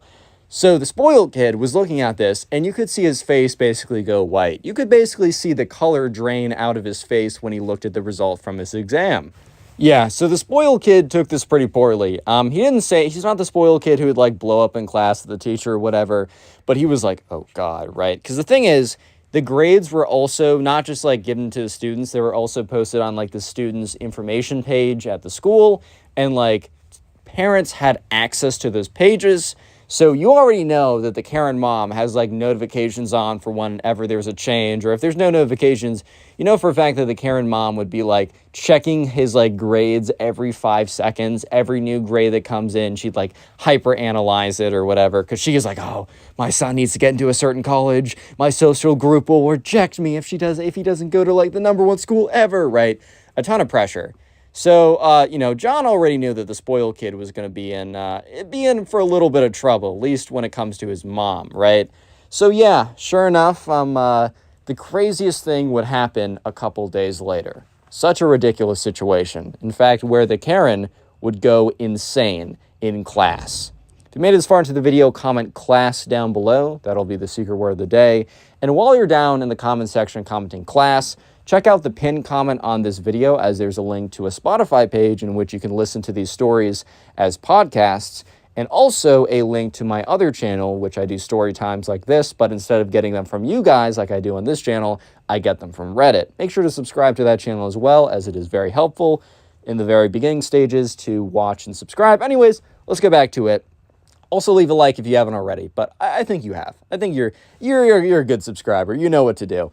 But anyways, right, so about a couple days later, so next Tuesday, the spoiled kid doesn't show up to class right away, which kind of makes sense because the spoiled kid didn't show up to class quite often. So it's not as if the subscriber was like shocked or like, oh my God, the spoiled kid didn't show up to class. This is so different and weird, and how dare he not show up to class? Like this kid always didn't show up to class. So the spoiled kid didn't think anything of it. And during this day, on this very fateful Tuesday, the spoiled kid would not show up at all. However, someone else would show up in his place and go crazy. That person that would show up in his place was his Karen mom. Yes, the Karen is about to go crazy on the teacher for what she thinks is him sabotaging her son's chances of getting into a college that she wants him to get into. Not what he wants, because the Karen would never care about what he wants, just what she wants, right? So sure enough, 2 minutes into class, the teacher starts teaching something. Maybe it's like, okay, introduction to antiderivatives / integrals, right? Like, okay, guys, like now we're going to learn about area under the curve. I don't know. And that's when the door opens up. And John looks over and he immediately recognizes it is the spoiled kid's Karen mother, who we're just going to call the Karen, right? And this lady has been known for being just difficult, for just being a whole situation for the longest time. She's had many, many stories told about her and all the terrible things that she's done. Well, terrible, just like standard Karen behavior, I should say. So the Karen mom bursts through the door. She basically kicks the door open. I don't know if she actually had the flexibility or strength to like karate kick the door open. Like that takes a little bit of something. That takes a little bit of oomph for sure. But the Karen basically bursts through the door and is like, we're going to call him Mr. Davenport because I don't know. I just use that name. You know, actually, let's mix up the teacher name. Mr. Bird, because I'm just looking at a bird outside right now. Bursts through the door, Mr. Bird, I need to speak with you this instant. And remember, this is in the middle of class. So obviously the teacher's a little taken aback by this and is like, ma'am, like, what? Like, I'm in the middle of class, but we can definitely schedule something. Just send an email to mbird at like thisschool.com or whatever, right? And she's like, no, I need to have a discussion with you right now. And, you know, Mr. Bird's like, okay, I'd really prefer not to. But I think Mr. Bird was starting to realize that this was an angry mom and that she was not going to be persuaded otherwise. And that sometimes when Karen wants, Karen shall get no matter what. Even if it's at, you know, the disadvantage of other people around her, why would the Karen care about anyone else besides herself? So the Karen is like, I know that you must hate my family for some reason, but how dare you fail my son and ruin his chances at college? And, you know, I think the teacher, Mr. Bird, realized whose, like, mom this was, because I think the spoiled kid did, like, a degree worse than anyone else. So, like, I think he was, like, very clearly the bottom of the curve here. So he's like, oh, ma'am, are you spoiled kid's mom? Says his actual name, but are you spoiled kid's mom? She's like, yes, that is my son, and you have ruined his chances of getting into college, giving him a C on his test. He definitely did not deserve a C. And the teacher's like, I don't know how to put this, but he got a C because he didn't answer most of the questions correctly. If he answered the questions more correctly, he'd get a better grade. Like, ma'am, I'm sorry, this is a math class. This is quite subjective. This isn't some English class where I can just say, oh, I didn't feel it and give you a D and be like, oh, this is so slay, yes, for another paper and give it an A, right? This isn't something subjective like this. This is math. He got the wrong answer. I gave him a grade accordingly. Like, I'm actually very nice with my grades at the end of the day. And the Karen's mom's like, I don't want to hear that. You're definitely discriminating against my son because you're jealous of, you know, the opportunities that I give him, that I work so hard. which it was kind of funny because this Karen kind of just married in rich, which is totally fine. Like, I have nothing against this, but it's kind of just like, bro, it's almost like the Karen mom and the son, the spoiled kid son, believed that the money that the dad earned was even more theirs. Like, I don't know, it's kind of weird. But anyways, the teacher's like, kind of looks at her like, you think you're the only rich person at the school? Like, have you seen your other classmates? Because at this high school, it was kind of like the high school for like the rich parents trying to send their kids to overachieve on purpose so that they can brag to their other rich friends that like their son or their daughter goes to X university, just to kind of like have another kind of like badge to flex to other people, which is like, I don't know, man, you should definitely focus on yourself and not worry about other people that much. But yeah, the teacher was kind of looking at her like, you really think like I'm just discriminating against your son? Like, you don't think I would necessarily apply that to a bunch of other kids in this class? But the Karen just kept going with it like, I will not stand for this. This is discrimination and you know it. And the teacher's like, ma'am, this is math. There is no discrimination. The answer is either right or wrong, which is kind of a fair statement, bro. It kind of is right or wrong, unless you go into some crazy parts of math that are scary and I don't want to touch with a 10-foot pole. But anyways, yeah, so the Karen's like not taking no for an answer, basically. And she's like, I know what you're doing, yeah, all this kind of stuff. And the teacher's like, I'm sorry, like, I can't help you with this. And the Karen's like, I'm going to count to 3 and you're going to change the grade. And which is kind of like funny that like the Karen would use the same kind of tactic that you'd use against like an 8th grade, like a 7-year-old kid. I'm going to count to 3 and you're going to go right to your room. You better go to your room before I get to 1, which is always funny because I feel like the kids are like, I'm not going to listen to you. And then the parents start doing a countdown and they're just terrified of whatever horrific thing will happen if they don't go do what their parents say after the countdown happens, which is just kind of funny to me, bro. But yeah, anyways, so the Karen's like 3, 2, and the teacher just kind of says, I'm not going to change your son's grade, bro. Like, I don't know how else to put it. That thing's set in stone. And the Karen's like, 1, you better change it right now. And the teacher's like, sorry, ma'am, like, I'm just not going to do that. I could help your son study a little harder. I actually know in the middle of saying I know some tutors, he stopped mid-sentence by a smack across the face. And then the Karen, it's like everyone goes silent, and the Karen looks at him and says, I'll be back tomorrow with another one of those if you don't change his grade. And the Karen must have thought that like that would have been a fantastic intimidation technique and that she was really showing it to him, what's up.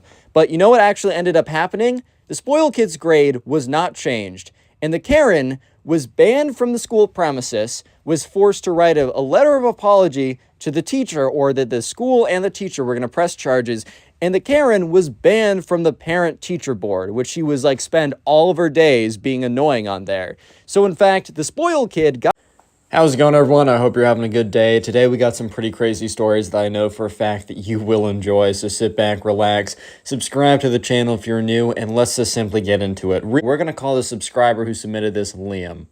So Liam was a freshman in college, and Liam and his friend, who we're going to call Adrian, they went to a college that was close to where he lived. So basically what would happen would be that, Liam and Adrian, they would go to school on the weekdays, and then they would just go home on the weekends instead of getting housing, just because housing is is significantly more expensive, and most colleges you live far enough away that you need to pay for the housing or just makes sense to. But anyways, Liam and Adrian, they went to a college that was simply close enough, and the fact that they had a car was pretty helpful. That they just kind of went back home, and so on the weekends, whenever they wanted to hang out with friends or anything, they could drive people around, they could drive people back to their house, and it actually kind of became a bit of an asset because some people were stuck on campus in the dorms, which the dorms are totally fine. I live in dorms in my college, and they're chill, right? It's totally fine. However, it can be a little better to go back home. You don't have to worry about supervision. You can do what you want.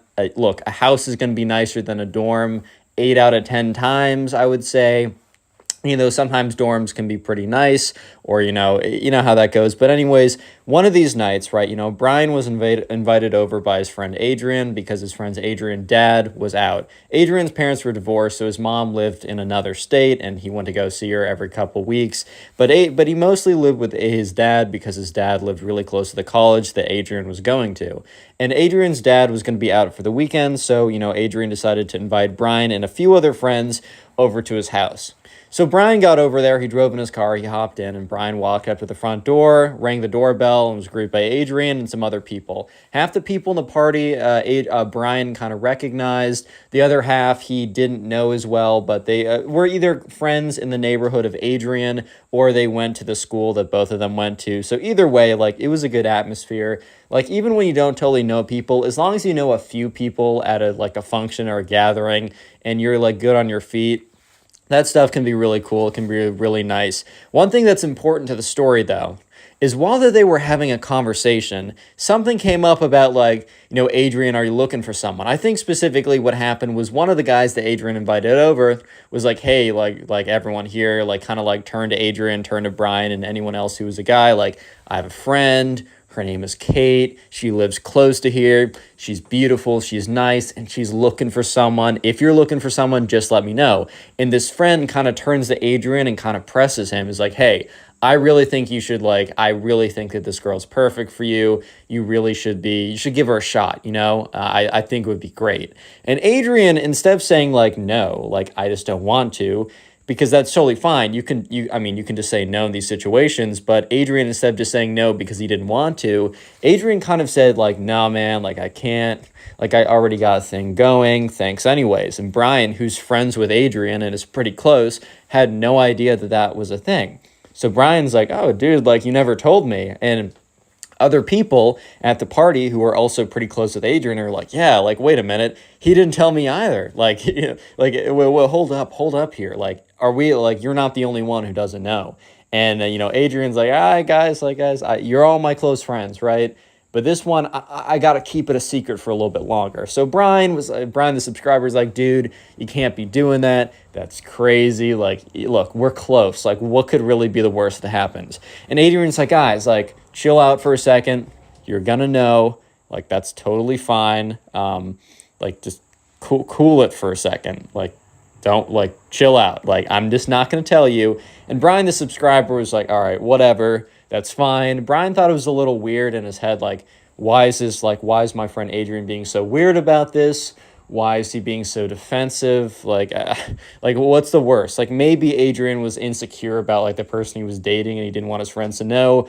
But the thing is, Brian knew that, like, Adrian was, like, a cool guy who just would never do that. He wouldn't really care. Like, he would always be fine with that. That just didn't seem like something in his character. So Brian was really weirded out, but he didn't think anything. He didn't think much of it. So skip forward to the end of the night. Everyone else was leaving. However, Adrian said, like, hey, Brian, you're allowed to stay on my couch. For some reason, I don't know exactly why, Brian couldn't, like, he couldn't be in the dorms, but he didn't sleep in the dorms. And for some reason, his house he couldn't sleep in it. I don't know exactly why. Or maybe he just wanted to, like, chill with Adrian. Who knows? But for whatever reason, Brian is sleeping on Adrian's couch. And everyone's left at this point. Adrian went upstairs, and, it's 2 a.m. So Brian's been asleep for about a couple hours now, and he's awoken by, a sound of footsteps. And at this point, right, it's 2 pairs of footsteps. So Brian's really starting to freak out a little bit. Because at this point, he's thinking, okay, like, I'm really the only one. Like, it's really just Adrian and I in the house. I know Adrian's dad is gone for the weekend. That's the reason why Adrian was able to have so many people over. Normally, Adrian's dad was, like, cool with, like, 1 or 2 people coming over and, like, hanging out in the basement of their house. But Adrian's dad, like, in no way would ever be okay with, like, 8, 9, 10 people or whatever coming over. That was the main reason that he was able to have so many people there that day. Because, like, there was no way that would have normally happened. But, sure enough, like, Brian's sitting there. He's on the couch. He's just kind of feeling kind of weird because there's these noises. He doesn't know why, and he's just weirded out by it all. So he kind of gets up, and the noises are of 2 footsteps are walking towards the kitchen. And the thing is, the couch is, like, or the living room with the couch on it with the TV is where currently Brian is sleeping, and it is right across from where the kitchen is. So Brian can see very clearly, he can see very clearly what's going on. And so Brian sees Adrian and this woman, right? This woman. And he's like, so in Brian's head, he's chilled out, he's relaxed. He's like, oh, okay. So, like, this must be the secret, like, girlfriend that, like, Adrian's with. I don't know why he didn't want to tell me who she was. But whatever, right? So Brian tries to like go back to sleep. He kind of closes his eyes. He hears them talking a little bit. What probably happened was either Adrian or, this mysterious girlfriend, who I'll reveal in just a second, probably got thirsty, wanted to get some water. You know how the situations go, right? At this point, right, Brian is kind of just like, you know what, screw it. I want to know who this girlfriend is. I'm going to walk into the kitchen and pretend that I don't know what's going on. Like, I'm just going to pretend that, oh, I didn't know someone was down here. I just want to get some water myself. So Brian gets off the couch and he like walks over to the kitchen. He's pretending to do so like nonchalantly, not trying to sneak up or anything, because he wants it to seem like he doesn't really know. So Brian walks into the kitchen. He's like, oh, Adrian, didn't see you here. I was just coming to get some water. And that's when Brian turns and looks. And he gets it because, like, before it was way too dark for Brian to really see who was standing there. But that's when Brian got a good look at who Adrian was with. And it completely blew his mind. Like, he was like, wait a minute, I think I have eye problems. Real quick, if you made it this far into the video, comment teacher down below. That'll be the secret word of the day. I'll try and heart a bunch of comments of people saying teacher. And also, if you want to support the channel, the best way you can do that is just by sitting down and watching more of these videos. If you sit down and watch a bunch of videos in a row, you can do that. I have playlists on my channel for story times and also specific stories. Let me know in the comment section how you're doing that, like how many videos you watched, what you're doing while watching my videos, as I really do appreciate it. And just so you know, for the people who want to listen on the go, all these episodes are on Spotify. In fact, basically every day you will get the videos on Spotify 1 to 2 hours early. So even if you're not a huge Spotify listener, there's an incentive. It's the first link in the description. Please rate 5 stars and follow if you can. Trying to grow it a little bit on Spotify as well, so I would appreciate that. Use code ConnorPugs for 10% off gamer subs. Submit stories to my Instagram or Twitter. They're both ConnorPugs, and let's just get right back into it. So anyways, right, Brian is just like looking at this woman, right? He's looking at this woman and he thinks that his eyes are deceiving him. But his eyes are definitely not deceiving him. And after a second, he knows for a fact that, who he's seeing in front of him is exactly who is truly in front of him, right? Like, who he sees in front of him is exactly who he thinks it is. It was his teacher, Miss Davenport. Both Adrian and him went to the same college, and they only had one class together. It was an English class. And they had a teacher who was on the younger side. Miss Davenport was probably like 28, 29. So on the younger side of teachers, because you get professors that are 70, 80 years old. She definitely wasn't like a college student, but she was, one of the younger teachers there. And Brian always thought that, like, Adrian and, Miss Davenport got along really well. But, yeah, Brian didn't realize that by get along really well meant get along really well with, like, huge quotation marks. So Adrian's like, shoot. And Miss Davenport turns to, Adrian. It's like, you didn't tell me that there was another student here. And Adrian's like, dude, I didn't think this was going to be a problem. I thought he was asleep. And Brian's like, just standing there so awkwardly. Like, and he speaks up, he says, hey, like, I didn't see anything. I don't need to see anything. I just came in to get some water. Like, I didn't see it, right? I didn't see anything. So Brian walks over, gets some water, and Adrian and Miss Davenport are just bickering back and forth. She's like, I told you I would never come over if there was another student here or someone who would know. You know how much trouble I can get in if anyone knows. And Adrian's like, dude, I'm sorry. I was wrong. He was asleep. He's my friend. He was just sleeping on the couch. And Miss Davenport's like, you should have told me this. You should have let me know. So yeah, Adrian's like, or Brian's like, oh, jeez, like, this is so awkward. Gets his water, walks back to the couch, and just sits there. He tries to fall asleep right away, but he can't. He's just up for like an hour, basically, at 2 a.m. And just thinking, he's just like, oh my God. Oh my, that's Miss Davenport. That's her college teacher.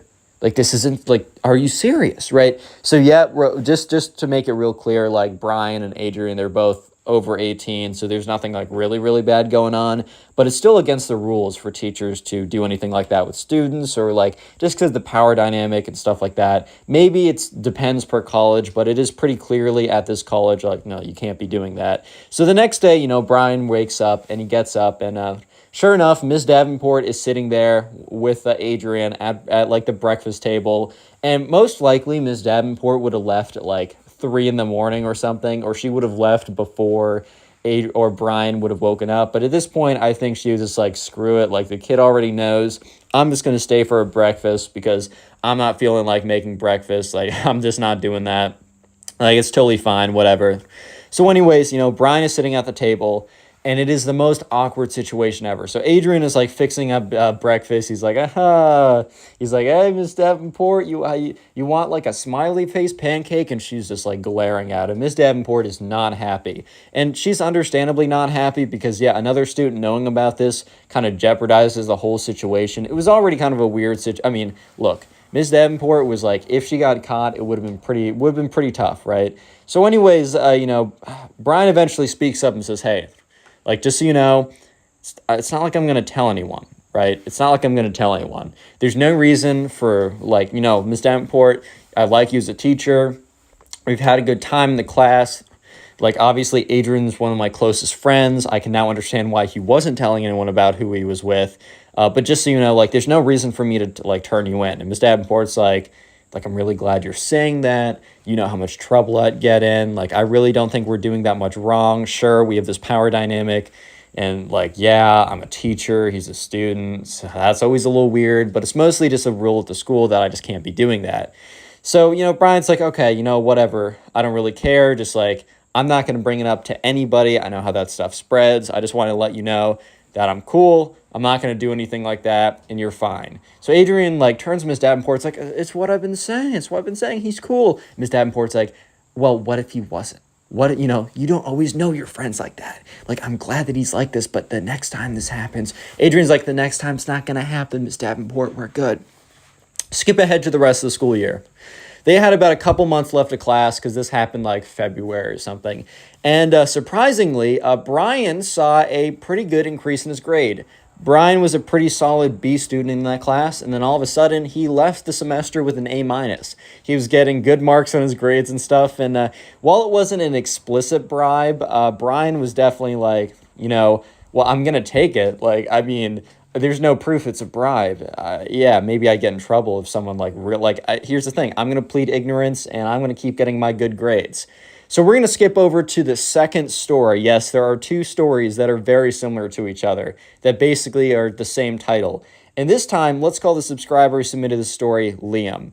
So Liam was at the mall, and he was with his friends. And Liam had graduated high school by this time. In fact, Liam was getting close to about midway through his college. Like, he was done with his sophomore year. This was summertime. He was back in his hometown. So he was significantly older. I mean, older than he was in high school, obviously. And anyways, Liam was at the mall, and he was just in one of these stores, and he hears someone say, Liam, is that you? And he turns around, and it's Miss Davenport. Remember, these are totally different teachers. I just use the name Miss Davenport because this is what I do, right? So Liam's like, oh, Miss Davenport, like, oh my God, like, I haven't seen you in forever. So for context, Liam was when he was a freshman, he had Miss Davenport for history. She was his history teacher. Liam was always a pretty good student. Like, Miss Davenport and him, like, got along, but they were never, like, super close. Like, she was just, like, his teacher, whatever. And, Miss Davenport goes up to him and is like, Liam, like, it's been so long. Like, you got to tell me, how's college? How's your life going? Like, I want to hear all about it. And Liam was like, all right, yeah, of course. Like, college has been great. Met some really good guys. Like, I joined this fraternity. Like, life's really good. Like, next summer, like, I think I'm going to get this internship. Like, it's really looking good right now. Like, for this summer, I'm honestly just chilling. I'm seeing my friends. Like, I'm just happy about how things are going. And Miss Davenport's like, that's so awesome. Like, I gotta go, but, do you want to go out for dinner or something just so we can catch up? And Liam's like, yeah, sure. That's cool. Like, I'd love to do that, right? And so Miss Davenport's like, all right, let me just get your number. So Liam gives her number, and that's that. And the thing is, right, Liam doesn't really think of this as like a date because he's like, oh, I'm just catching up with my teacher, like whatever, that's totally cool. However, Miss Davenport saw it a little bit differently. So sure enough, right, he gets a text later that day from Miss Davenport being like, hey, what days work this week? And Liam's like, I don't have a ton of plans. I'm kind of open. Like, I mean, how about tonight? And Miss Davenport's like, then it's a date. So Liam kind of looks at that text for a second. It's kind of like, did she mean what she said there? Because, like, dude, like, when you say, it's a date, I've used that phrase before when it's not been a date, right? I don't go on a lot of dates, man. I'm working on it. But yeah, I've used like then it's a date and not meant it's like a date. However, like it's a little different when it's a guy and a girl, or if you're into like, same sex or whatever. If it's like someone that you're attracted to and you're saying it's a date and you're going out, right?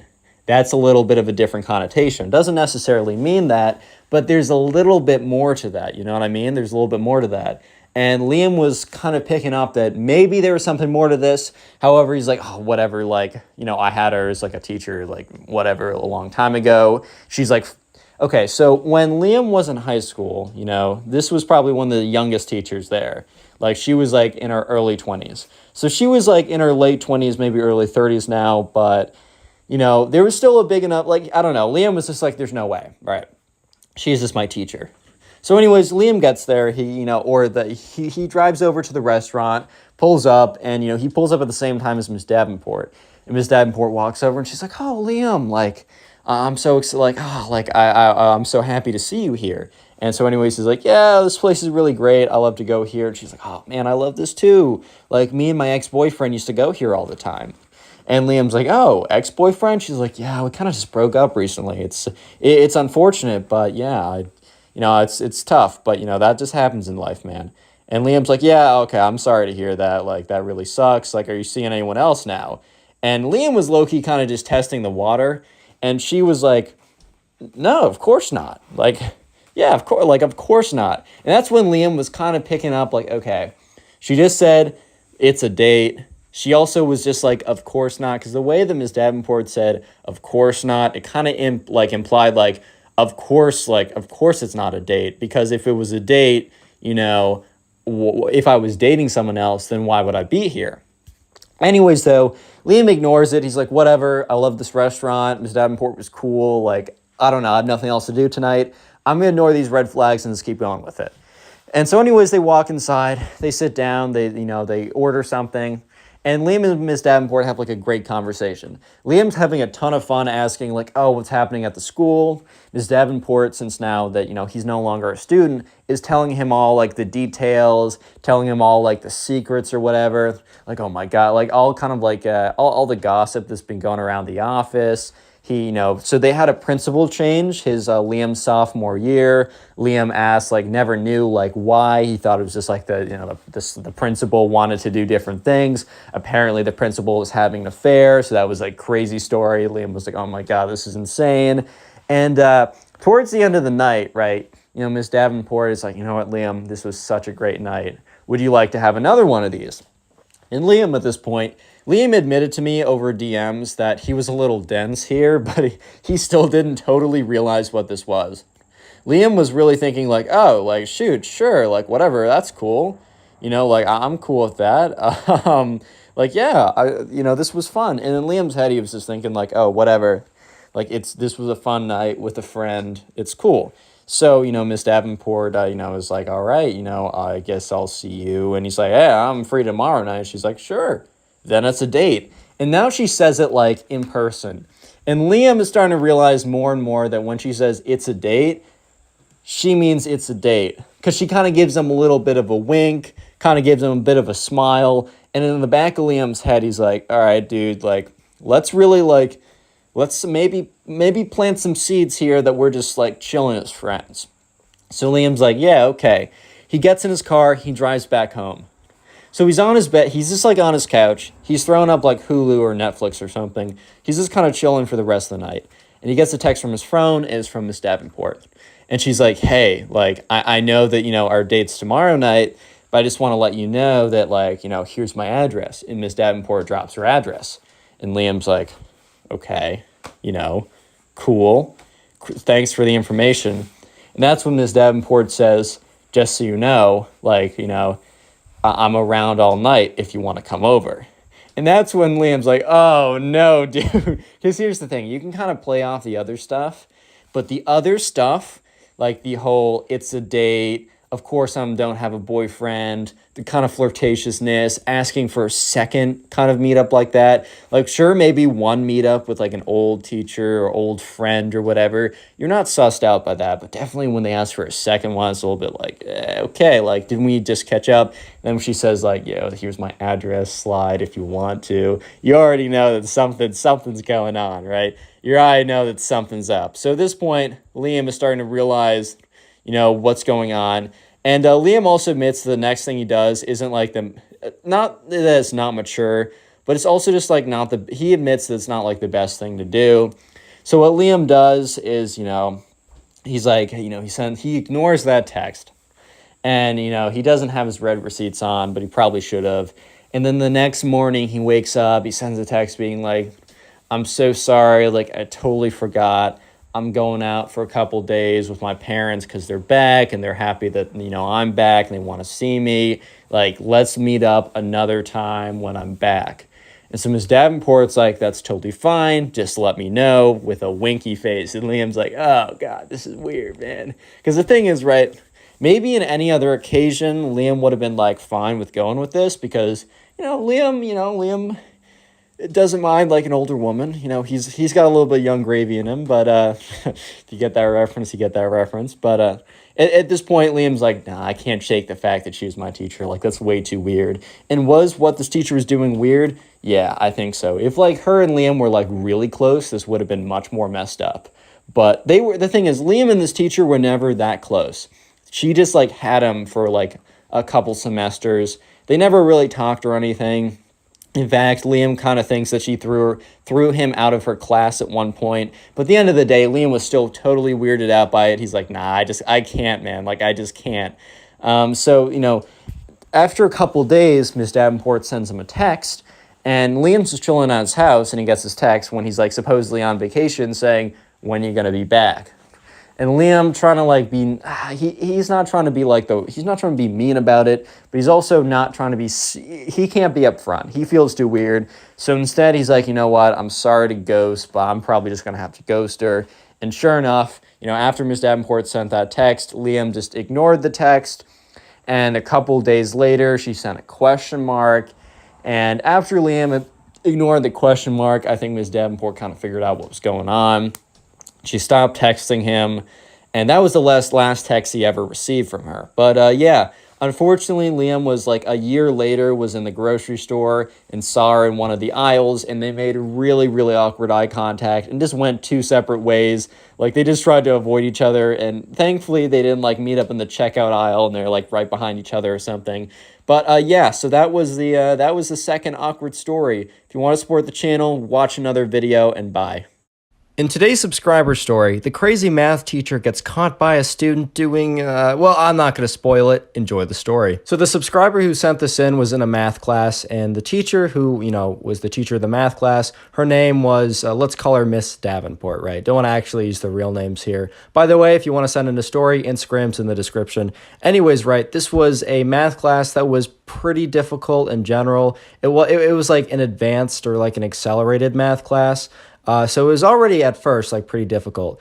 But Miss Davenport was new to the school, so people didn't really know like what her reputation was, how she was going to teach, how difficult she was going to be. But she was incredibly brutal. So, on the first day, some teachers will be like, welcome to the class, this is what we're going to do, and kind of just have like trying to have a good first impression. Well, Miss Davenport was new to the school, so she was really, this was really her first impression, like everyone's first impression of her. And then the first day of class, she was like, most of you will not succeed in this class. Like, that was like her ominous tale in the beginning. Like, a lot of teachers will be like, so this is what we're going over, my office hours or whenever, feel free to reach out to me. Nah, bro, she was like, most of you will not succeed. So everyone in the class was like, okay. So 3 weeks into the school year is their first official test. And the test is 45 minutes because the class period is 45 minutes. And it was on the first unit, which was somewhat review, but there was some new stuff. And they just, they knew it was the accelerated class, so they expected the test to be pretty difficult. Subscriber and his classmates, they were in class, they were sitting there, they were waiting, right? They get there 5 minutes early to prepare. And people are kind of talking to each other, and the subscriber's like, hey, do you feel prepared for this? And someone's like, well, this is all kind of review stuff, but I have no idea what to expect. when you get into a class, the first test is always a pretty good gauge of how difficult the teacher will be, even though sometimes teachers get easier throughout the semester just because they want to make sure people, don't, coast into the midterm, right? Anyway, so they're waiting there, and it's 4 minutes, 3 minutes, 2 minutes, 1 minute, and then the class is supposed to be starting. And they're looking at the door, and, Miss Davenport's not there. They normally would expect a teacher to get there kind of like a little bit before, especially if there's a test. Miss Davenport was always like on time or a minute late. Like, she was one of the last people to enter the classroom normally, which isn't good looks for a teacher, but whatever. But they kind of just assumed on a test day that, she would at least take things a bit more serious and, show up 10 minutes, 15 minutes early to make sure all the copies have been printed out. And, a couple minutes go by, it's like 3 minutes past, and people are starting to like look at each other like, hey, like, we only have 45 minutes for this test. Like, do you think she's not coming? 5 minutes have passed, and people are like, dude, she might not be coming. And then on the 9th minute, Miss Davenport comes through the door and like has a bunch of tests in her hand, and she's like, all right, guys, test time. And they're just looking at each other like, hey, yo, we only have 45 minutes and you've already lost 10 minutes. We only have 35 minutes left. She starts handing out copies of the test, and everyone's like, one person eventually like spoke up like and said, not to like be disrespectful or anything, but can we maybe take this test another time as it's already pretty far into the class time? She said, no, you'll be fine. And so everyone's like, okay, maybe this test is like super easy and she like knows that it doesn't matter, and that's why she was like late and doesn't think that we should redo it at a different time. No, the material was basically impossible. It even included some stuff that apparently she had not even gone over at that time, and it was like stuff for the next unit. And when someone asked about it, she said, oh, you should be able to figure this out. And so no one was able to figure it out, and having a little less than 25% less time than they were told that they would have really didn't help, but the test was already pretty impossible by itself. So, they went home that weekend, and on Sunday they checked Canvas, and most everyone failed that test. And on Canvas, the app that a lot of people use, you can actually see what the average is for a lot of tests. The average was a 50. And, Miss Davenport sent out an email saying, I'm satisfied with how the first set of tests went. There will be no curve. And everyone's like, you're satisfied? So that was the first test of the year. So they already knew that this was not going to be a fun class. So a couple weeks in, they have a quiz. And a quiz isn't as big of a deal of a test, but quizzes add up, right? So the subscriber, he does the quiz, he hands it in, and Miss Davenport says, oh, you didn't put your name on it. He says, oh, my fault. Let me just put my name on it. And she says, nope, you already handed it in. And the guy's like, I'm right here. You caught it, right? I just handed it in a second ago. I can easily put my name on it. Subscriber was a little bit worried because of the way that she was like, you didn't put your name on it. And then she was like ominously like, it's too late now. You can't put your name on it now. He literally could have just like gotten the paper handed back. He even had his pencil in his hand when he was walking up, so he could have easily just like scribbled in his name. And he checked Canvas like in a couple days, and he got a 0. He didn't even fail it. He got a 0 because he didn't put his name on the test. He got a 0. So he's not doing well in this class, but he's pretty unhappy with how it's being taught. And she's also just not very nice or friendly at all, and also a bad teacher. It's just a mess, a complete mess. The entire class is a complete mess. So he starts asking around, like this is about a month in, he starts asking around to other people, like, how was your experience in this class? And they're telling him similar, like, horror stories. Like, everyone kind of knew about the tests that were brutal and the fact she was late, but, like, no one really knew, like, who was, like, getting, like, individually screwed over by this teacher. For example, people were shocked to hear that he handed in the story I just told you about the quiz with no name and how he got a 0, even though he said, I'll happily put my name on it.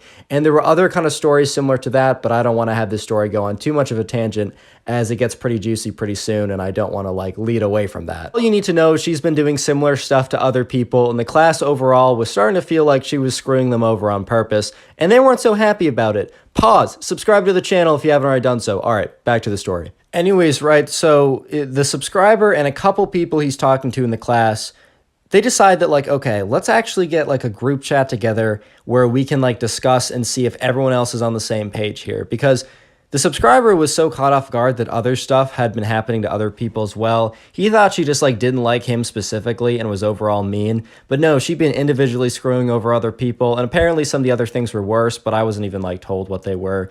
But anyways, right, so they decided to get a group chat together, and that night, they add basically everyone to the class. They don't add a few people because there's some people that are, I don't want to say suspicious, but some people that seem to like always be answering in the front of the class, and that's good. I actually encourage that. But the subscriber basically said they added almost everyone, but they didn't want someone to snitch on it, so they didn't add a few people, but they actually ended up adding them later because they talked to them later and they were on the same page as well. They were just try-harding really hard because the class was really hard and everyone was practically failing. So they get this whole group chat together, and everyone is just coming out with horror stories about this teacher, things that are just like somehow twice as bad or 3 times as bad as what happened to this guy individually. And, for not writing your name on a piece of, on your quiz and like getting a 0 for that, even when you could have easily done it, that's pretty bad. But there are things like 2-3 times as bad, apparently.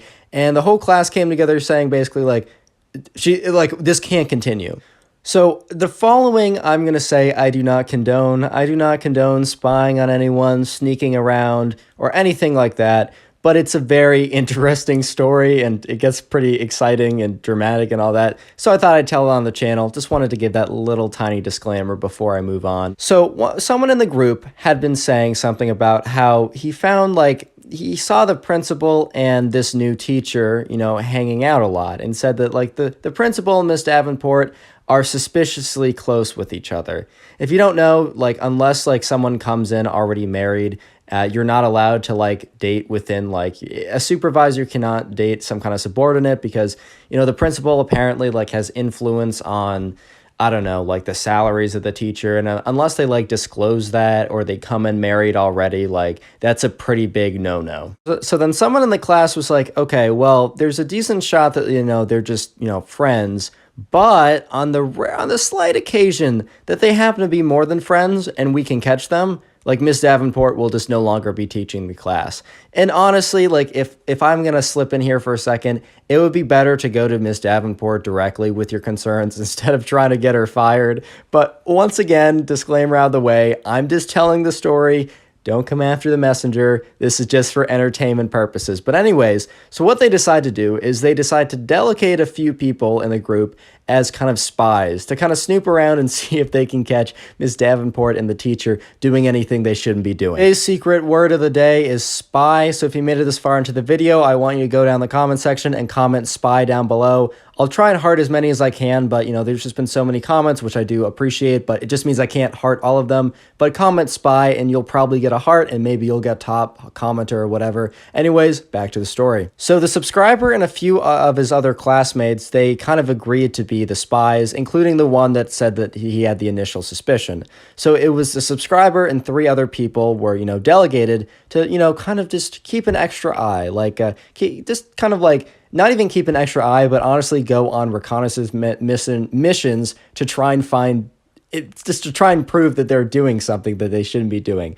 I don't even want to underplay it. It was like a super spy operation. Anyway, so the subscriber and the 3 other people, it's a Friday, and they decide to just, wait around after school. Wait around after school to see, where the principal and or Miss Davenport end up going. And obviously, right, they have some boundaries. They're not going to go back to their, places of residence. I mean, spying on people in general and sneaking around, that's not good. I do not endorse that. But once again, I'm just telling the story. Anyways, but they do have some limitations. So they're not going to go to their place of residence. They're not going to intentionally stalk them too hard. I don't know what that means. But anyways, right, they see Miss Davenport and she is walking down the street. And about a 5-minute walk away is this kind of part of the town that they're near that has a lot of shops and food places. So if she's just going down there, they're going to follow along just a little bit behind. Anyways, so, they start walking down the street and Miss Davenport is very, very clearly going to this kind of section of town where all the food shops are. And they decide to, they go and kind of follow her down there. And they notice that she goes to this really popular cafe. So she walks in there and unfortunately, right, the windows, they aren't tinted, but it's like at the right time of day, and the windows are cloudy enough that they can't really see clearly in there. But they know that she went in there. So they kind of like looked at each other, and they're like, we need one of you guys to go in there and kind of see like what she's doing, right? We want to know if she's like actually like if she's meeting up with the principal or not. And if she isn't, then maybe this was all for nothing. But there's a chance she is. And if our suspicion is right, then like, I don't know, we could have an actual normal year in math potentially. So, they look around at each other. No one really wants to do it, but the subscriber pipes up and says, you know what? I'll do it. So with like a little bit of video proof so that people will actually believe him and that they might, begin to build a case in a sense. So what he does is he turns on his phone camera. And while it's very obvious if you're like recording someone, what he did was he just had it on like the whole time. So he didn't like turn it on and start recording. So he would kind of naturally walk in there, look like he's checking his phone. And then if he wanted to get a really clear video of them, he would make it look like he was taking a snap to someone. So it almost looked like he was like moving his phone up to like take a Snapchat photo in their direction. But then he would continue doing it and make it look like he was just passing time, right? So he went into the coffee shop. So he goes into the coffee shop, and at first he can't really find Miss Davenport. So he's kind of just like looking around a little bit. And then, he decides, okay, I'm just going to sit down. I'm just going to try and like check things out. So he sits down at one of the window seats, and he's looking out, and he's just kind of waiting. He's like, did she just stop in here quickly? Did she like exit out the back or something? And as he's about to like get up and leave and be like, guys, this was like a dead end. Like there was like, it's whatever, it's over, right? He kind of feels like he wants to like, stop by the bathroom. I don't know, he had to go pee or something. And he's walking down to the bathroom, and he still has his phone out, and his phone is still recording. And as he's walking to the bathroom, he sees in the very seat at the very, very back, Miss Davenport. And who else would it be sitting with her but yes, the principal. So anyways, he kind of like perks up, and he looks down at his phone, and he does get it. He catches it on camera. He's like, okay. And he rushes over to the bathroom, slips in there really quickly, and is just like chilling on his phone for a second. And he stops the recording. He looks at it, and yes, he gets them. He gets them on camera. It's not the greatest recording of all time, but it's good enough to like prove to his friends that, yeah, they were there. So he kind of like collects his stuff, puts his phone away, opens the bathroom door, and since like the table was far enough in the corner that like he could open the door enough to kind of like cover his identity, and he kind of just like quickly power walked out of there, out of the cafe to his friends. He explained what happened, showed them the video, and then that night they went on the group chat. He told everyone what happened. He sent the video, and everyone's like, okay, that's really suspicious. Like and the dude was like, I told you guys, right? And then one person kind of like piped up and said, hey, like, we cannot go to them with a case if this is the only thing we have, because this can be explained away. And everyone's like, but dude, it's so suspicious. It's so weird. And the guy's like, I know, but they could just be friends. They could be talking about work. And even if they're not, even if they actually are up to something, if we just go to them with this, they'll explain it away. We'll get in more trouble. She'll probably be worse to us in class. And then afterwards, they'll be much more careful, and we'll never be able to form another case again. And then someone's like, okay, you kind of got a point. So the subscriber and the three other kind of like spies or messengers or, whatever we want to call them, right, say, you know what, we're going to keep going. We're going to keep going with the case. So the subscriber and the three other people who were like the spies were a little like not totally sure what they were going to do next. So someone just suggested to them saying, how about you just kind of like camp out the classroom and just see if like either of them go in there and like, or leave from it. Like just camp outside the classroom for the next like week or so and be like, careful about it. You don't want to get caught or anything, but that's kind of like our only chance. Subscriber and the other guys that were doing the thing with them, right? After class, after school, I should say, right as like her last class ends, they kind of camp outside her classroom, and they kind of like, there's like behind the hall, there's like another classroom that's kind of like empty and open. So what they do is they camp out there, and they have their laptops, and they're pretending to do work, but they also have a very clear view of the classroom without having the classroom, anyone like walking into it, having a clear view of them. So the first day of camping out, they look out there, nothing's really happening for like an hour. And then eventually, the teacher leaves, right? Miss Davenport just leaves and nothing happens. And they're kind of bummed out because they're like, we camped all this time for nothing. And the subscriber's like, all right, we're coming back tomorrow. And the other guys were like, dude, this might just be nothing. And he's like, okay, well, we'll do this for a week. And if it doesn't pay off after a week, then the case is just closed and we're just going to have to fail this math class. Again, I'm going to step in here for a second. Guys, if you have problems with your teachers, don't do this. Talk to them, but whatever. This is an interesting story. Anyways, they come back the next day and they're sitting there and they're sitting there again. And the other guys are like, dude, this is going to be the same thing as it was yesterday. She's going to like grade stuff in our classroom and then leave. And it's going to be a total waste of time. And the subscriber's like, we just got to hold out. We got to do this. We said we'd do it. We're going to do it. And it was like 45 minutes in. And one of the guys was like, okay, I'm going to leave in 10. Like I'm very bored. And as he said that, he sees who else, right? Who else would it be? The principal walks into that classroom and shuts the door. And they're like, oh my God, what do we do? Like, what are we going to do? They can't necessarily walk in right away because they won't catch them doing anything right away, but they also don't want to wait too long. So what they decide is someone who, not the subscriber, one of the other guys decides to quickly walk by the classroom in about 2 minutes, right? He waits 2 minutes and then he quickly walks by the classroom. And then once he walks by, he's going to give them either a thumbs up, which means go in there recording, right? That this is the big sting operation, or a thumbs down, it's not worth it. So the guy walks by the classroom, he looks into the door briefly and like sprints by. Like once he's done, he just sprints by. He turns around with this face of shock and like a little bit of a smile and has 2 big thumbs up. And the subscriber like is feeling super nervous to do this, but what he does, he turns on his camera, he does it in kind of like an incognito way, so it's not super obvious he's recording, and the other 2 people who are in the class as well go up to the door and just open it. It's not locked, which is a big mistake on their part. And what do they see? They see Miss Davenport and the principal doing some things they should not be doing. And their cover was they were coming in to like ask, Miss Davenport for like help on the math or whatever. And, Miss Davenport just looks at them. And the principal just looks at them. And they're like, oh, can we have help on math? Oh. And they're like, oh, so sorry. We should have knocked. Like, bye. And they just run out of there.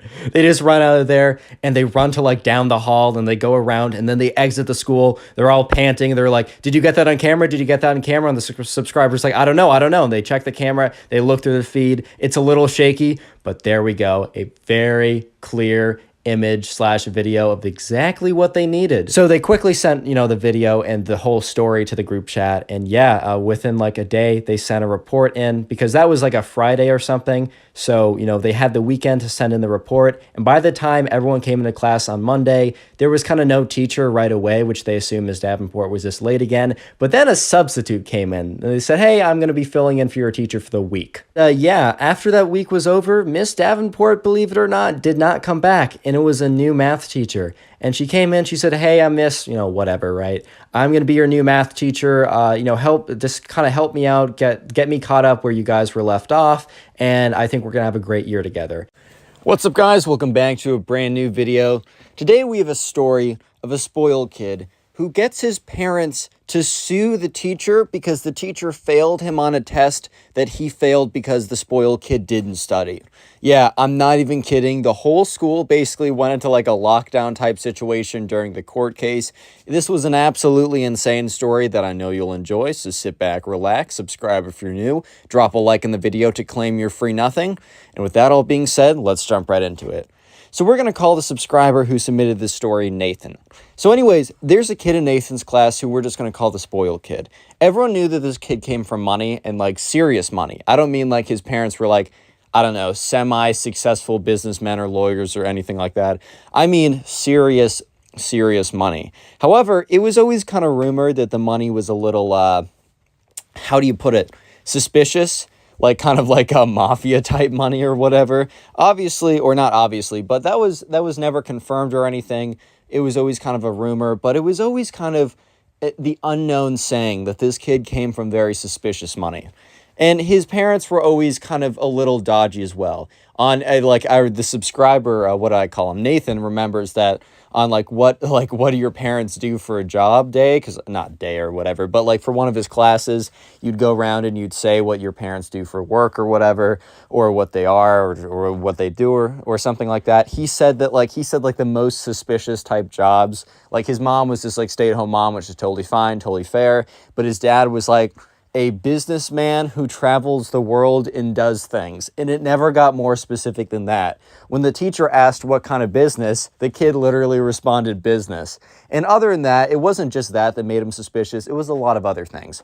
However, this story all starts when the class that Nathan has with the spoiled kid has a really big exam. So Nathan and the spoiled kid were both taking calculus in their junior year, which is it's pretty intense math for high schoolers, at least. I know that I never took calculus in high school, and I'm taking the whole series right now, and it's pretty difficult. But anyways, this was definitely a class that you needed to study for and you need to prepare for if you're going to do well in it. Of course, unless you've already taken calc before, then you don't. But anyways, there was a really big exam coming up, and the spoiled kid was not even showing up to class for half the days. The days that he did show up, he just wasn't really paying attention, which is actually all right if you're if you can study this stuff well on your own. It honestly doesn't really matter. If the teacher isn't teaching it well and you can teach yourself better, then that's totally fine. However, it was pretty clear that this kid was not going to do well in the class. And the thing is, right, there was a major test coming up that was going to have a really big impact on the grade. They only had 2 tests and a final, and the test and the final combined were worth 80% of the grade. So if you bombed one of these, you were going to fail the class. So the day of the test, the spoiled kid comes in late, whatever, basically completely unprepared. And yeah, spoiler, it did not go well. But I gotta say something. We got a sponsor today, baby. Anyways, so today is the day of the major test, the major calculus test that both the spoiled kid and Nathan have. And remember, if you do poorly on this test, you will do poorly overall. You will not have a good grade if you do not do well on this test. No ifs, ands, or buts. I don't care if you get 120% of the final. It's not going to help you out. So the spoiled kid comes in literally 10 minutes late to the exam. And this was a type of exam where you needed to squeeze out every single second you can get, that you are probably going to be finishing when the time is up. I've always thought it was much better when teachers gave you ample time to finish. If they were going to make a 60-minute long test, they would give you 80 minutes to do it. And if they only had 60 minutes, then only make a 40-minute long test. You can't figure out exactly how long it's going to take everyone to do it. So might as well, undershoot than overshoot. However, this teacher was not like that, and this test was very difficult, and you needed every second. However, very clearly, the spoiled kid did not do well in this exam. Even Nathan was looking over, and this kid was on page 1, scribbling some stuff down, kind of looking like he was freaking out a little bit. So a couple days later, the teacher was walking around, walking around the class with the graded exams. Hands it back to Nathan, he gets a B. Nathan's very proud of this. This was a difficult class, and he spent a lot of time, and he was worthy of the B. And the teacher went around and handed it back to the spoiled kid. And Nathan looked over, because Nathan was kind of curious to see what expression the spoiled kid would have on his face, because Nathan made the assumption that the spoiled kid was not going to be performing the best on this exam, and Nathan was correct. The spoiled kid, he had this kind of shocked look at first, which I'm not sure why you'd be so shocked. Maybe you're dang, I definitely got a C, and you ended up getting a 20% or something. But anyways, this kid was not happy with the score. So he raises his hand. And the teacher's yeah. And he's kind of motions for the teacher to come over to him. And he's kind of okay. It's a little weird, but all right.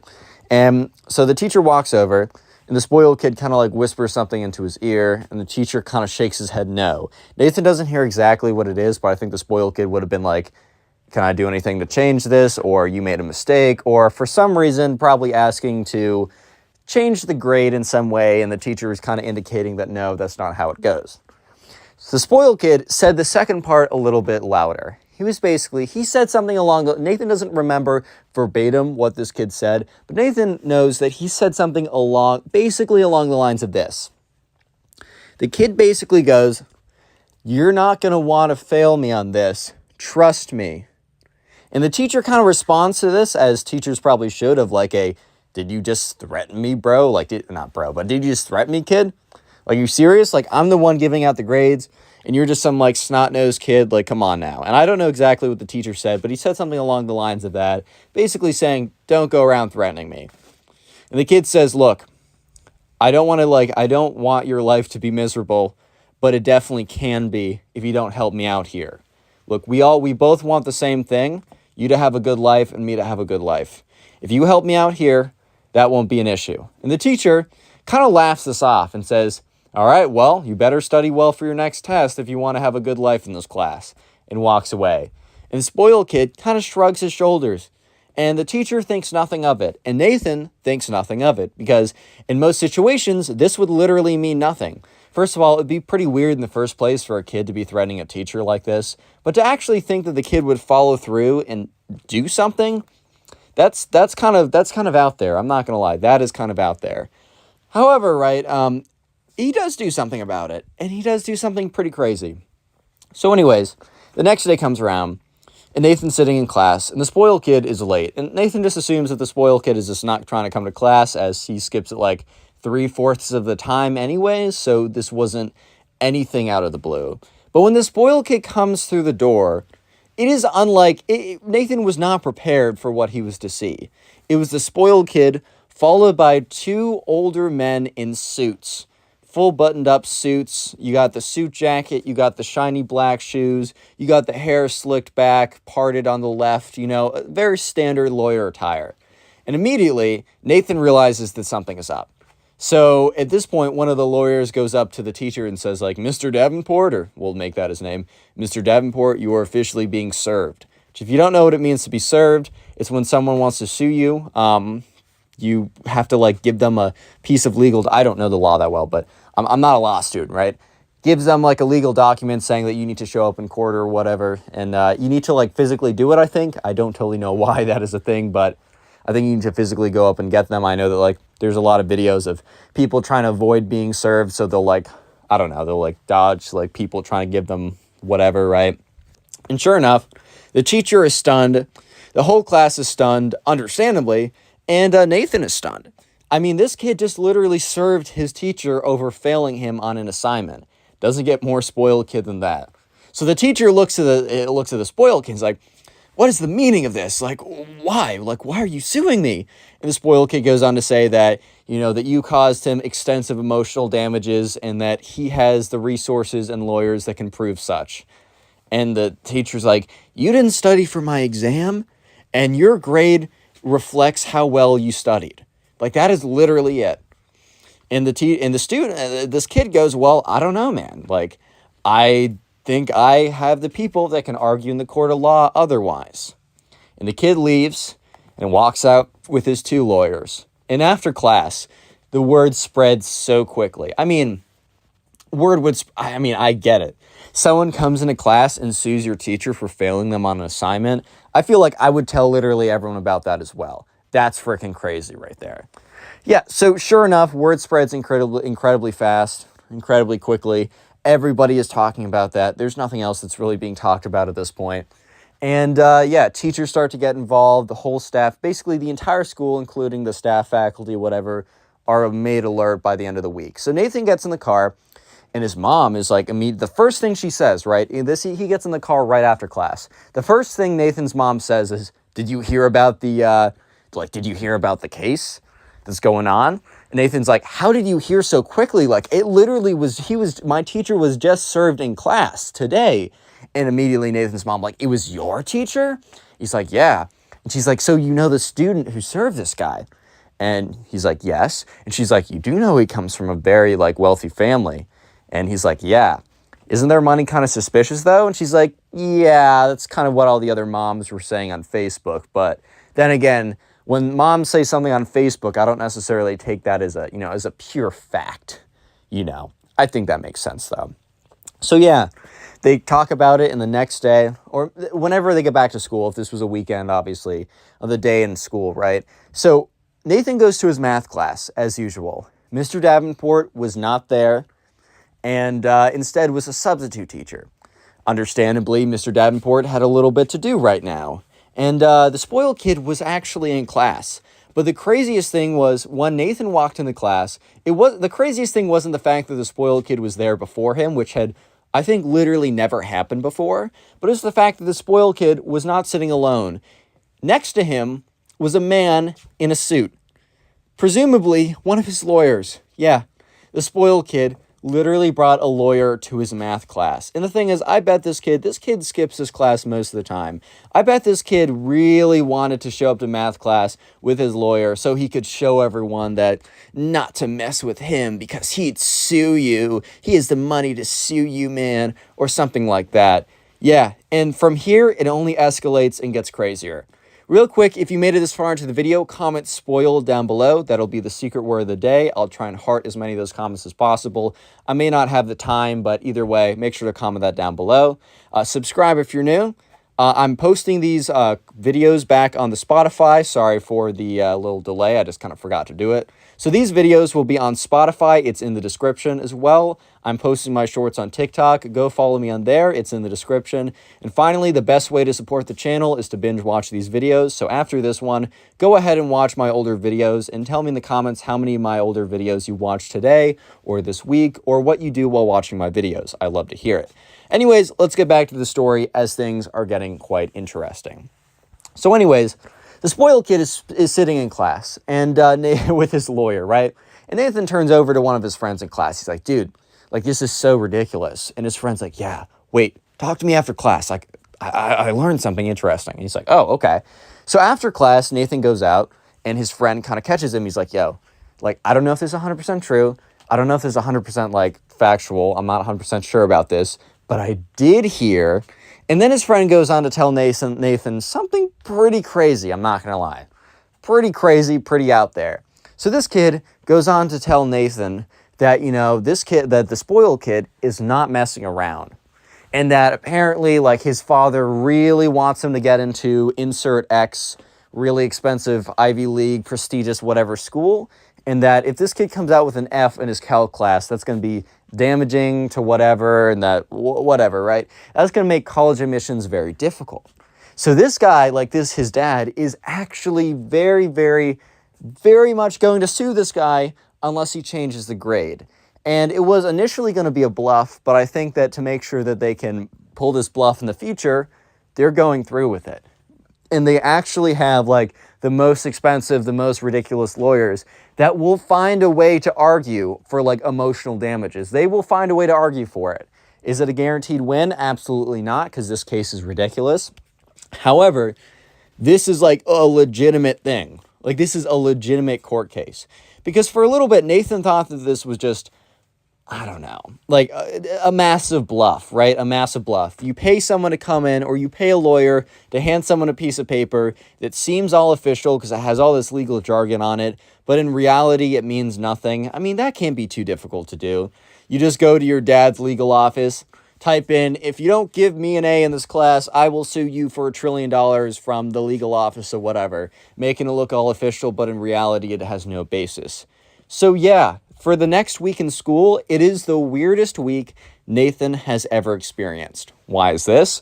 Well, basically what happens for the next week is the administration / the school is super worried that this court case is going to it's going to leak out of just being on this teacher, and it's going to be placed on the school as well. Like, they're afraid that the whole school is going to get wrapped up in the lawsuit. So it's basically like a semi-lockdown.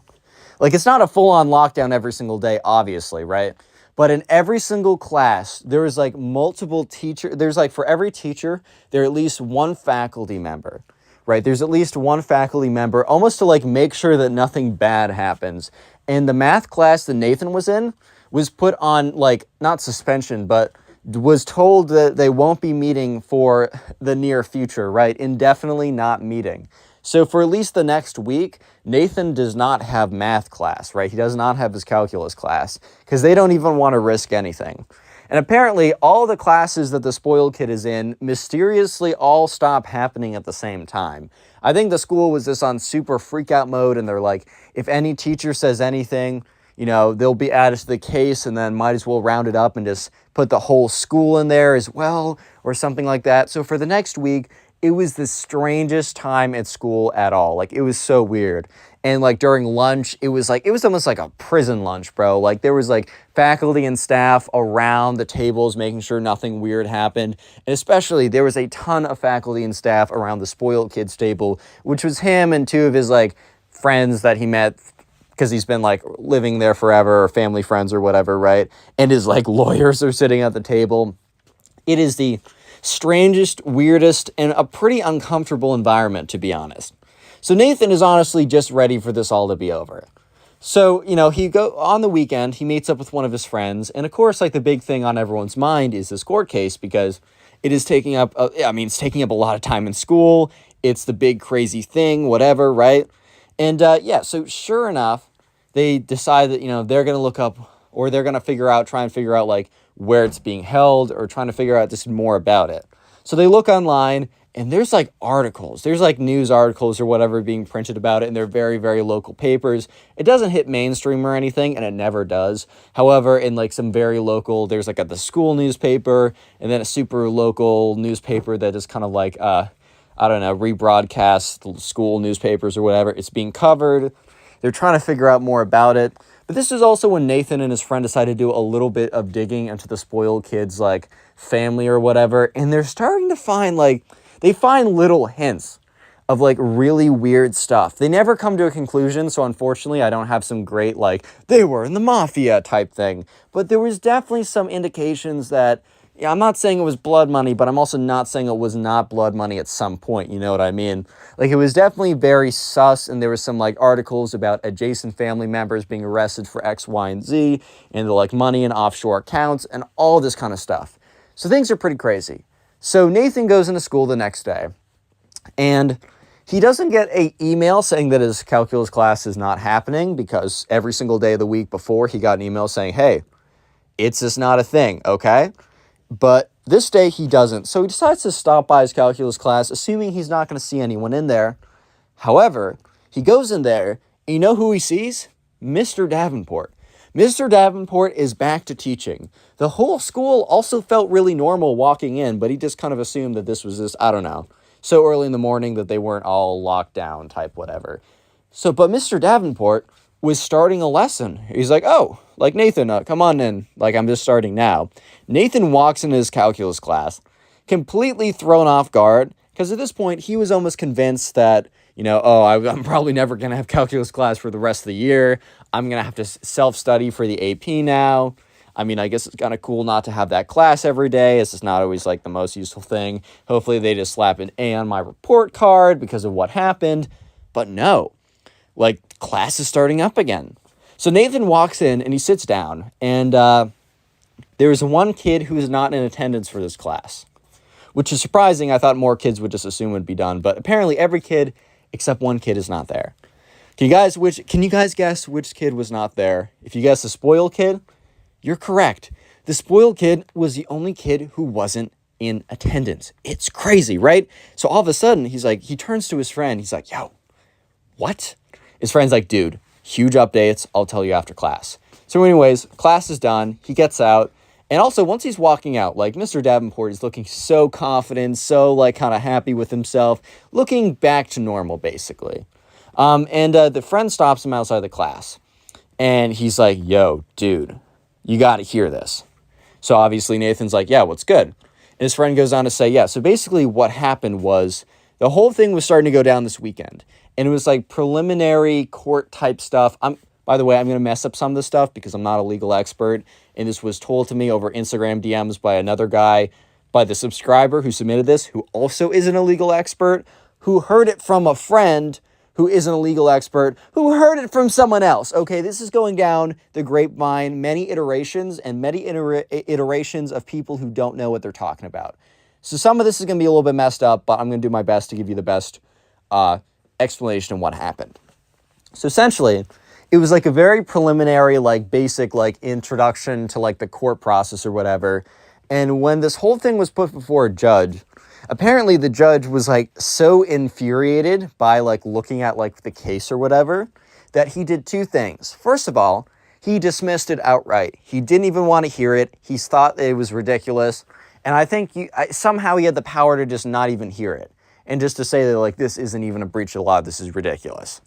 However, the judge was so mad by the way that like these people were trying to waste the court's time that he like was just like, he's just like, I think he told one of his like staff or secretary or it was some I don't know, intern working for him or something. Just be like, look into these people. Like, these people are like ridiculous trying to sue for this. Like, is there, like, do they have a history of this? Because I think the judge at first was like, oh, is there like a history of like them doing this or whatever, so I can like try and prove a reason not to hear from them in the future.